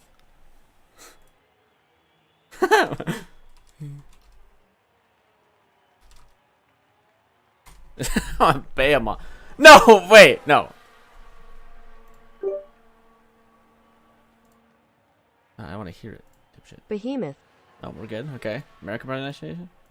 Behemoth. No. Closer. Moth is in there in the British one. but what the fuck did he say? And unbelievably and with numerous... Is behemoth? Deloitte is a behemoth. Behemoth. Is that a different word? Hold on. Behemoth. It looked for damn off. Behemoth. No, behemoth. What did he say? Fuck me, dude. With numerous US. Deloitte is a behemoth. With numerous... Behemoth. Is behemoth like Behemoth. Showing pictures that match. Behemoth. Behemoth. Behemoth. Behemoth. I don't know if that's a real word. Unbelievably and previously unknown way of pretentiously saying behemoth? Yeah. I think he's trying to... What the fuck? Is that actually an actual way to say is behemoth? Is that a real pronunciation? Am I crazy or behemoth. Is it behemoth? Behemoth. I thought behemoth. I can't do it. I can't even say it. It's not a real word. it's another mythical creature? Okay, maybe it's a way to say it. And far-reaching tentacles. In short, it's an entity we should all know about, not least because such enterprises no longer limit themselves to their proper bailiwick, profit-centered business strategizing, say, but consciously or not, have assumed the role as counselors to globalists whose policies have sparked considerable unrest around the world. If you're seeking the cause of the Dutch agriculture and fisheries protests, the Canadian trucker convoy, or before that, the rise of the so-called Yellow Jackets in France, the farmer rebellion in India a few years ago, the recent catastrophic collapse of Sri Lanka, or the energy crises in Europe and Australia, you can instruct yourself by the recent pronouncements from Deloitte. While not directly responsible, they offer an insight into the elite groupthink that has triggered these events, into the cabal of centralizing globalist utopians operating in the media, corporate and government fronts, wielding a nightmarish vision of environmental apocalypse. I can't keep going. Outlandish claims. In May of this year, Deloitte released a clarion call to precipitous action. I don't know if trumpeting clarion's a the real climate. word. I feel like that might sound like it's a real word, but he's a real word, but he said so many other words that just aren't emergency that currently confronts us, called The Turning Point, a global summary. It is a stellar example of the kind of thinking characteristic of the European Union's bureaucratic overreach that generated Brexit, a very good decision on the part of the Brits, in my view, and one that is now threatening the very survival of that self-same EU. The report opens with two claims. First, that the storms, wildfires, droughts, downpours, and floods around the globe in the last 18 months are unique and unprecedented. A dubious claim. And implicitly, that the science is now at a point where we can say, without doubt, that experts can and must model the entire ecology and economy of the planet. And that we must modify everyone's behavior moving forward, by hook or by crook, to avoid what would otherwise be the most expensive environmental and social catastrophe in history. 315. The Deloitte models posit that climate impacts could affect global economic output, and offer the following figures that unchecked climate change will cost us. $178 trillion over the next 50 years. That's $25,000 per person, to put it in human terms. Sorry. Who dares deny such facts, stated so mathematically, so precisely, so scientifically? Let's update Mark Twain's famous dictum. There are lies, I don't know, damned lies, and statistics.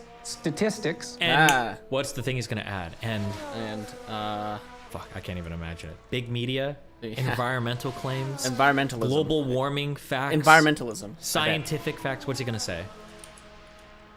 And computer models. Fuck! Computer model does not mean data. And even data does not mean fact. Data. I really thought he was going to say computer model data means doesn't at mean best data. hypotheses posing as mathematical fact. No real scientist ever says, follow the science. Yet, this is exactly what bodies such as the EU consistently pronounce, pushing for collectivist solutions that often and inevitably do more harm than good. Solutions in sovereignty. What might we rely on instead to guide us forward in these times of accelerating trouble and possibility? Valid authority rests in the people. Truly valid structures of authority are local, not centralized for reasons of efficiency and emergency. This must not become the generation of yet another top. Did drugs rot his brain? Will you turn like this in 20 years? It feels like every time he speaks now, it feels like a 19-year-old trying to write a villain in a Harry Potter fanfic. That feels like what he's going for with every single sentence. It's so over the top. Yeah, it's and he's not even saying anything of substance. I don't know. Down Tower of Babel. That will not solve our problems. Just as similar attempts have failed to solve our problems in the past. Ask yourself, are these Deloitte models, which are supposed to guide all the important decisions we make about the economic security and opportunity of families and the structures of our civil societies, accurate enough even to give those who employ them any edge whatsoever, say, in predicting the performance of a stock portfolio? One based on green energy, say, over the upcoming years. The answer is no. No. I like the pause between everyone. Why would you think that being able to predict some system like climate means that you should necessarily be able to predict, like, that doesn't logically follow. Oh, you're telling me you can predict the climate? Well, then predict the stock market. Like, yeah, what? I don't know if that's, I don't know if A follows from B there, my friend. Or B follows from A, I should say. How do we know? Because if such accurate models existed and were implemented by a company with Deloitte's resources and reach, Deloitte would soon have all the money. Well, can't we predict the stock market in like similar ways that we can predict the environment? In the sense that we can go, well, the stock market is going to probably go up over these amount of years, over 10 years. Probably going to go up. That's a good prediction. And that same... Oh, nice job, Magnuson. In that same vein, right? So the stock market will probably go up in the next 10 years. In the same way, we can probably assume that the temperature of the Earth will probably go up in the next 10 years. This is a very broad, very... Oh, finishing above Ricardo. Nice. Leclerc will probably finish higher. Mick has gotten no good times, though. Oh, no.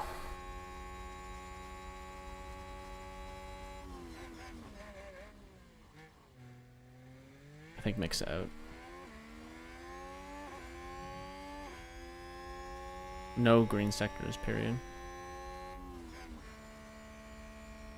No improvement. Well, good job, buddy. You did the same thing you did last time. Anyways. That is never going to happen. The global like in the sense of like what I mean by that. Sorry, what I mean by saying is, now they are different things. I don't think one leads to the other.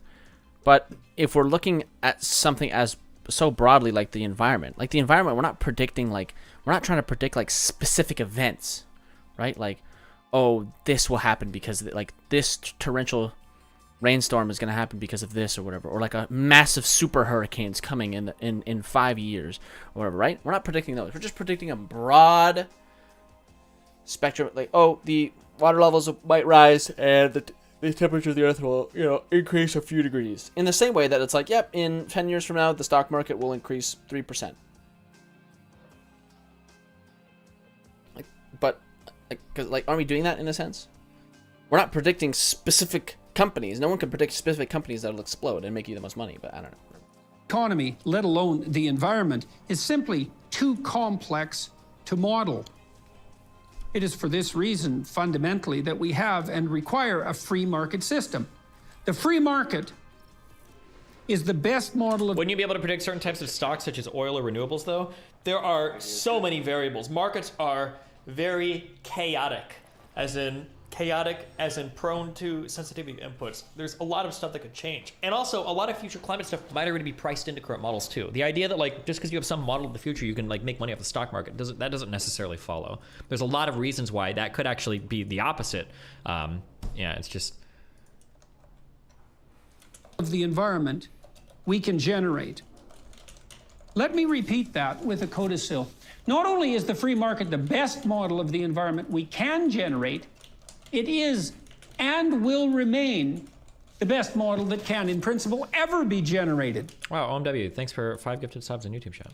With its widely distributed computations, constituting the totality of the choices of 7 billion people, it simply cannot be improved upon, certainly not by presumptuous, power-mad globalist utopians who think that hiring someone, mysteriously manipulating a few carefully chosen numbers, and then reading the summarized output means genuine contact with the reality of the future and the generation of knowledge unassailable on both the ethical and the practical front.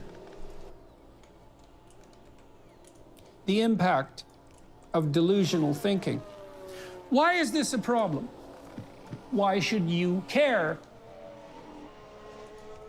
Well, the saviors at Deloitte admit that there will be a short-term cost to implementing their cure, which is, by the way, net zero emissions by 2050, an utterly preposterous and inexcusable goal, both practically and conceptually.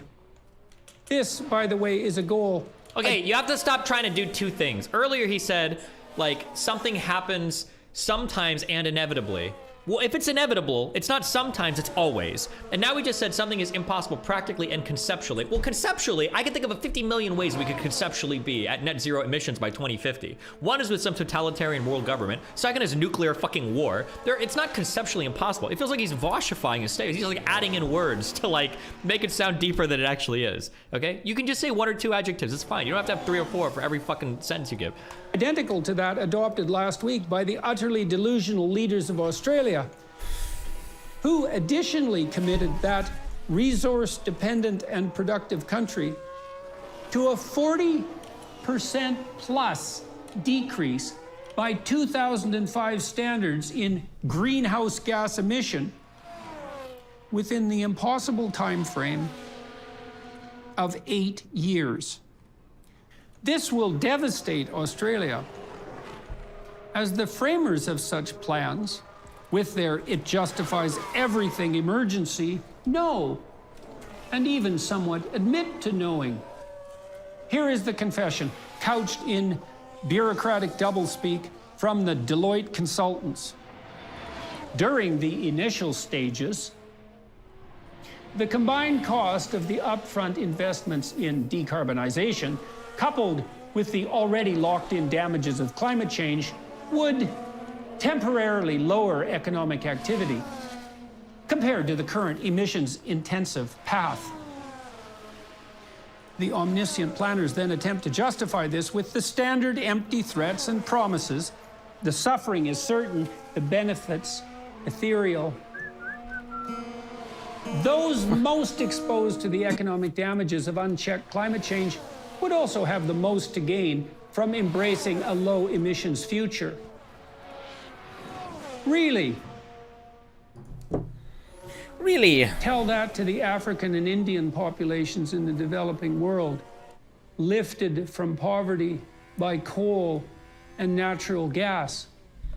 And think, really think about this statement. Think about this one, guys. Think about Bet it. you didn't think about this one. Hit it. Existing industries would be reconstituted as a series of complex, interconnected, emissions-free energy systems. Energy, mobility, industry, manufacturing, food and land use, and negative emissions. That sounds difficult, don't you think? Impossible even. Yeah. Doctor. To rebuild everything at once. At once? I don't know if it's at once. Breaking everything. Fixing everything in a few decades. Oh, damn. Bro. In a blindly panicked rush, while demonizing anyone who dares object. And the fuck? What will it take to do so? Here's the most alarming part. What the hell?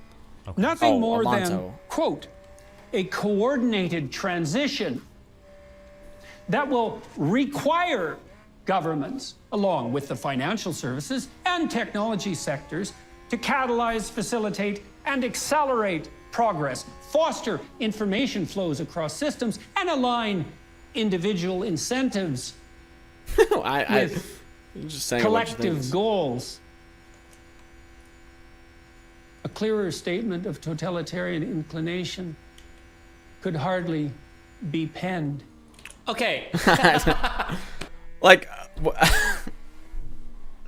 I don't even know.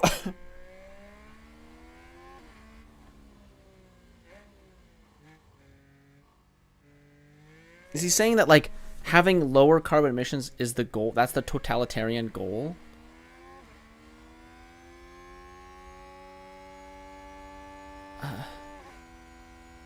But we regulations? People, like, I don't...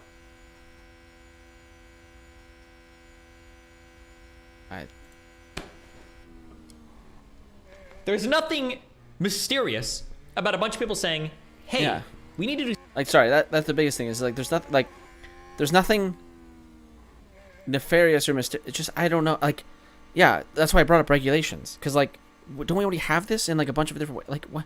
I don't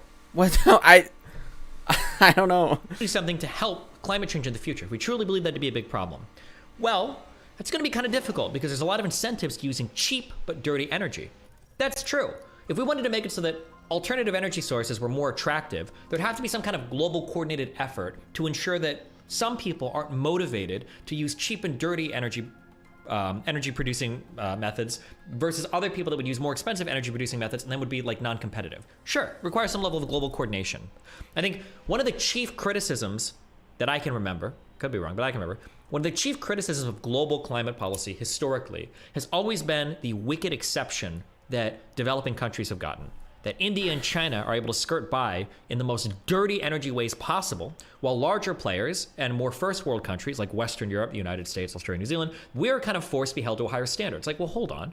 Everything I make in my country is 10x more expensive because I've got to pay my workers more, and because I've got to be careful with how I pollute. That's bullshit. And these countries get away with doing like insane shit. That's fucked up. Obviously, you need globally coordinated incentive structures and globally coordinated action to deal with a global problem. Otherwise, the negative externalities of any energy project are always going to prohibit your ability to make any progress when it comes to global problems. That's like obvious. It's not even like a controversial statement. Like, that's obviously true. But everything is like so conspiratorial. Like,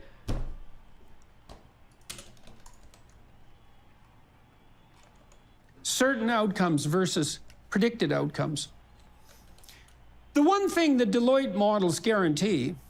Hold on. His main criticism is that this transition will come at the cost of poor people. Lies. That is bullshit. Conservatives will say that, okay? And I'm not doing the straw man. I'll tell you what's actually happening, and any honest conservative will tell you as much. Conservatives will always say, well, it's going to hurt poor people. Bullshit. What they're truly worried about is this amorphous concept called sovereignty. That's what they're really worried about. They want the freedom to pollute how they want. They want the freedom to burn whatever energy they want. And they want the freedom to have their country be independent in energy ways that can only be achieved right now through like more drilling and more energy policies that allow us to like burn fossil fuels. That's the true reason. Anybody that's like, oh, what about poor people? Bullshit. You don't give a fuck about poor people. When you're talking about green energy and shit, I don't believe that for a second. It's the dumbest thing in the world. If for no other reason than because like massive climate change, if it does happen across, or I could say the third is they don't believe climate change is real at all, which there's probably still some people who think that. Because if massive climate change did happen, poor people are going to be the ones that are the most affected. Arguably, they're the ones right now that are being affected, you know, more in places like Seattle or London or places that are getting really hot that traditionally weren't. But I think it's always a question of sovereignty or freedom from weird government energy policies than it is about like helping some particular class of people. Is that if we do what they recommend... That's one thing that I'm glad I live in the city I do, because we're prepared.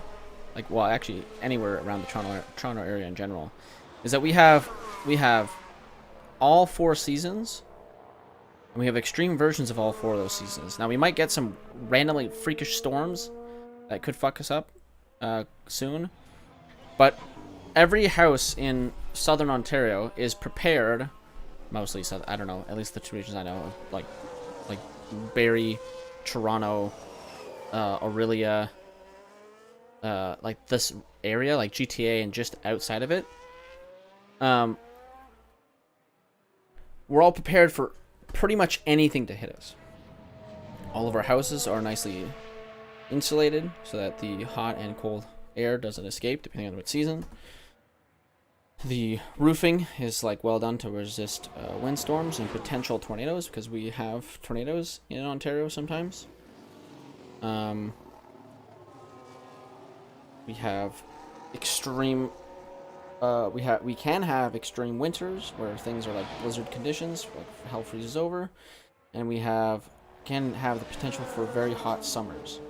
So things are very balanced around here. Like it's a good time. We will like, and to contrast, if you go north to North Bay or Sudbury, then they don't have air conditioning. A lot of places up there just don't have air conditioning because it's usually pretty mild over the summer.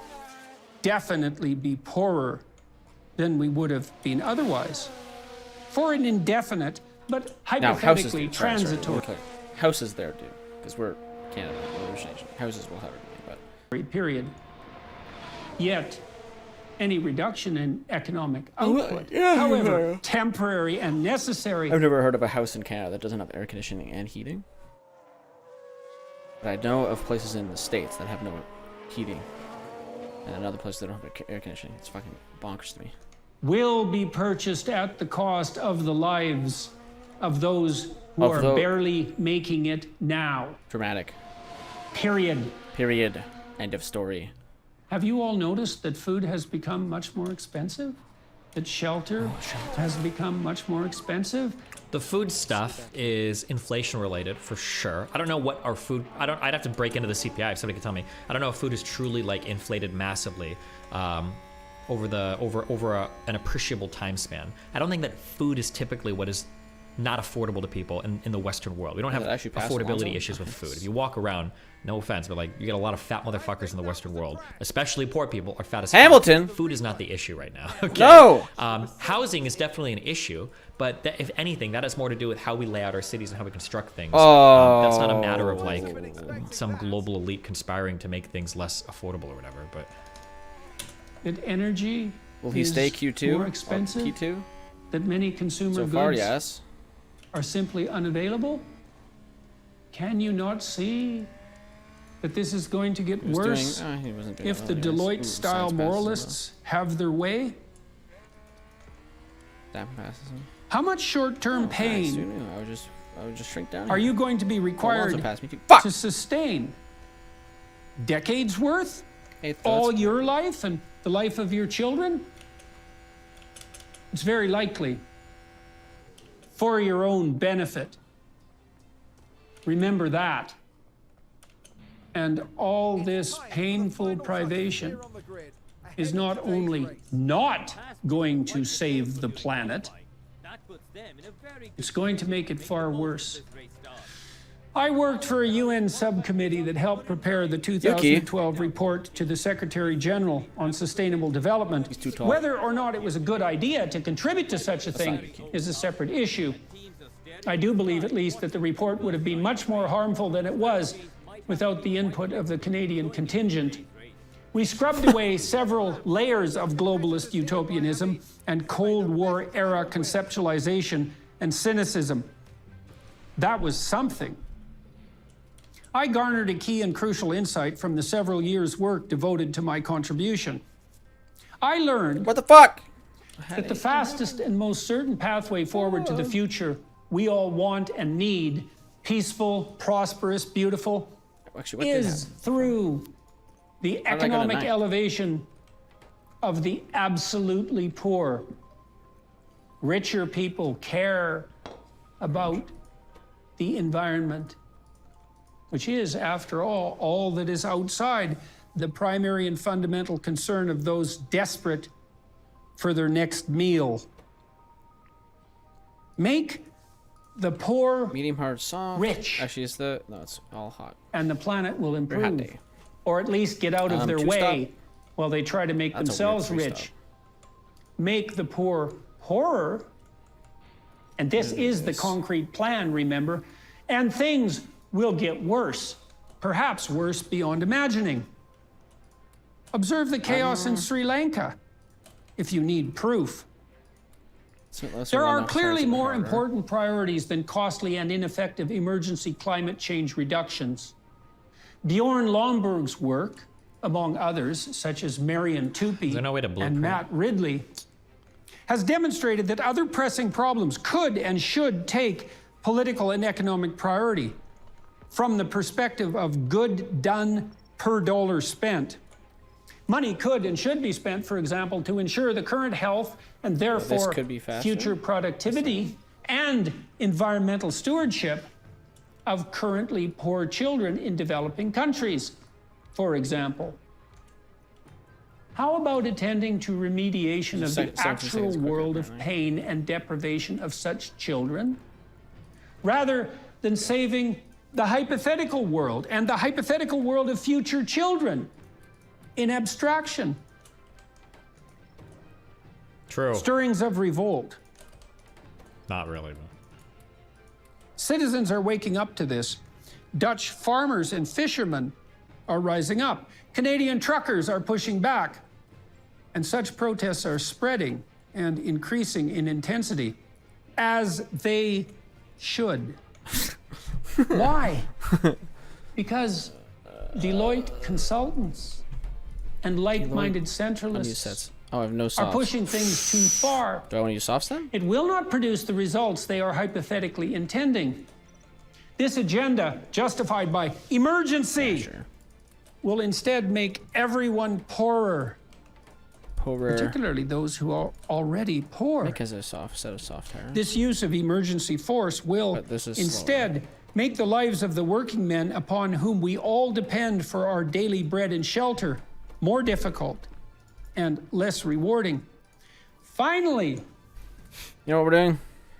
This use of emergency force will Same strategy, also we just make pit different You know what's kind of weird? What's kind of funny? In like a weird kind of like post-apocalyptic dystopian novel kind of way, a lot of these guys feel kind of religious, you know? Like, it's funny because they accuse progressivism of being religious, and I think it kind of is a little bit. I think it does feel like a religion sometimes. You've got strict holy texts that you have to adhere to that are very resistant to change, or if you question things, you get ostracized or executed for apostasy, and you know you've got all these parallels you could draw between like progressive orthodoxy and religion. But I think these guys on the right do it as well. And he fancies himself a pastor right now. This is what it feels like. I don't know if you guys have been to church before, but I feel like I'm in mass right now. My pastor is giving like an impassioned sermon right now, trying to preach to us about the evils in the world and how to guide us and dictate. I don't know. It feels kind of cringe to me, but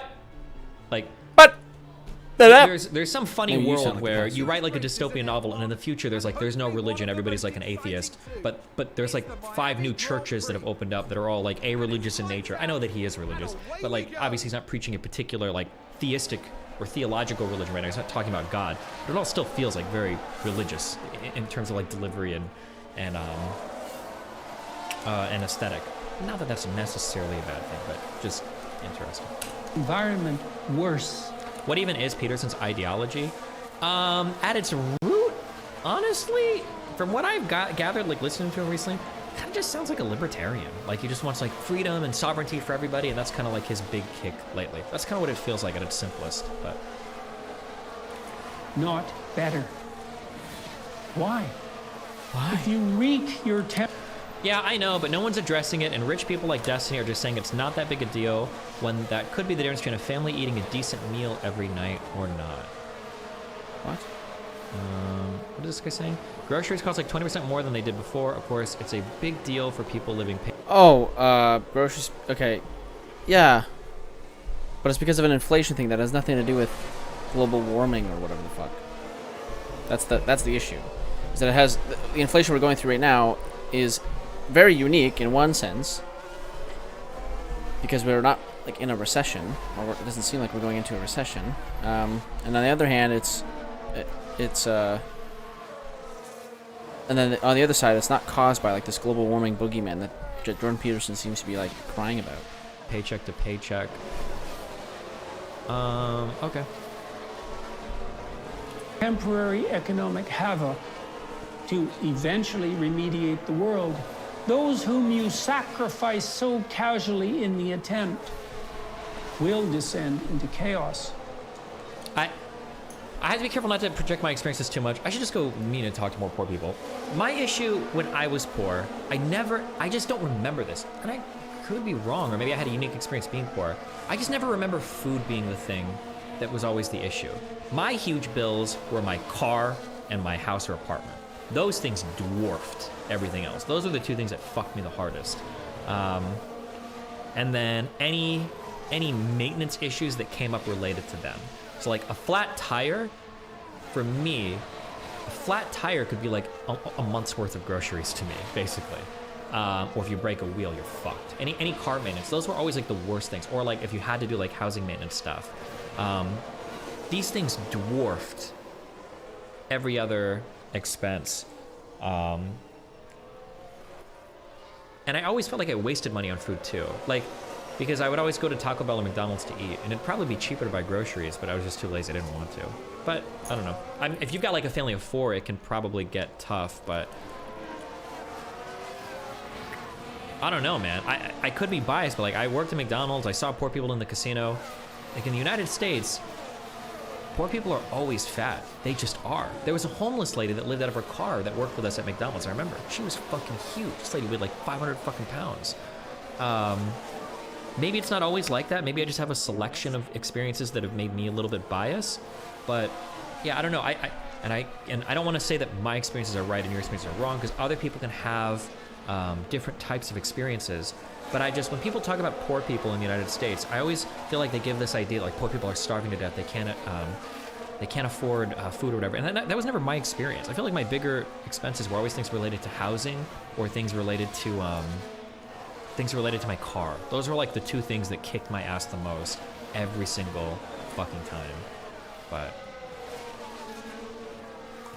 and then going out and having fun, which could be really expensive if you like go drinking or go to the movies or anything like that. But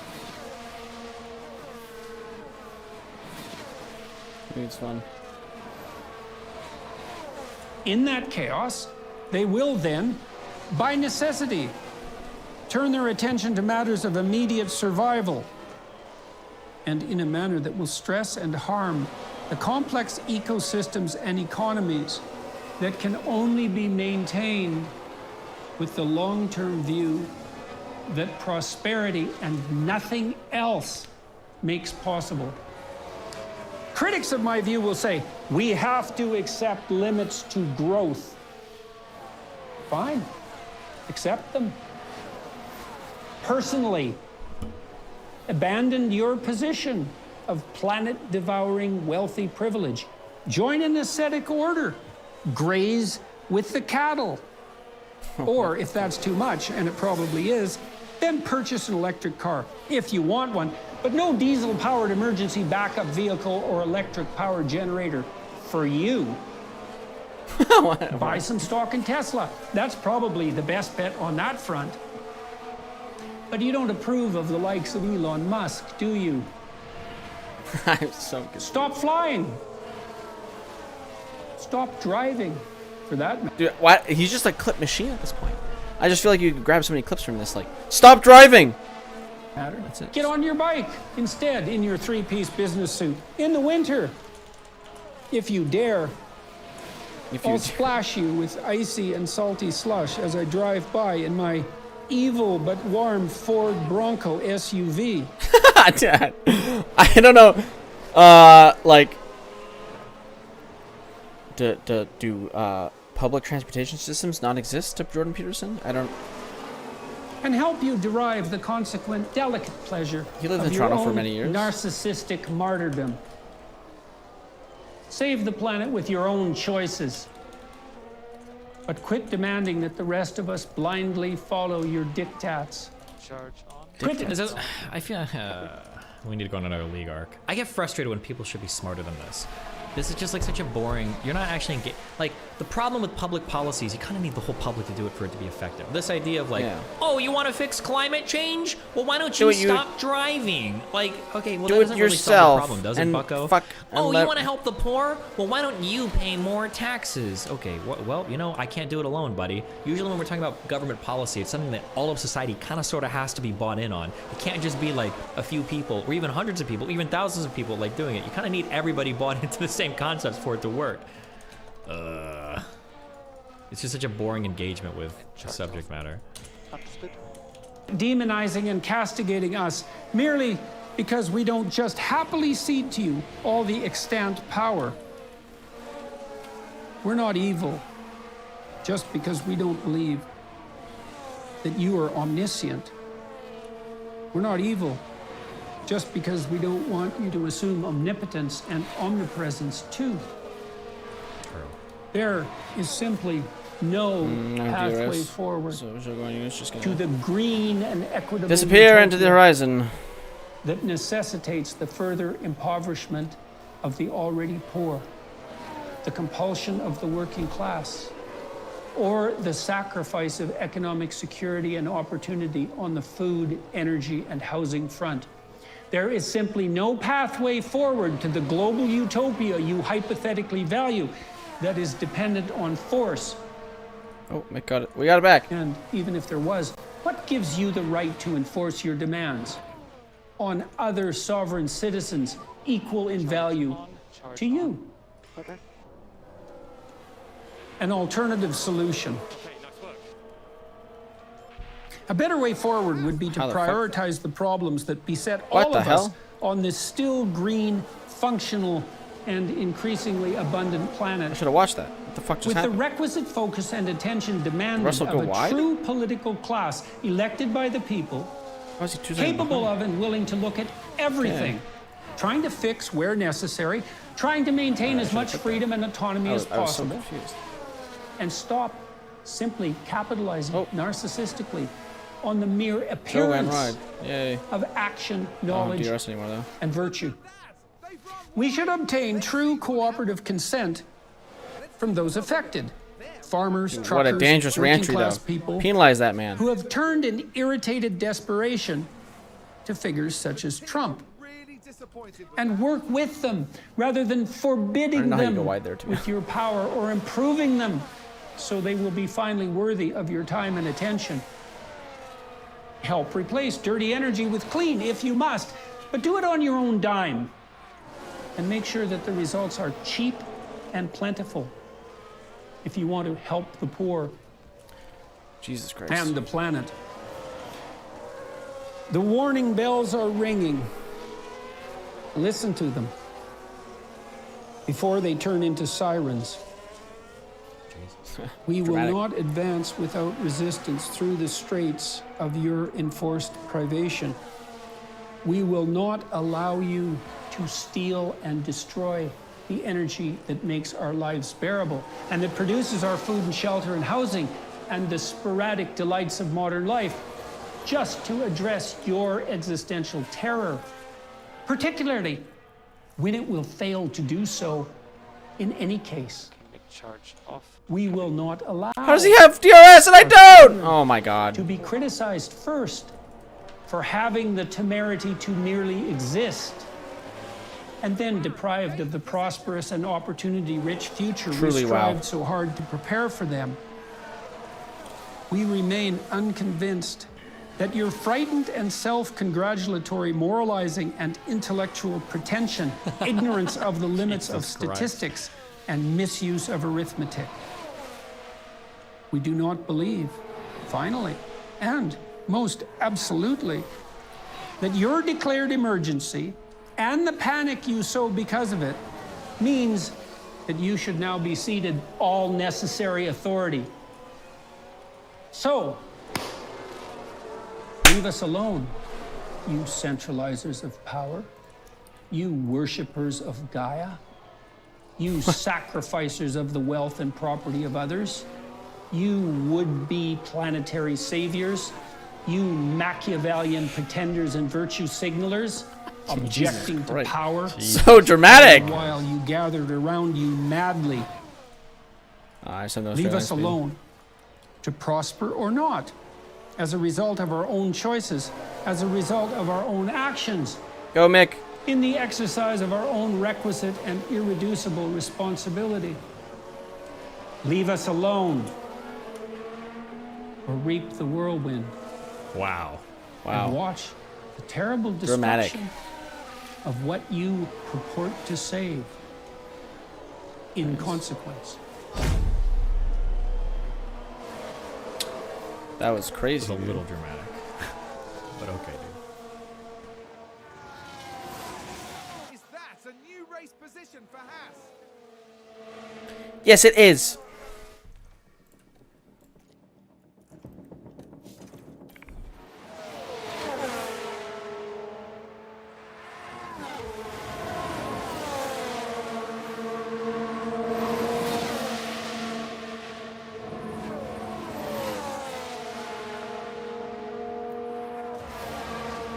Upgrade's really helping Magnussen.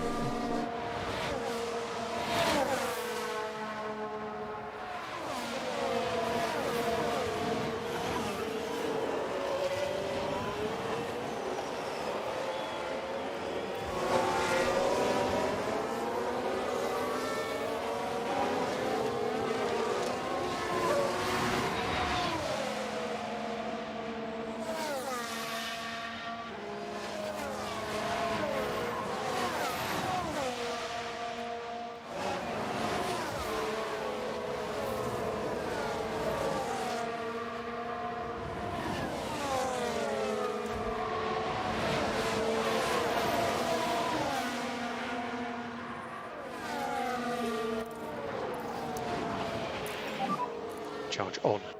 Copy.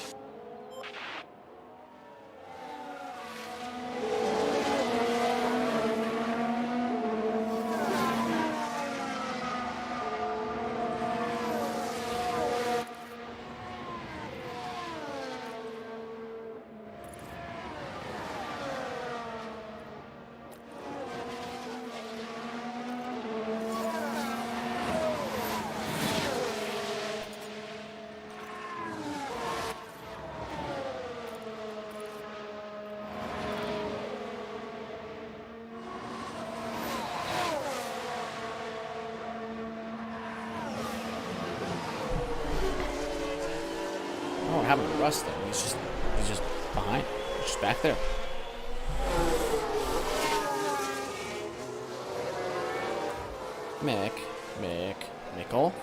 Mickle. What the fuck? Oh my god. What the hell just crashed? Gasly! There's been a crash. Pierre Gasly! Now look at this. Straight into the It was wall. the AlphaTauri driver involved. Why did he drive into A it? nasty crash there. He just did that to himself, bro.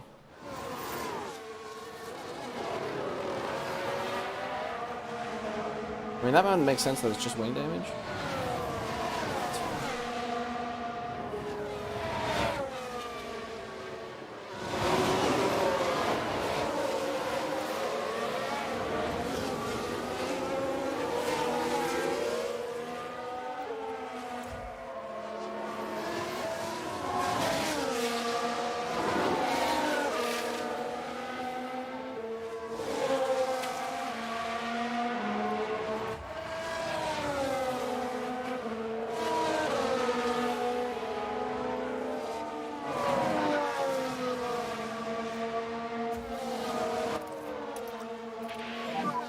I don't know why he's so good on gas, though. Copy. Copy.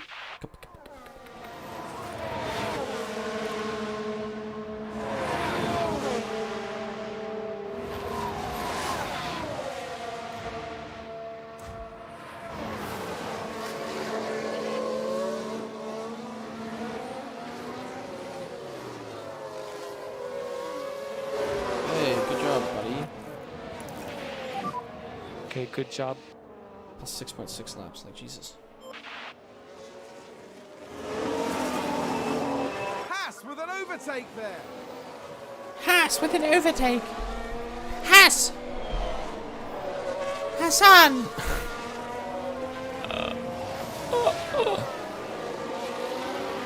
Make an 11th. Can we get him to 10th? Can he do it? Oh, my fuel efficiency off the chart, but okay, I'll take it.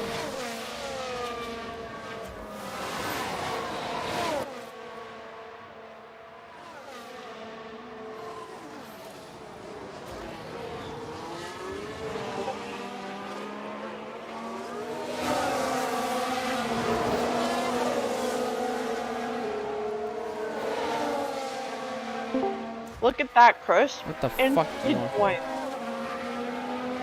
No, Chris has been wigging and call apparently 4 times today, and no one has joined. And I asked him if he pinged you guys, and he said no.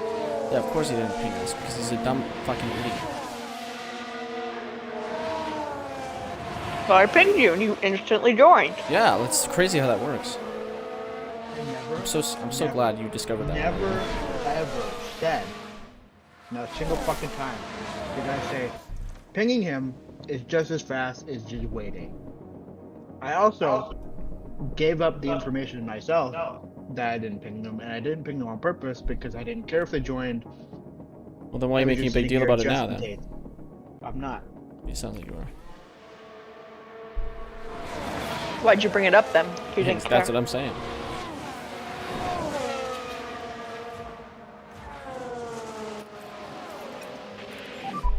Try to do some lift and coast. Cover. Cuppy. I like hearing mixed little cuppies. Streaming Haas, more like Faast. I've got Mick sitting in 11th right now, and Magnussen sitting in 7th. I got to give my car some upgrades. It's doing them good. What race is this? Miami. We're gonna be on Apparently you can get this on your phone. For free? Maybe. There's a different one. I don't know if There's it's no like the fucking same. way it's this game. Well, we got an advertisement for it. The App Store. Big spark. I don't know what happened to Russell. He's still like 2 seconds behind my itty bitty Haas. My Haas. Who's winning this series that you're making? Who's winning? McLaren's Ferrari and Leclerc. Or I think is it Leclerc that's in front? I think so. It's him or Sainz. Like in the championship? Well, the drivers, yeah, in the constructor it's Ferrari, but then in the championship it's either Leclerc or Sainz. You could tell this game was made recently because, like, there's no fucking way that these driver rankings are so accurate. Well, there's a little bit of inaccuracy. What's the point of you playing this if you're picking like Haas? You're never gonna win, The right? most. I'm never gonna win. The point is that I can build it over a couple years and make the team better and then win later. The reason how you can tell immediately is AlphaTauri, because they were definitely not projected to be a bottom fucking team, and they ended up being one. Yeah, well, they can. I think it's just because this game goes in depth enough that they can make tweaks to the game. Before, because like we're halfway through the season already, right? So they just add in a bunch of whatever data on top of it, and they can get like a reaccurate summary. Yeah.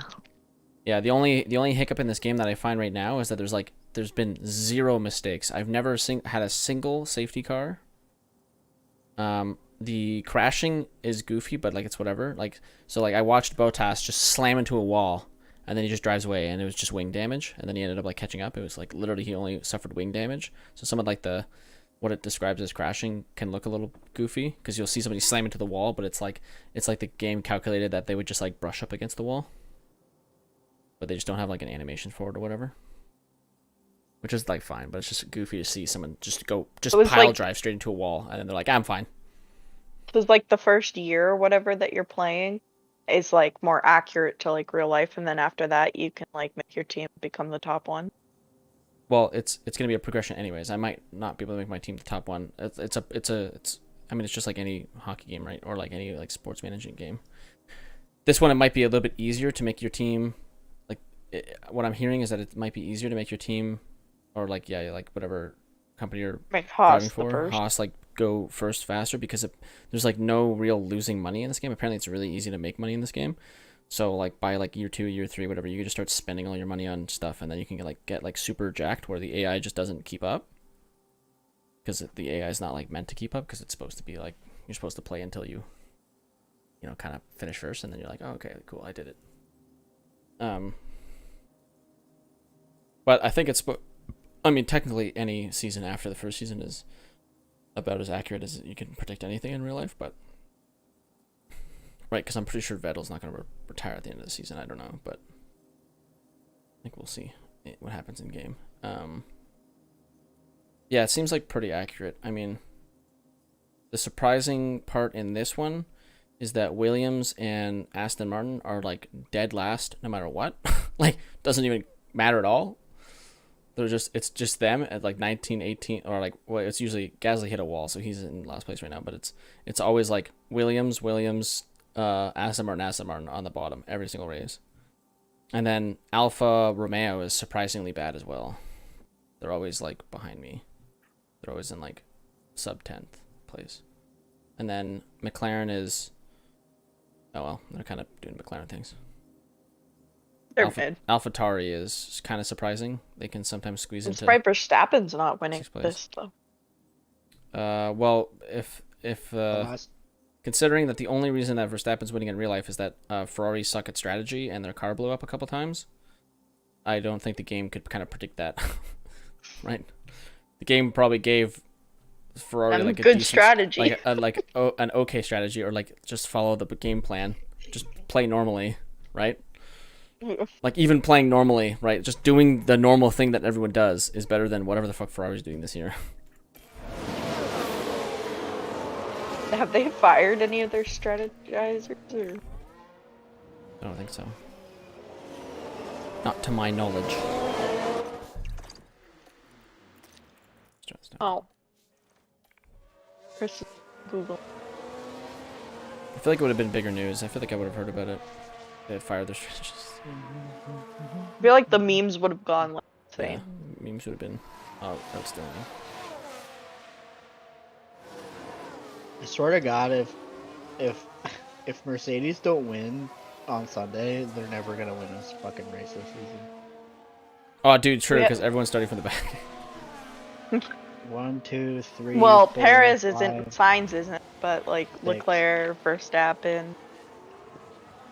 bunch of other people. Now, apparently, to what everyone's saying is that this track is the easiest to overtake on. So I could see them, like, it's the best track. I could see them still not winning just because. Verstappen, probably.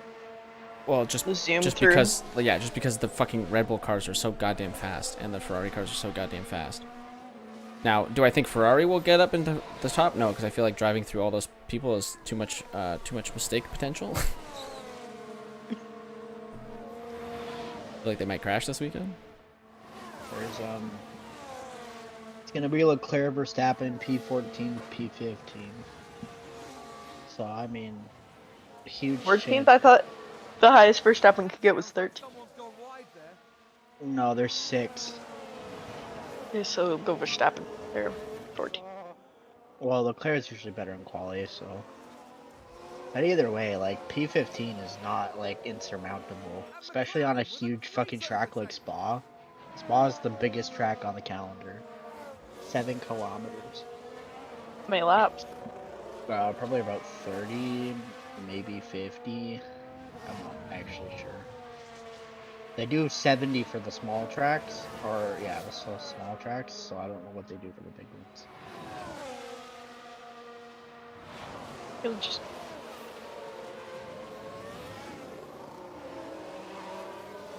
$44.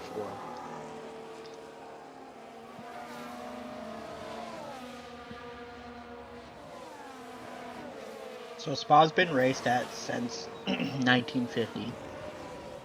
It's one of the only 7 tracks that have been on the calendar since the beginning. And one started in 1950? Yeah. And it's like one of the most popular tracks. But they're gonna like get rid of it this year? Potentially, yeah. Actually, I shouldn't say one of. It is the most popular track. And I still don't understand why they would get rid of it. It's you want to know the funny part? Money. So 1950. I don't know. In 1950, right? It's the biggest track on the calendar already, but in 1950 it was double the size that it is now. Sick. What? Why? Did they get rid of man. Did they get rid of so much because of dangerous and stuff? Well, a lot of tracks have like extra things you can add on or take away. Like you can add like extra turns and stuff yet. Oh, so they change them every year? Sometimes. Yeah, they don't change them every Well, year. it depends on what needs to be changed. So like, the reason why big tracks don't really exist is because usually tracks have like specific overtake spots, and F1 races also only go a certain set amount of kilometers. So if they were to race on a 15-kilometer track, it'd probably only be like 20 laps. And if you can only overtake someone on one corner, you only have 20 chances to overtake somebody, which is not a lot. Like, it gets boring. People want to watch the action. They want fun stuff. Like, there's a reason why like big tracks like Le Mans are only used for like 24-hour races. It's because like it doesn't matter how fucking long it is when the race is 24 hours long. Yeah. The track will like there's not really BRB. not really much going on anyways. But with everyone in the back of the grid, like, this race is gonna be fucking epic. I hope so. Especially because Spa literally got canceled last year. Everyone's really excited. What made it got canceled last year? Rain. Lots of rain. So much rain. That's another reason why Spa is really popular, because it's basically the track that guaranteed has rain, because that's just, for some reason, a thing. What country is it in again? I forgot. Belgium. Oh, okay, that's not. But for some reason, where the track is, it has like this weird microclimate with like a bunch of rain and shit. I thought it was just Belgium in general. I was like, Belgium always has rain. But yeah, for 22 years straight, every single Grand Prix, year after year, had rain for 22 years. Okay, maybe that's why they want to remove it from the calendar. Well, no. The literal only reason why F1 would ever consider getting rid of Spa is money. Because the drivers absolutely love this fucking track. The fans absolutely love this fucking track. It has been around since 1950. Like, the only reason F1 would ever even think about it is money. I know, but what I'm saying is that if the track closes every other year because of rain, that loses the money. Well, I don't know how many of the races got canceled. I know last year when I did get canceled, it was very controversial. Oh, because okay. I don't really think races get canceled that much. That is just me. Like, look at Canada. Like, they delayed Canada for an hour because it was raining really hard, but they still raced. I didn't watch the race last year, so I don't know what happened, but all I know is Nikita Mazepin got the fastest lap. Based. But it didn't count. True. Double based. And also, everyone still scored points, even though every lap that was done, which is 3, were done under a safety car. So literally just the standings were just qualifying and they gave them points for it. Nice. So yeah, epic. Oh, and everyone who paid for their tickets didn't get refunds. Let's go! Triple based! Meme on Reddit right now is Lewis Hamilton's like, I guess he has like a fan thing that people can pay for and stuff. Mm-hmm. And they're giving FanDuel? people who paid for tickets last year, they're giving them like a $1 poncho as compensation. Dude, wow, that's so worth it, dude. Oh, and you have to pay for shipping for the poncho. Based. That's how you do it.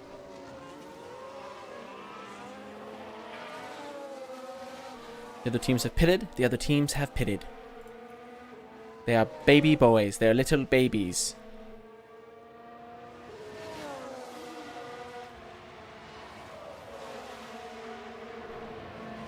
The other teams are tiny babies. They are tiny babies. Mick, just stay. Oh, actually, you won't stay in 10th for long, but.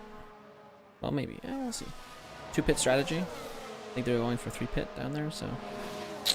We'll see. We'll see. Maybe Mick can get his first points at Miami.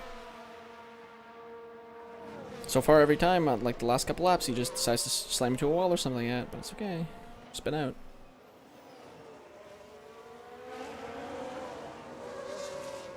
Oh, good move. How did you pull that off?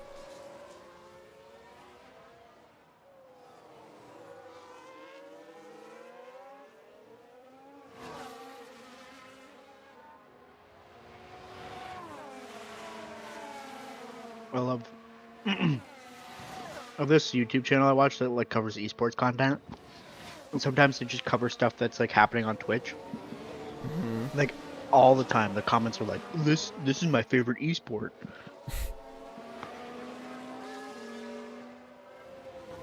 It's like, dude, just fucking chill, man. If you don't like it, don't watch it.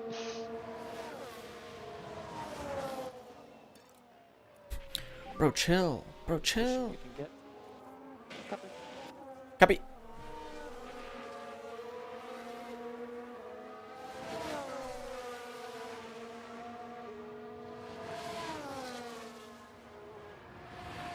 Getting Mick to dig in a little bit more.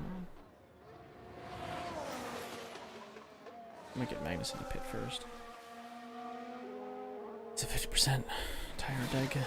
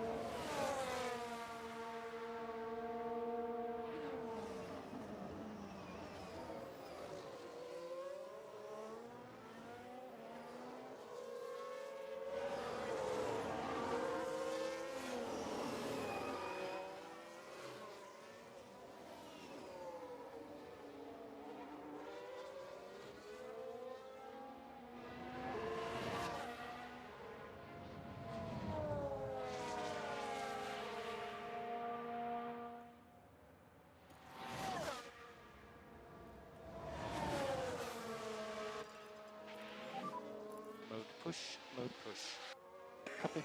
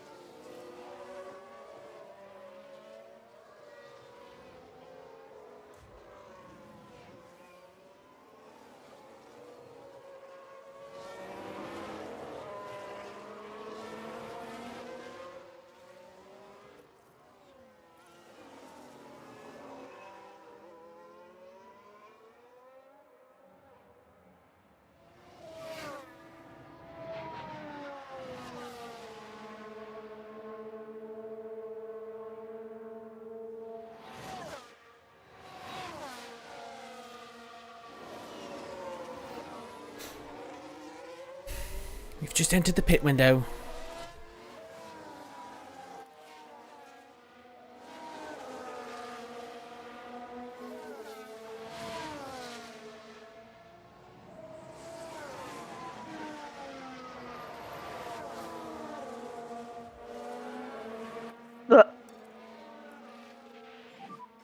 Kev, if you've got some margin, try to increase the pace a little bit.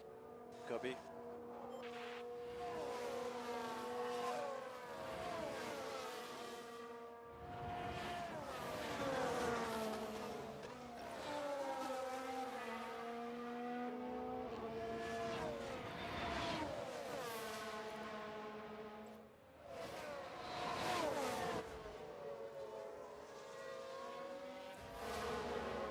Wait a second, so you're just gonna have two monitors, one above each other, to watch two YouTube videos at the same time? What do you think I have 3 It's monitors? ridiculous. Yeah, but do you have them up? You have them side by side, right? Yeah. But I just crossed my eyes. Chris has. Look at both monitors at the same time.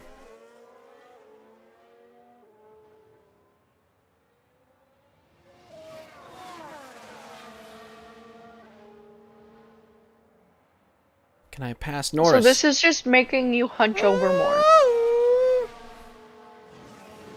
Come on, pass Norris.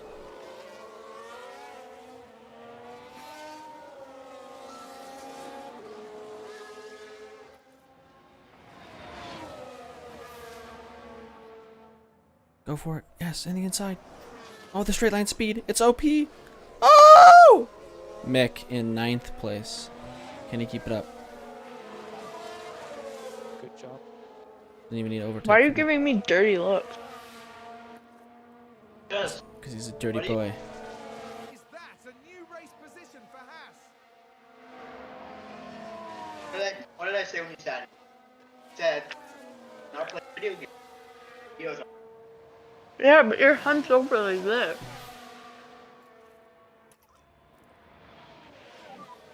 If you don't need it, no lifting coast. Copy. My monitor is close. Because you're dumb. True. Come on, Kev, you can do this. Copy. You're also muted. Also true. Well, they can hear it anyway, because I'm not muted. Also true. Also, no one's watching. Also true.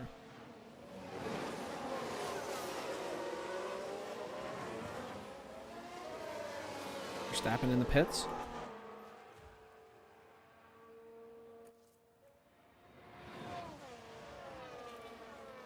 Okay, we're pitting this lap.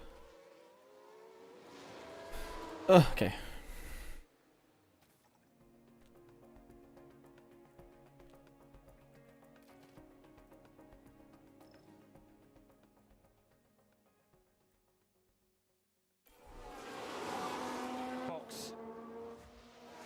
box.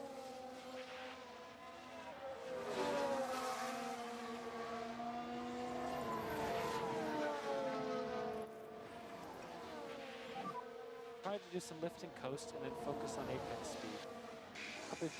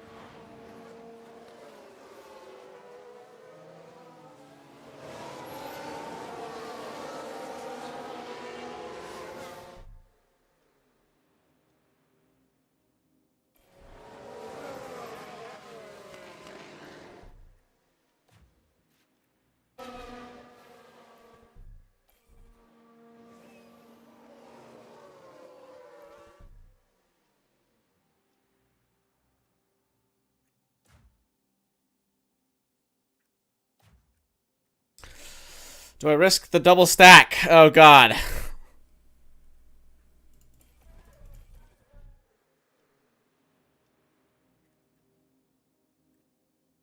Magnuson's been in there for 10 seconds already.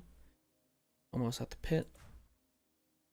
So far away. It'll be a close double stack, but it's gonna look really cool when I do it, so I'm gonna do it.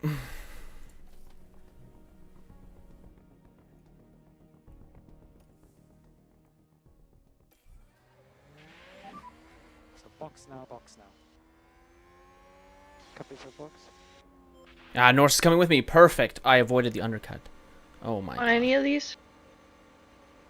Magnuson's pitting. Magnuson's done. You want the extra sauce? The perfect double. The perfect double.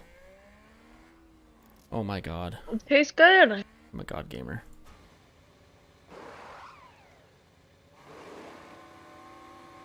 What the fuck? Okay.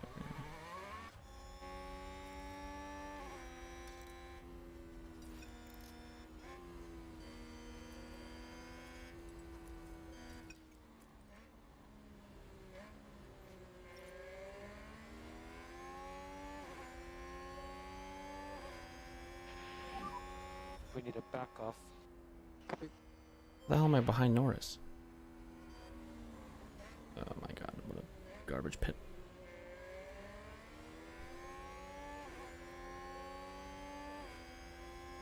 Just fire a whole pit crew. Yeah, apparently. How did I get into the pit? I got into the pit lane before Norris. But he came out before me. That's fucked up. That's fucked up.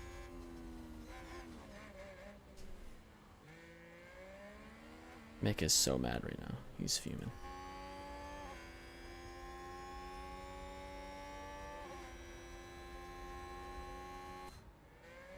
Why does Mick always do worse than Magnus?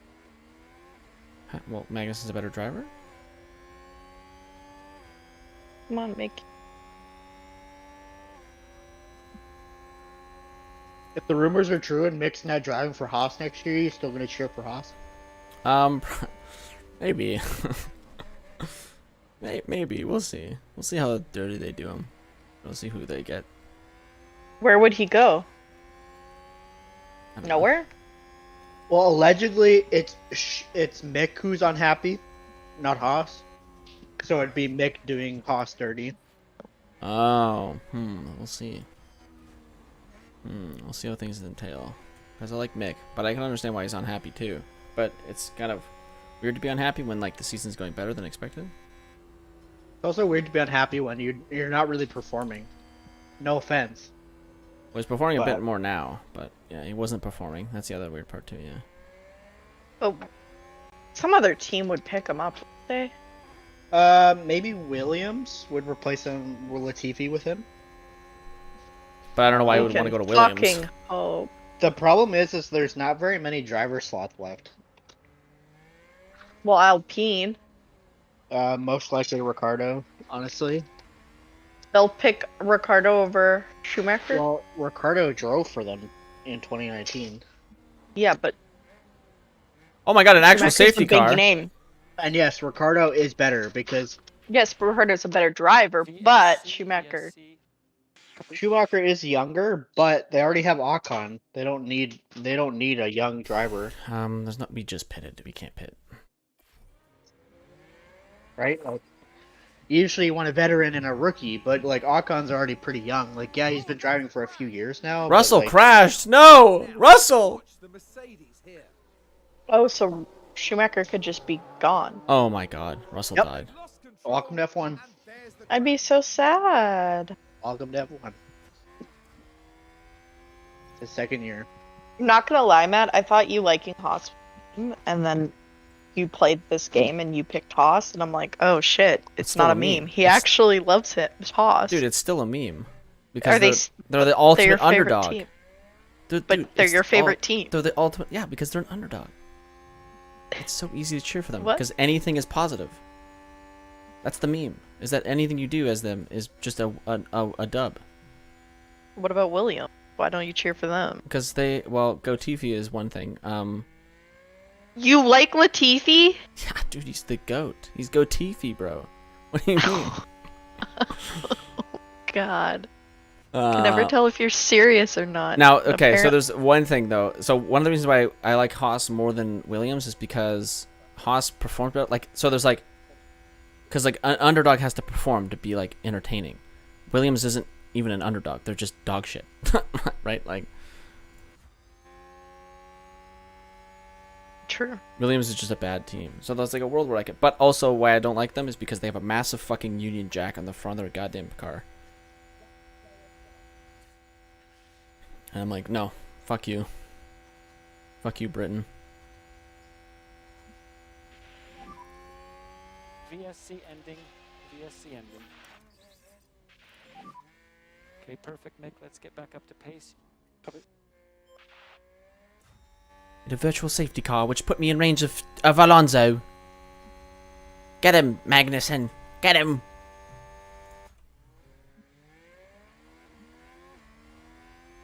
Come on, Mick, pass Norris. Just pass him. Just drive right by him. Just dipply-doo-dah him, you know. My question is, how did Russell crash, cause a virtual safety car, and still end up in 8th? We don't know. He said no. There was no safety car. That's what I'm saying. That's the first time I've had a safety car. And it was a virtual safety car. Can you just make your drivers crash? I guess not, because you're managing. Yeah, I can't just make them crash. They'll crash. Dude, that used to be my favorite fucking thing to do ever. In dentist offices, or at least the one I went to, NASCAR was always the game. That was True. Yeah, same thing. And you just go backwards and you slam into everyone. You can make everyone crash, because what would happen is you don't get eliminated from the race, but the person you crash into does. So you just slowly crash into every single person. On No. The grid, and then you get first place. Yeah, you just so you just pit maneuver. You just pit maneuver everyone. What? It's so funny. How is that even like? What's the point of playing? For that reason, to pit maneuver Oh, everyone. man. It's just fun. It's just fun to pit maneuver people. There's a reason why every time we play a racing game with Cole, you'll get T-boned on the corner. It's kind of fun. I much prefer arcadey style games and like realistic games. So like if I play a realistic game, I just end up playing it like a fucking madman. I like a bit of both. Like I'm really enjoying playing Gran Turismo with a steering wheel, especially with one with force feedback. That's really cool. Okay, back off. Copy. Copy. Dude, I hate the fucking voice acting in the game. In F1, yeah. It's not even voice acting. They just grab snippets from like real life, throw it in there. I think Crofty actually did some voice work for it. Yeah.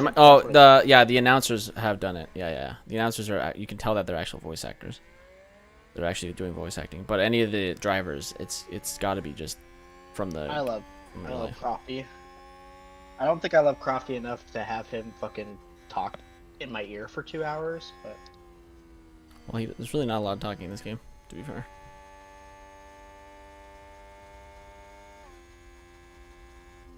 The talking that there is, at least from what I heard the half hour I was watching you, is just pointless nonsense. Yep, it's just copy.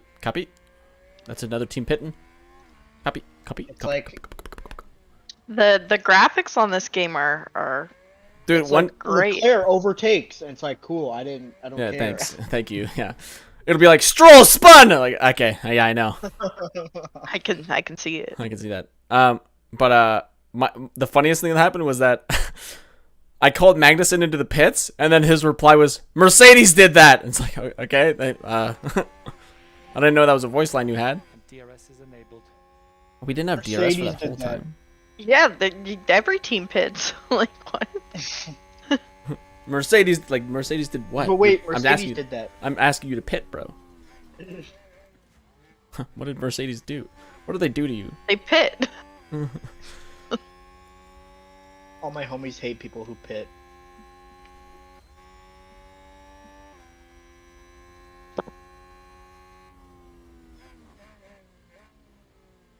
Who hasn't pit yet? Speaking of pitting. Mercedes. Oh, and I also put my monitor side by side, and it works so beautifully too.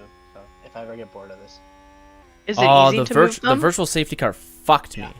That's what happened. Cringe. Mick getting fucked again. No wonder he's unhappy. I re-signed him in this game, but you know.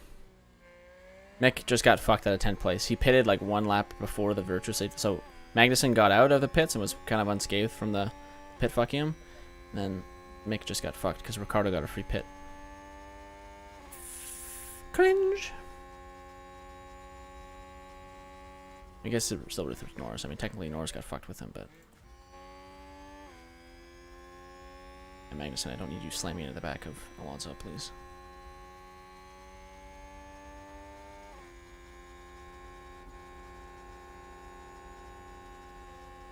Oh, go, Mick! Pass him on the outside! Oh, not yet. Soon, though. Oh, inside. Oh, he takes the inside line! Norris. Okay, never mind. Weird thing happens again. Or just, Mick just decides to give up. I think he had to. Well, in the game, it just looks awkward. There's like nothing. There's nothing stopping him from giving up, and it's just like, let me just hit the brakes here. There's another weird thing that'll happen where I've gotten. Oh, Magnussen took over Alonso. Hey, good job, buddy. You did it. Do you control both of them or only Schumacher? I manage both of them. I have the same like controls, but I'm just watching them. Look at that. Look at that. Very unrealistic. Look at that.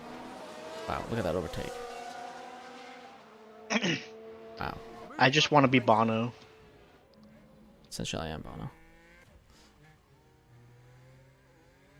I want to be Toto. I'm gonna flip some desks. Smash some headphones. Tables.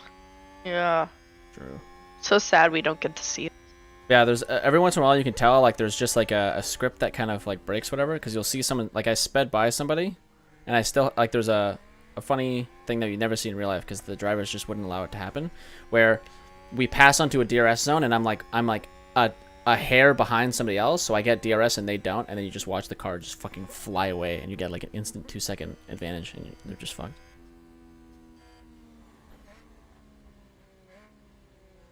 Happened last race. I got a 2-second advantage on Ricardo. No, Magnussen lost his position. No. Okay, we'll get back. Shut up, Alonso. Go, Mick. Oh, on the outside. Look at that. Oh my god, it was so easy. It's not even a chance. We have just so much more straight line speed. Who knew?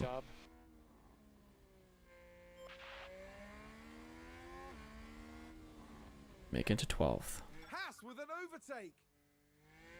Mecca overtakes Norris. See if he can get into 11th place. I doubt it. See if we can do it. Well done, Kev. Kev took it back. Good job, Kev. Is that a race position for Haas. Is that a new race position for Haas? I hope it is.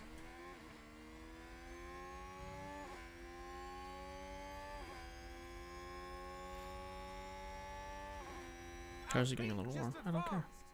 No, Alonso. No, no. My gearbox might explode this race, I'm not sure. Headphones are dying! Yay!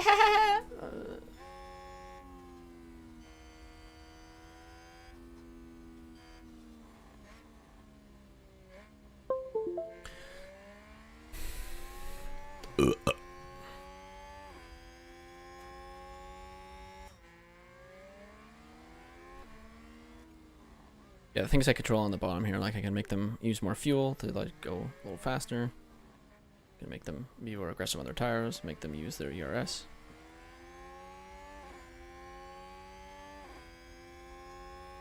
Like right now I'm just letting Magnussen race because I know he can eventually overtake Alonso on his own.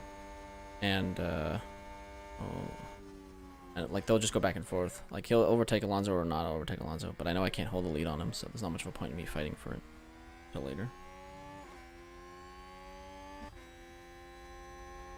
And then as for Mick, I might make him go a little bit more aggressive to see if he can catch up to Ocon. I will go aggressive. Okay to push. Yeah, I copy. Let's see if he can separate from Norris as well.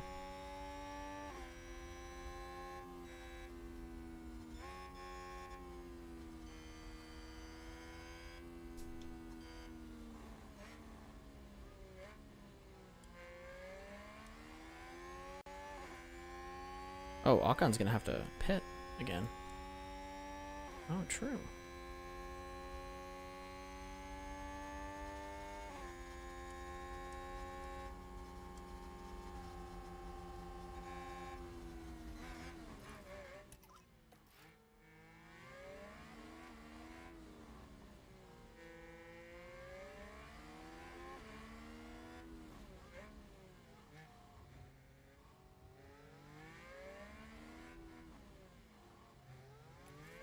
We can go standard because we need a back off.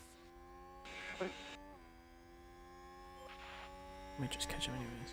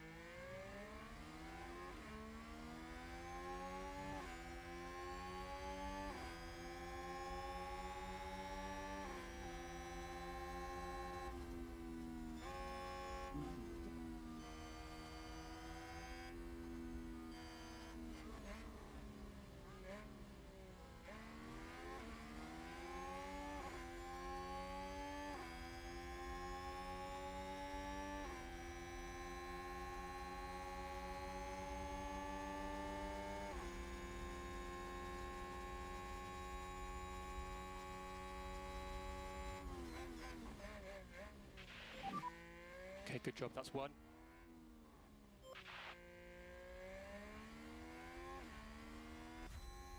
Haas with an overtake there. Haas with an overtake there!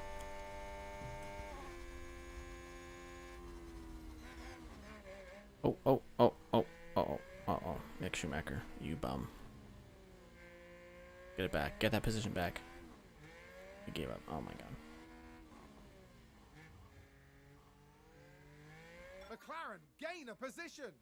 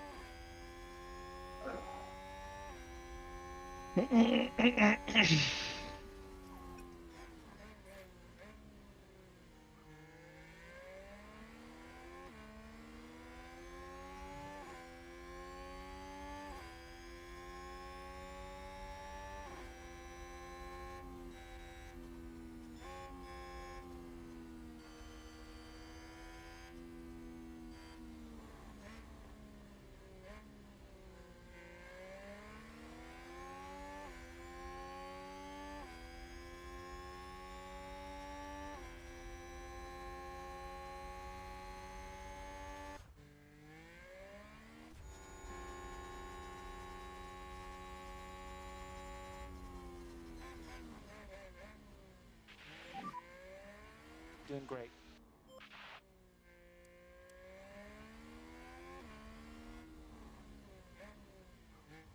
Is that a new race position for Haas?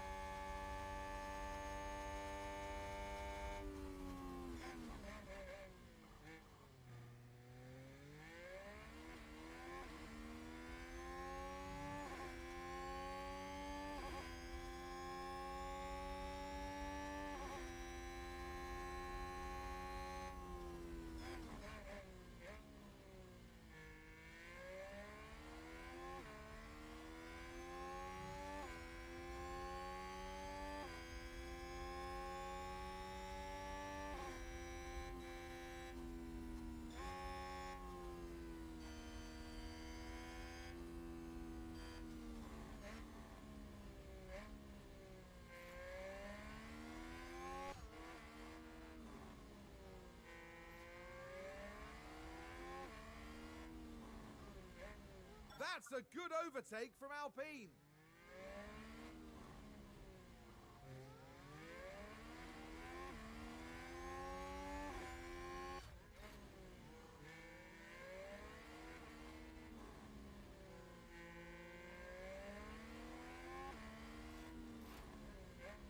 And McLaren with a great overtake. Ooh, the inside move by Magnussen. Was it deadly? Okay, good job, Kev. That's one.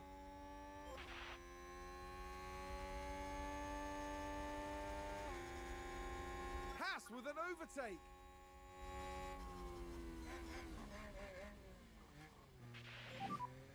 Okay, good job, Mick.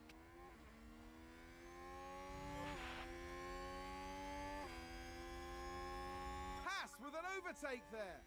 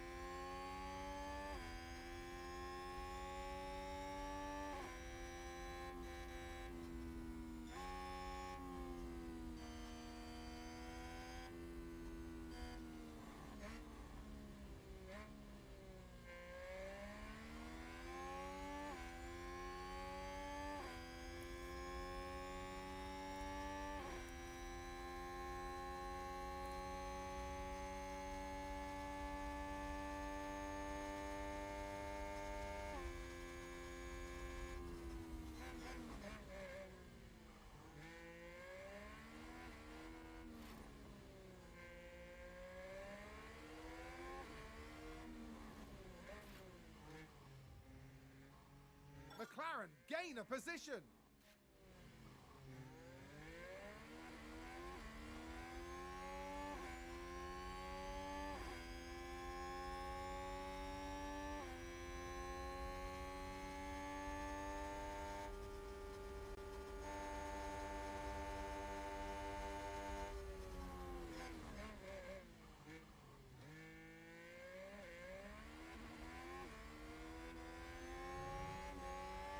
What the fuck are you doing, Mick? You made that play like 1,000 times. You fucked it up this time?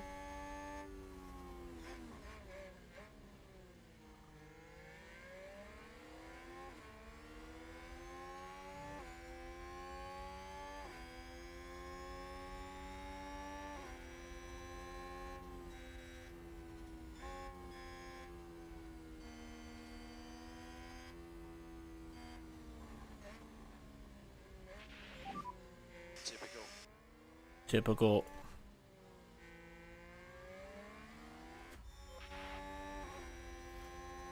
Alpine just advanced. And Magnussen crashed. Here's the replay. All eyes on Kevin Magnussen here. Just an insane lockup. Nice going, buddy.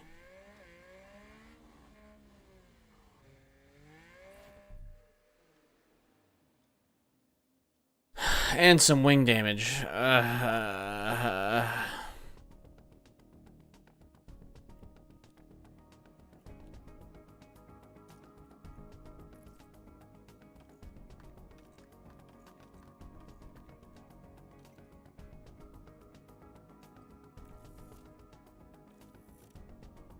Wing minor damage. We're just not gonna pit.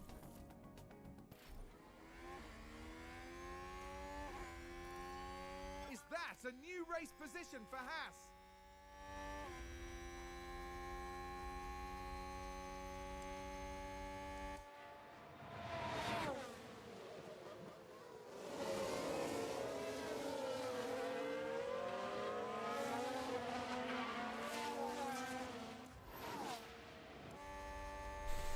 Oh, Magnussen.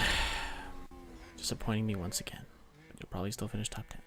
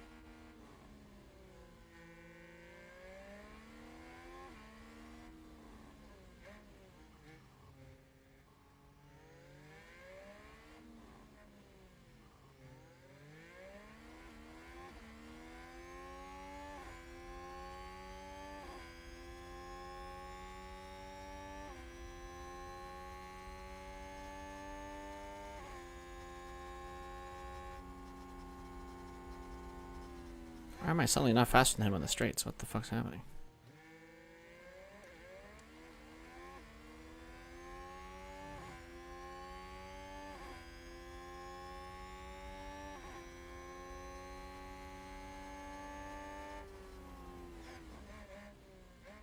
Oh, there you go, Mick. Nice one.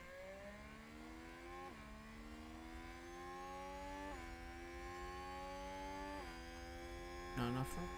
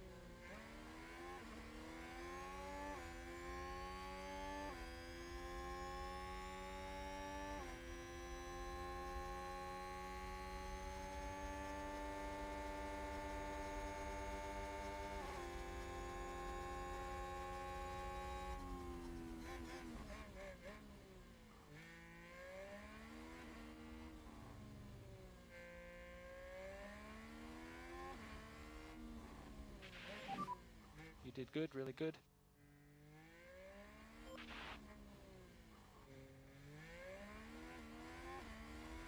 Haas with an overtake there.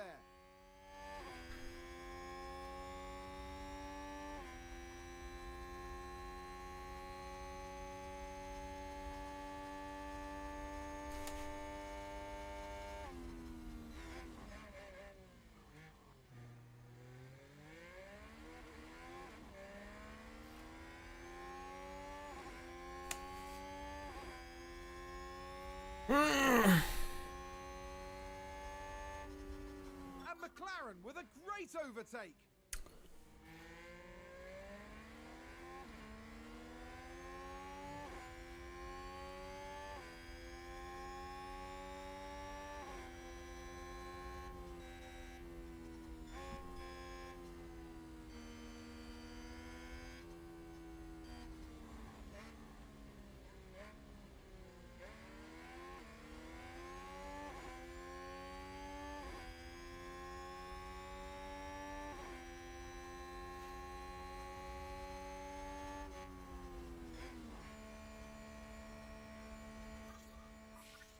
Safety car. Jesus Christ. Safety car deployed. Oh. Positive on the Delta. Oh, Lord. An actual safety car came in. How many laps do you have left? Like 10? It might be beneficial for us to pit.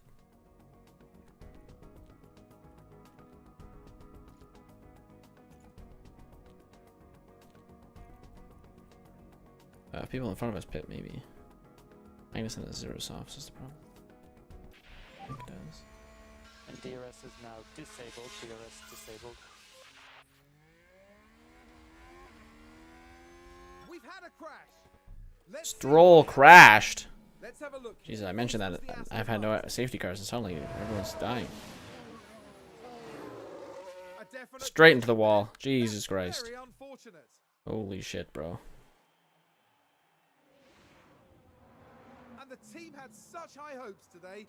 The team really did not have high hopes, let's be honest here. Stroll went from 18th to out of the race. Oh, he's actually out of the race. I've had my first retirement too. Wow. After mentioning it. Here it is. I think you just lied to us. I think apparently. Hamilton's going in the pits. Yeah, we're going in the pits. It's just happening. Getting some soft tires on to finish the race, I think. Actually, oh, I guess I might have to go mediums. Well, he's got an 88. Lifetime laps 22.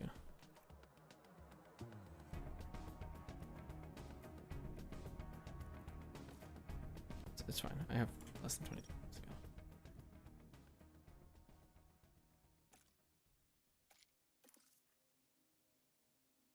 Wait on mixed pit.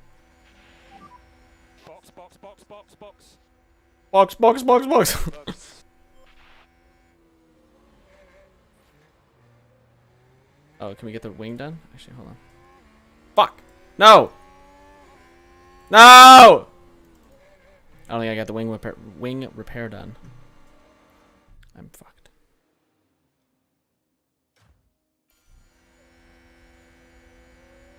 I'm gonna pit for Mick though.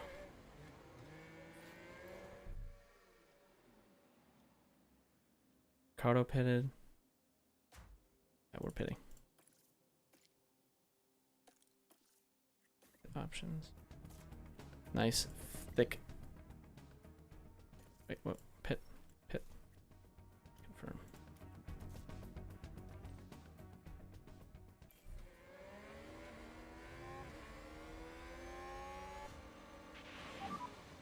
Oops. Actually, no, it's fine that we didn't change wings, because then... Okay, understood, Mick. Okay, we're good, actually. And white line. Actually, that saved me. If I had to put a wing on Magnussen's car, I would have just fucked him.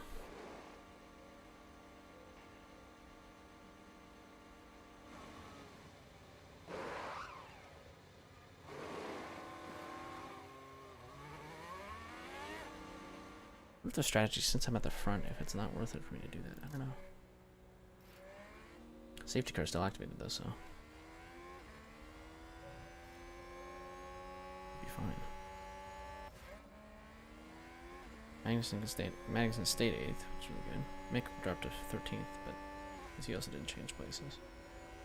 Norris went up to 9th, but that's not a big deal. We'll be able to catch him. And then we're on softs until the end of the race.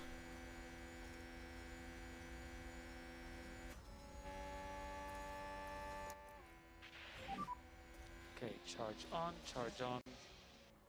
Covered. Charge on.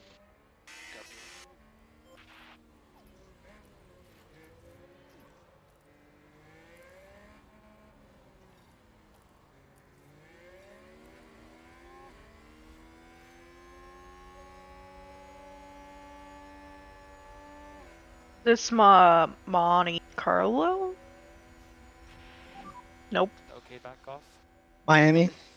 He's just still in Miami? Yes. How long do you think this takes? You can tell by the green. You can tell by the big Miami sign in this. Monaco, I thought it was Monaco. Lifting coast, please. No, Monaco does not.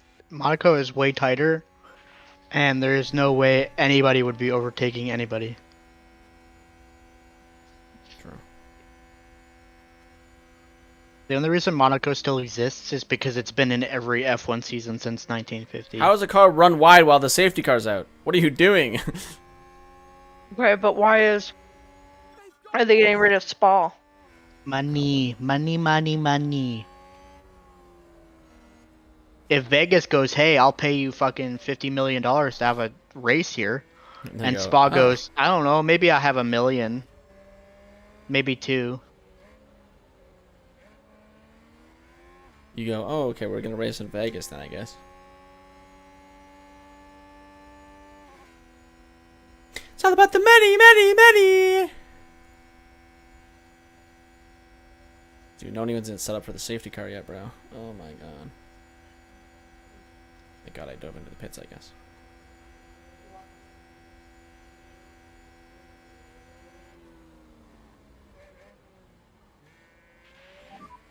So overtake is available if you need it. Overtake is available if you need it. Keep that charging. Keep my gas going.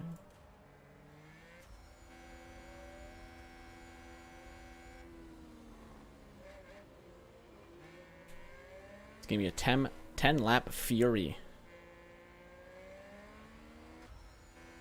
Magnussen missing a piece of his wing. And Mick looking to get 10th.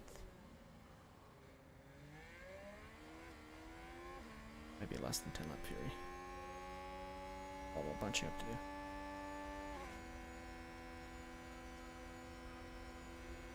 Why is Jared's Discord bio so pressing?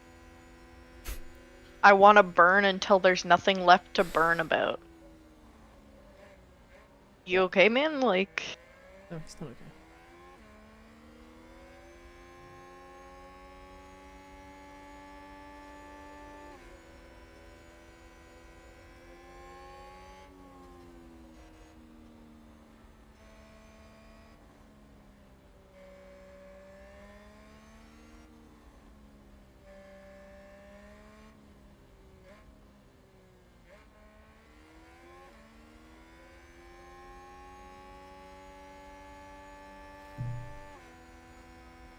ERS is fully charged. Nice. He's gonna ass blast this last part of the race. Mick can fly his way into 10th. I was on Haas before, so it's a good idea. I didn't lose a position. Just Norris stayed up. So.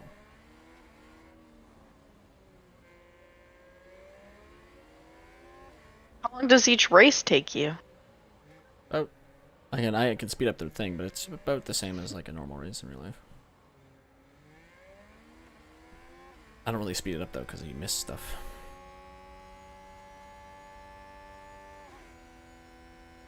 Like safety cars. No, it would automatically like stop to safety car. It's just that like you can get overtaken because you weren't, you didn't change your S to defend, or like you didn't go more aggressive on the wheels or whatever. You just get overtaken without you. Fight.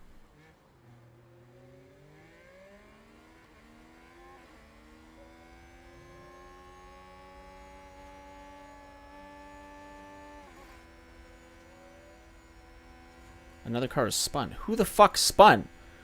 During a fucking safety car. Latifi. Yeah. Somebody, Ricardo crashed! Look. Look, Ricardo, it's a safety car, bro. Oh my god. Oh my god. An embarrassment to the sport. And he didn't lose any spots. Let me guess. Oh, didn't lose. Did he just start driving again? Yeah. Because they just teleported onto the track. It's really kind of annoying. Imagine if he got retired, though. Well, he might have wing damage, maybe.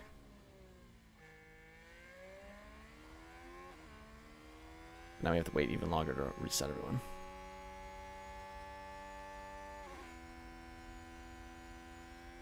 You still have a safety car? Yeah, dude, you have to wait for everyone to get back in line. It's gonna be a 10-lap like stint. I think one more lap, maybe. Everyone will be in line. Magnussen's already up in the queue. Cardo's almost there. Mick's almost there. It'll be a 10-lap bonanza. What is happening with the cars on your screen right now? They're warming their tires up. Have you fucking never seen this? Just looks. What the fuck? You made it. Nick made it. Safety car in this lap. Safety car in this lap. Copy. Full attack. Guys, let's catch him. Copy. Copy. Come on, Safety car's going in this lap. We're going full blitz mode. Need to charge off. Copy. Why not go full blitz? Because we need DRS. Charge off. Copy that. To really pass people. We need a back off. Mick can go aggressive. At 90%. Magnussen can stay.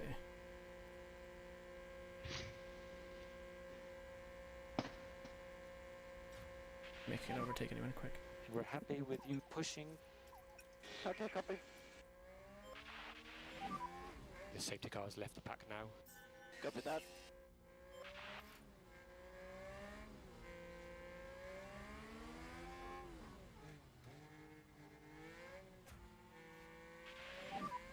We'll go to high fuel now. Copy.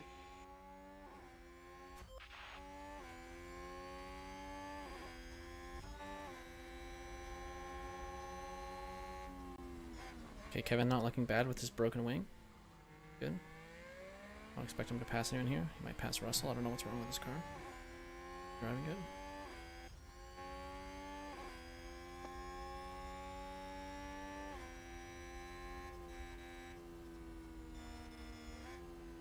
Oh, you actually have Matt's stream open.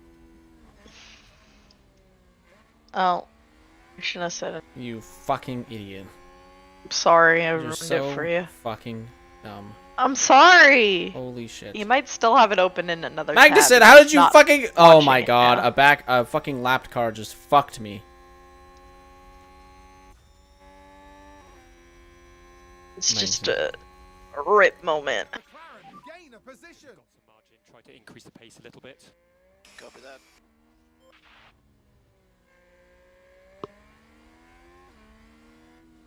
Hold on, Simon.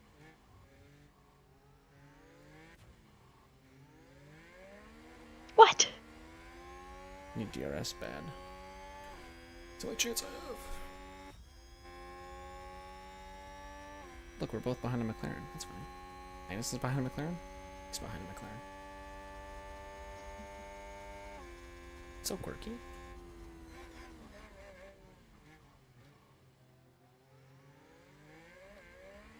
When my DRS is activated, I'm blasting it.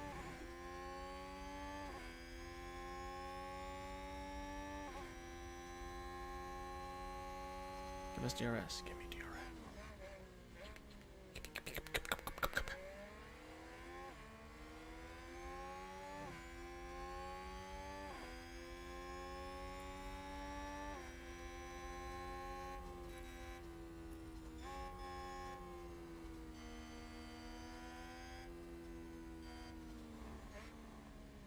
How exciting. Who knew Miami would be so exciting? So exciting!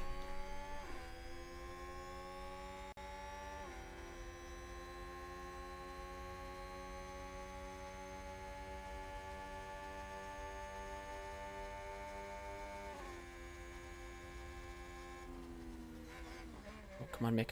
Oh, I'm passing before DS was active. So. Oh! Oh! Oh! What a move.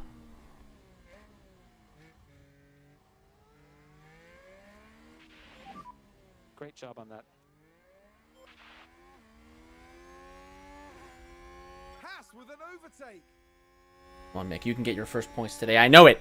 I know you can. I believe in you. We just need DRS.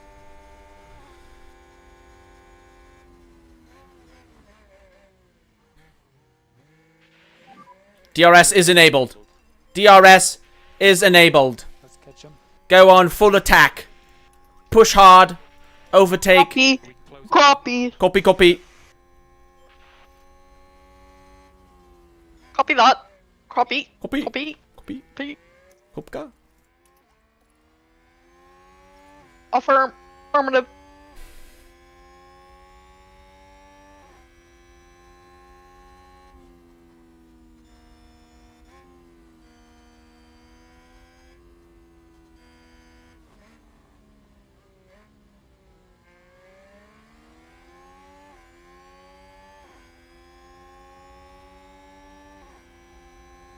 Mick so got that pass right there. Oh, it's not even close. It's not even close. It's not even funny. See the passes.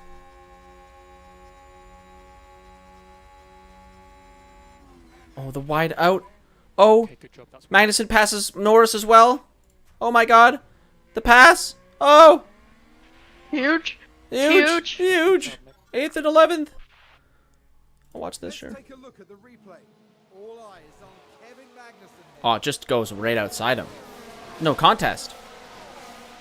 I don't even need to watch the rest. It's just too easy. You know, catch Bottas. What the hell's that? Catch the boat.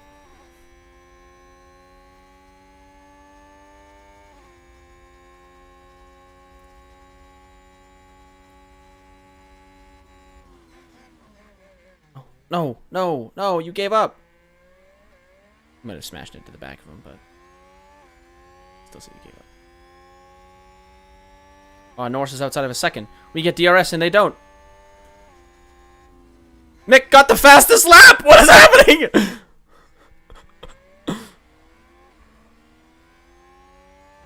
Mick with the fastest lap. What's happening? Oh my god.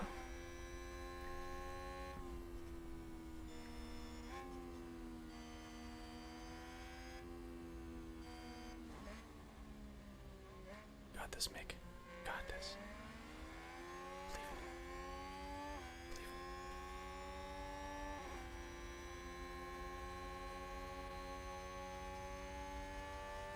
DRS? Go for it. Oh, but he's got DRS open too. Oh. Bottas passes Norris. Norris, stick to this.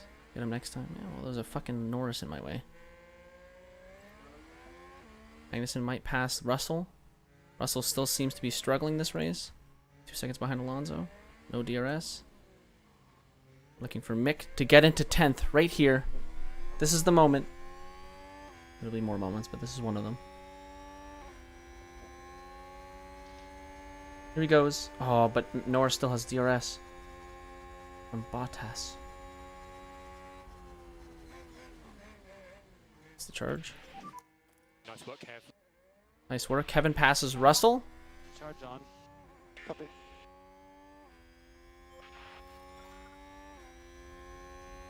And now Magnussen has the fastest lap. What does happen?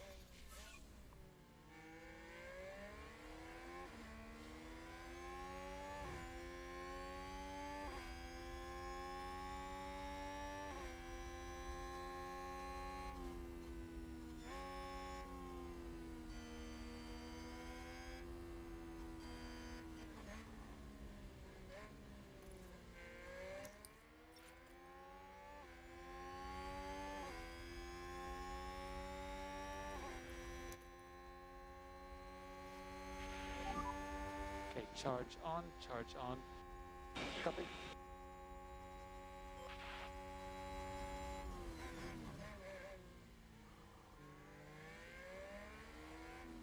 Oh, in the inside? Yes, Mick! Yes!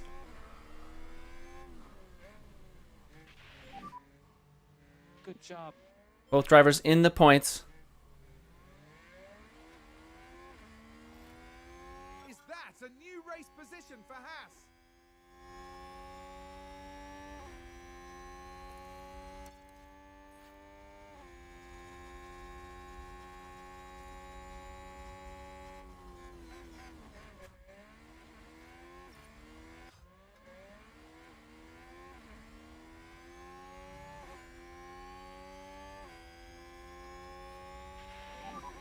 Copy that.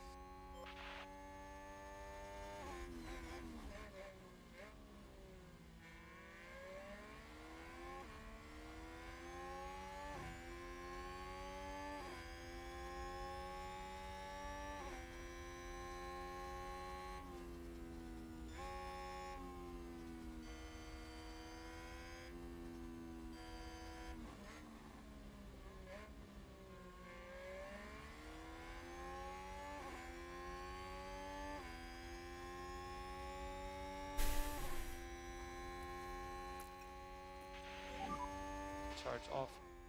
Okay.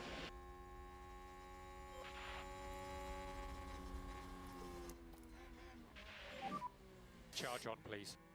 Yeah, copy.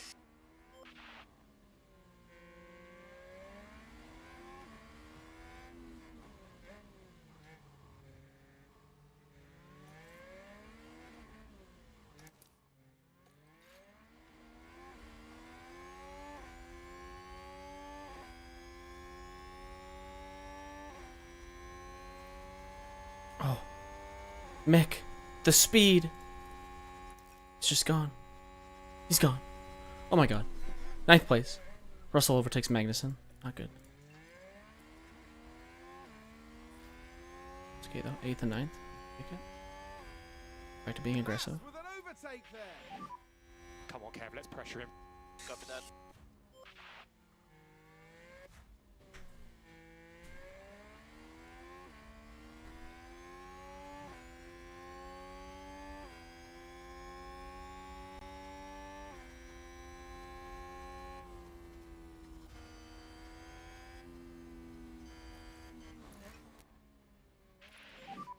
Charge off. Copy that.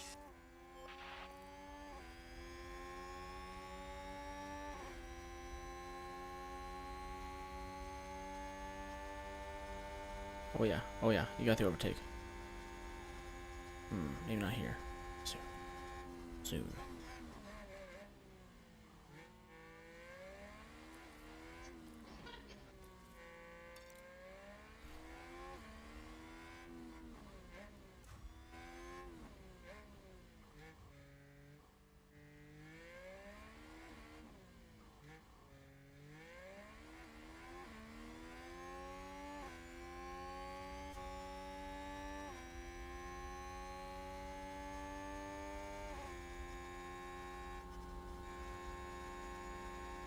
The inside. Will he beat him on the inside? Looks like he will. Oh my god, the softs are OP. Mick is right behind them.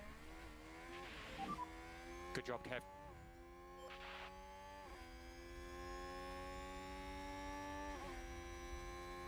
Haas with an overtake.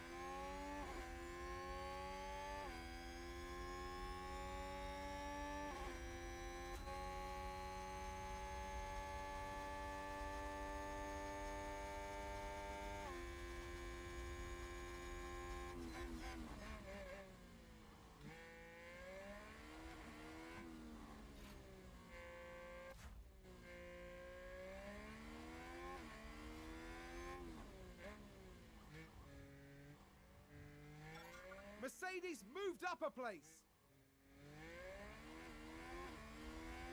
I get in DRS range. Yes! He's in DRS range. Let's go. Mick can do it.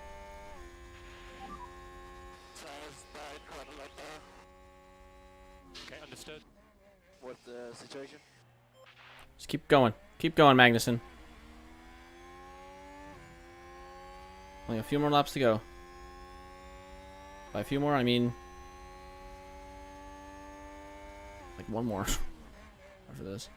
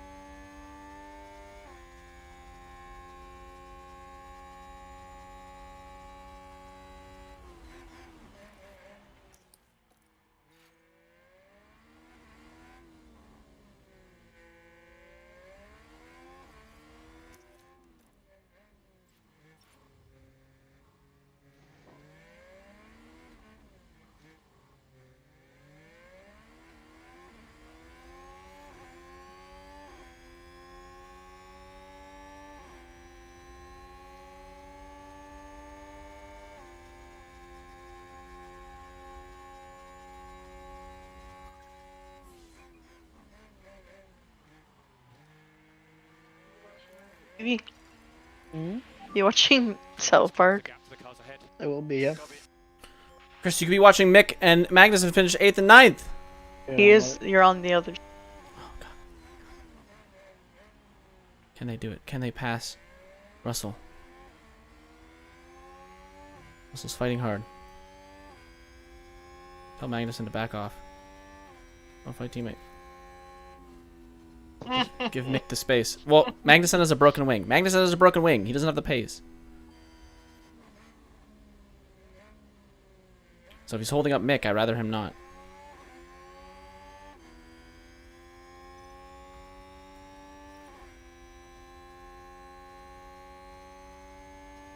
Whoa, what the fuck?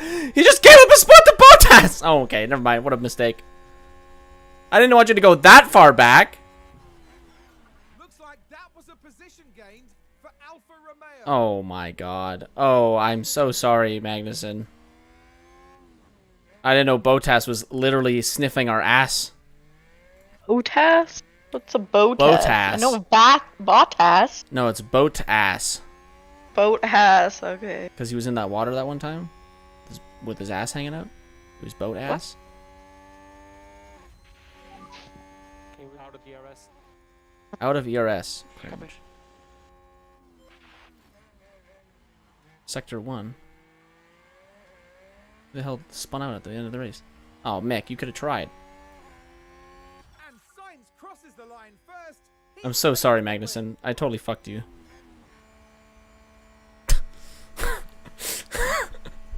Whoops! Yeah, that was great. Good one, Mick. Nice one. Really good drive, man. Over and out. Well, yeah, okay. Next time I won't do that.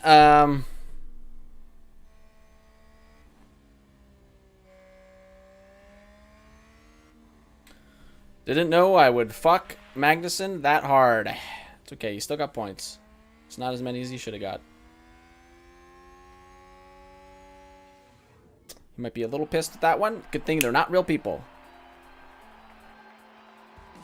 He's living the dream. Exceptional work from Mick Schumacher.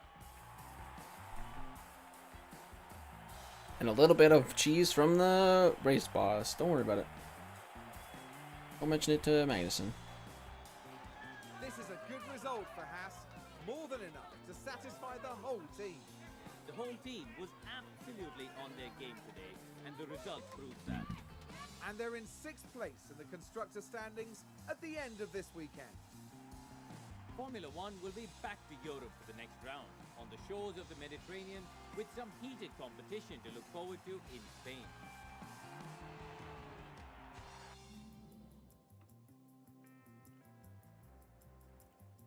Good job, everyone. Accidentally killing Valtteri boost there, but it's okay.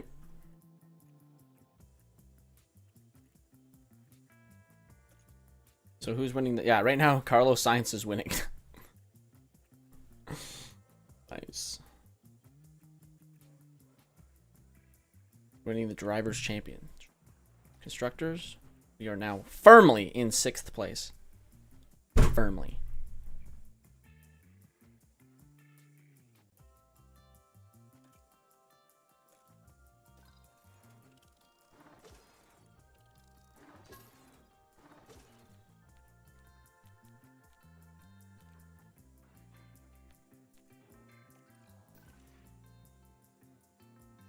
What the fuck happened?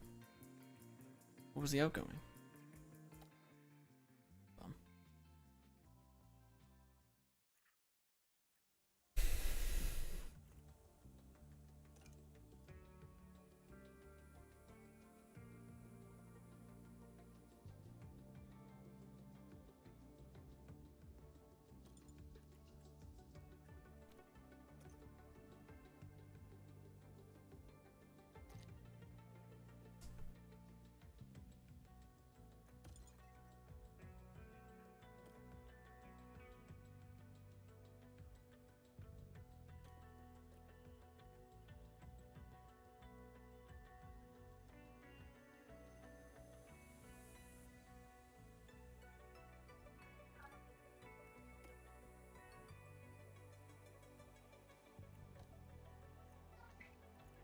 Lance Stroll being the first retirement of the entire season.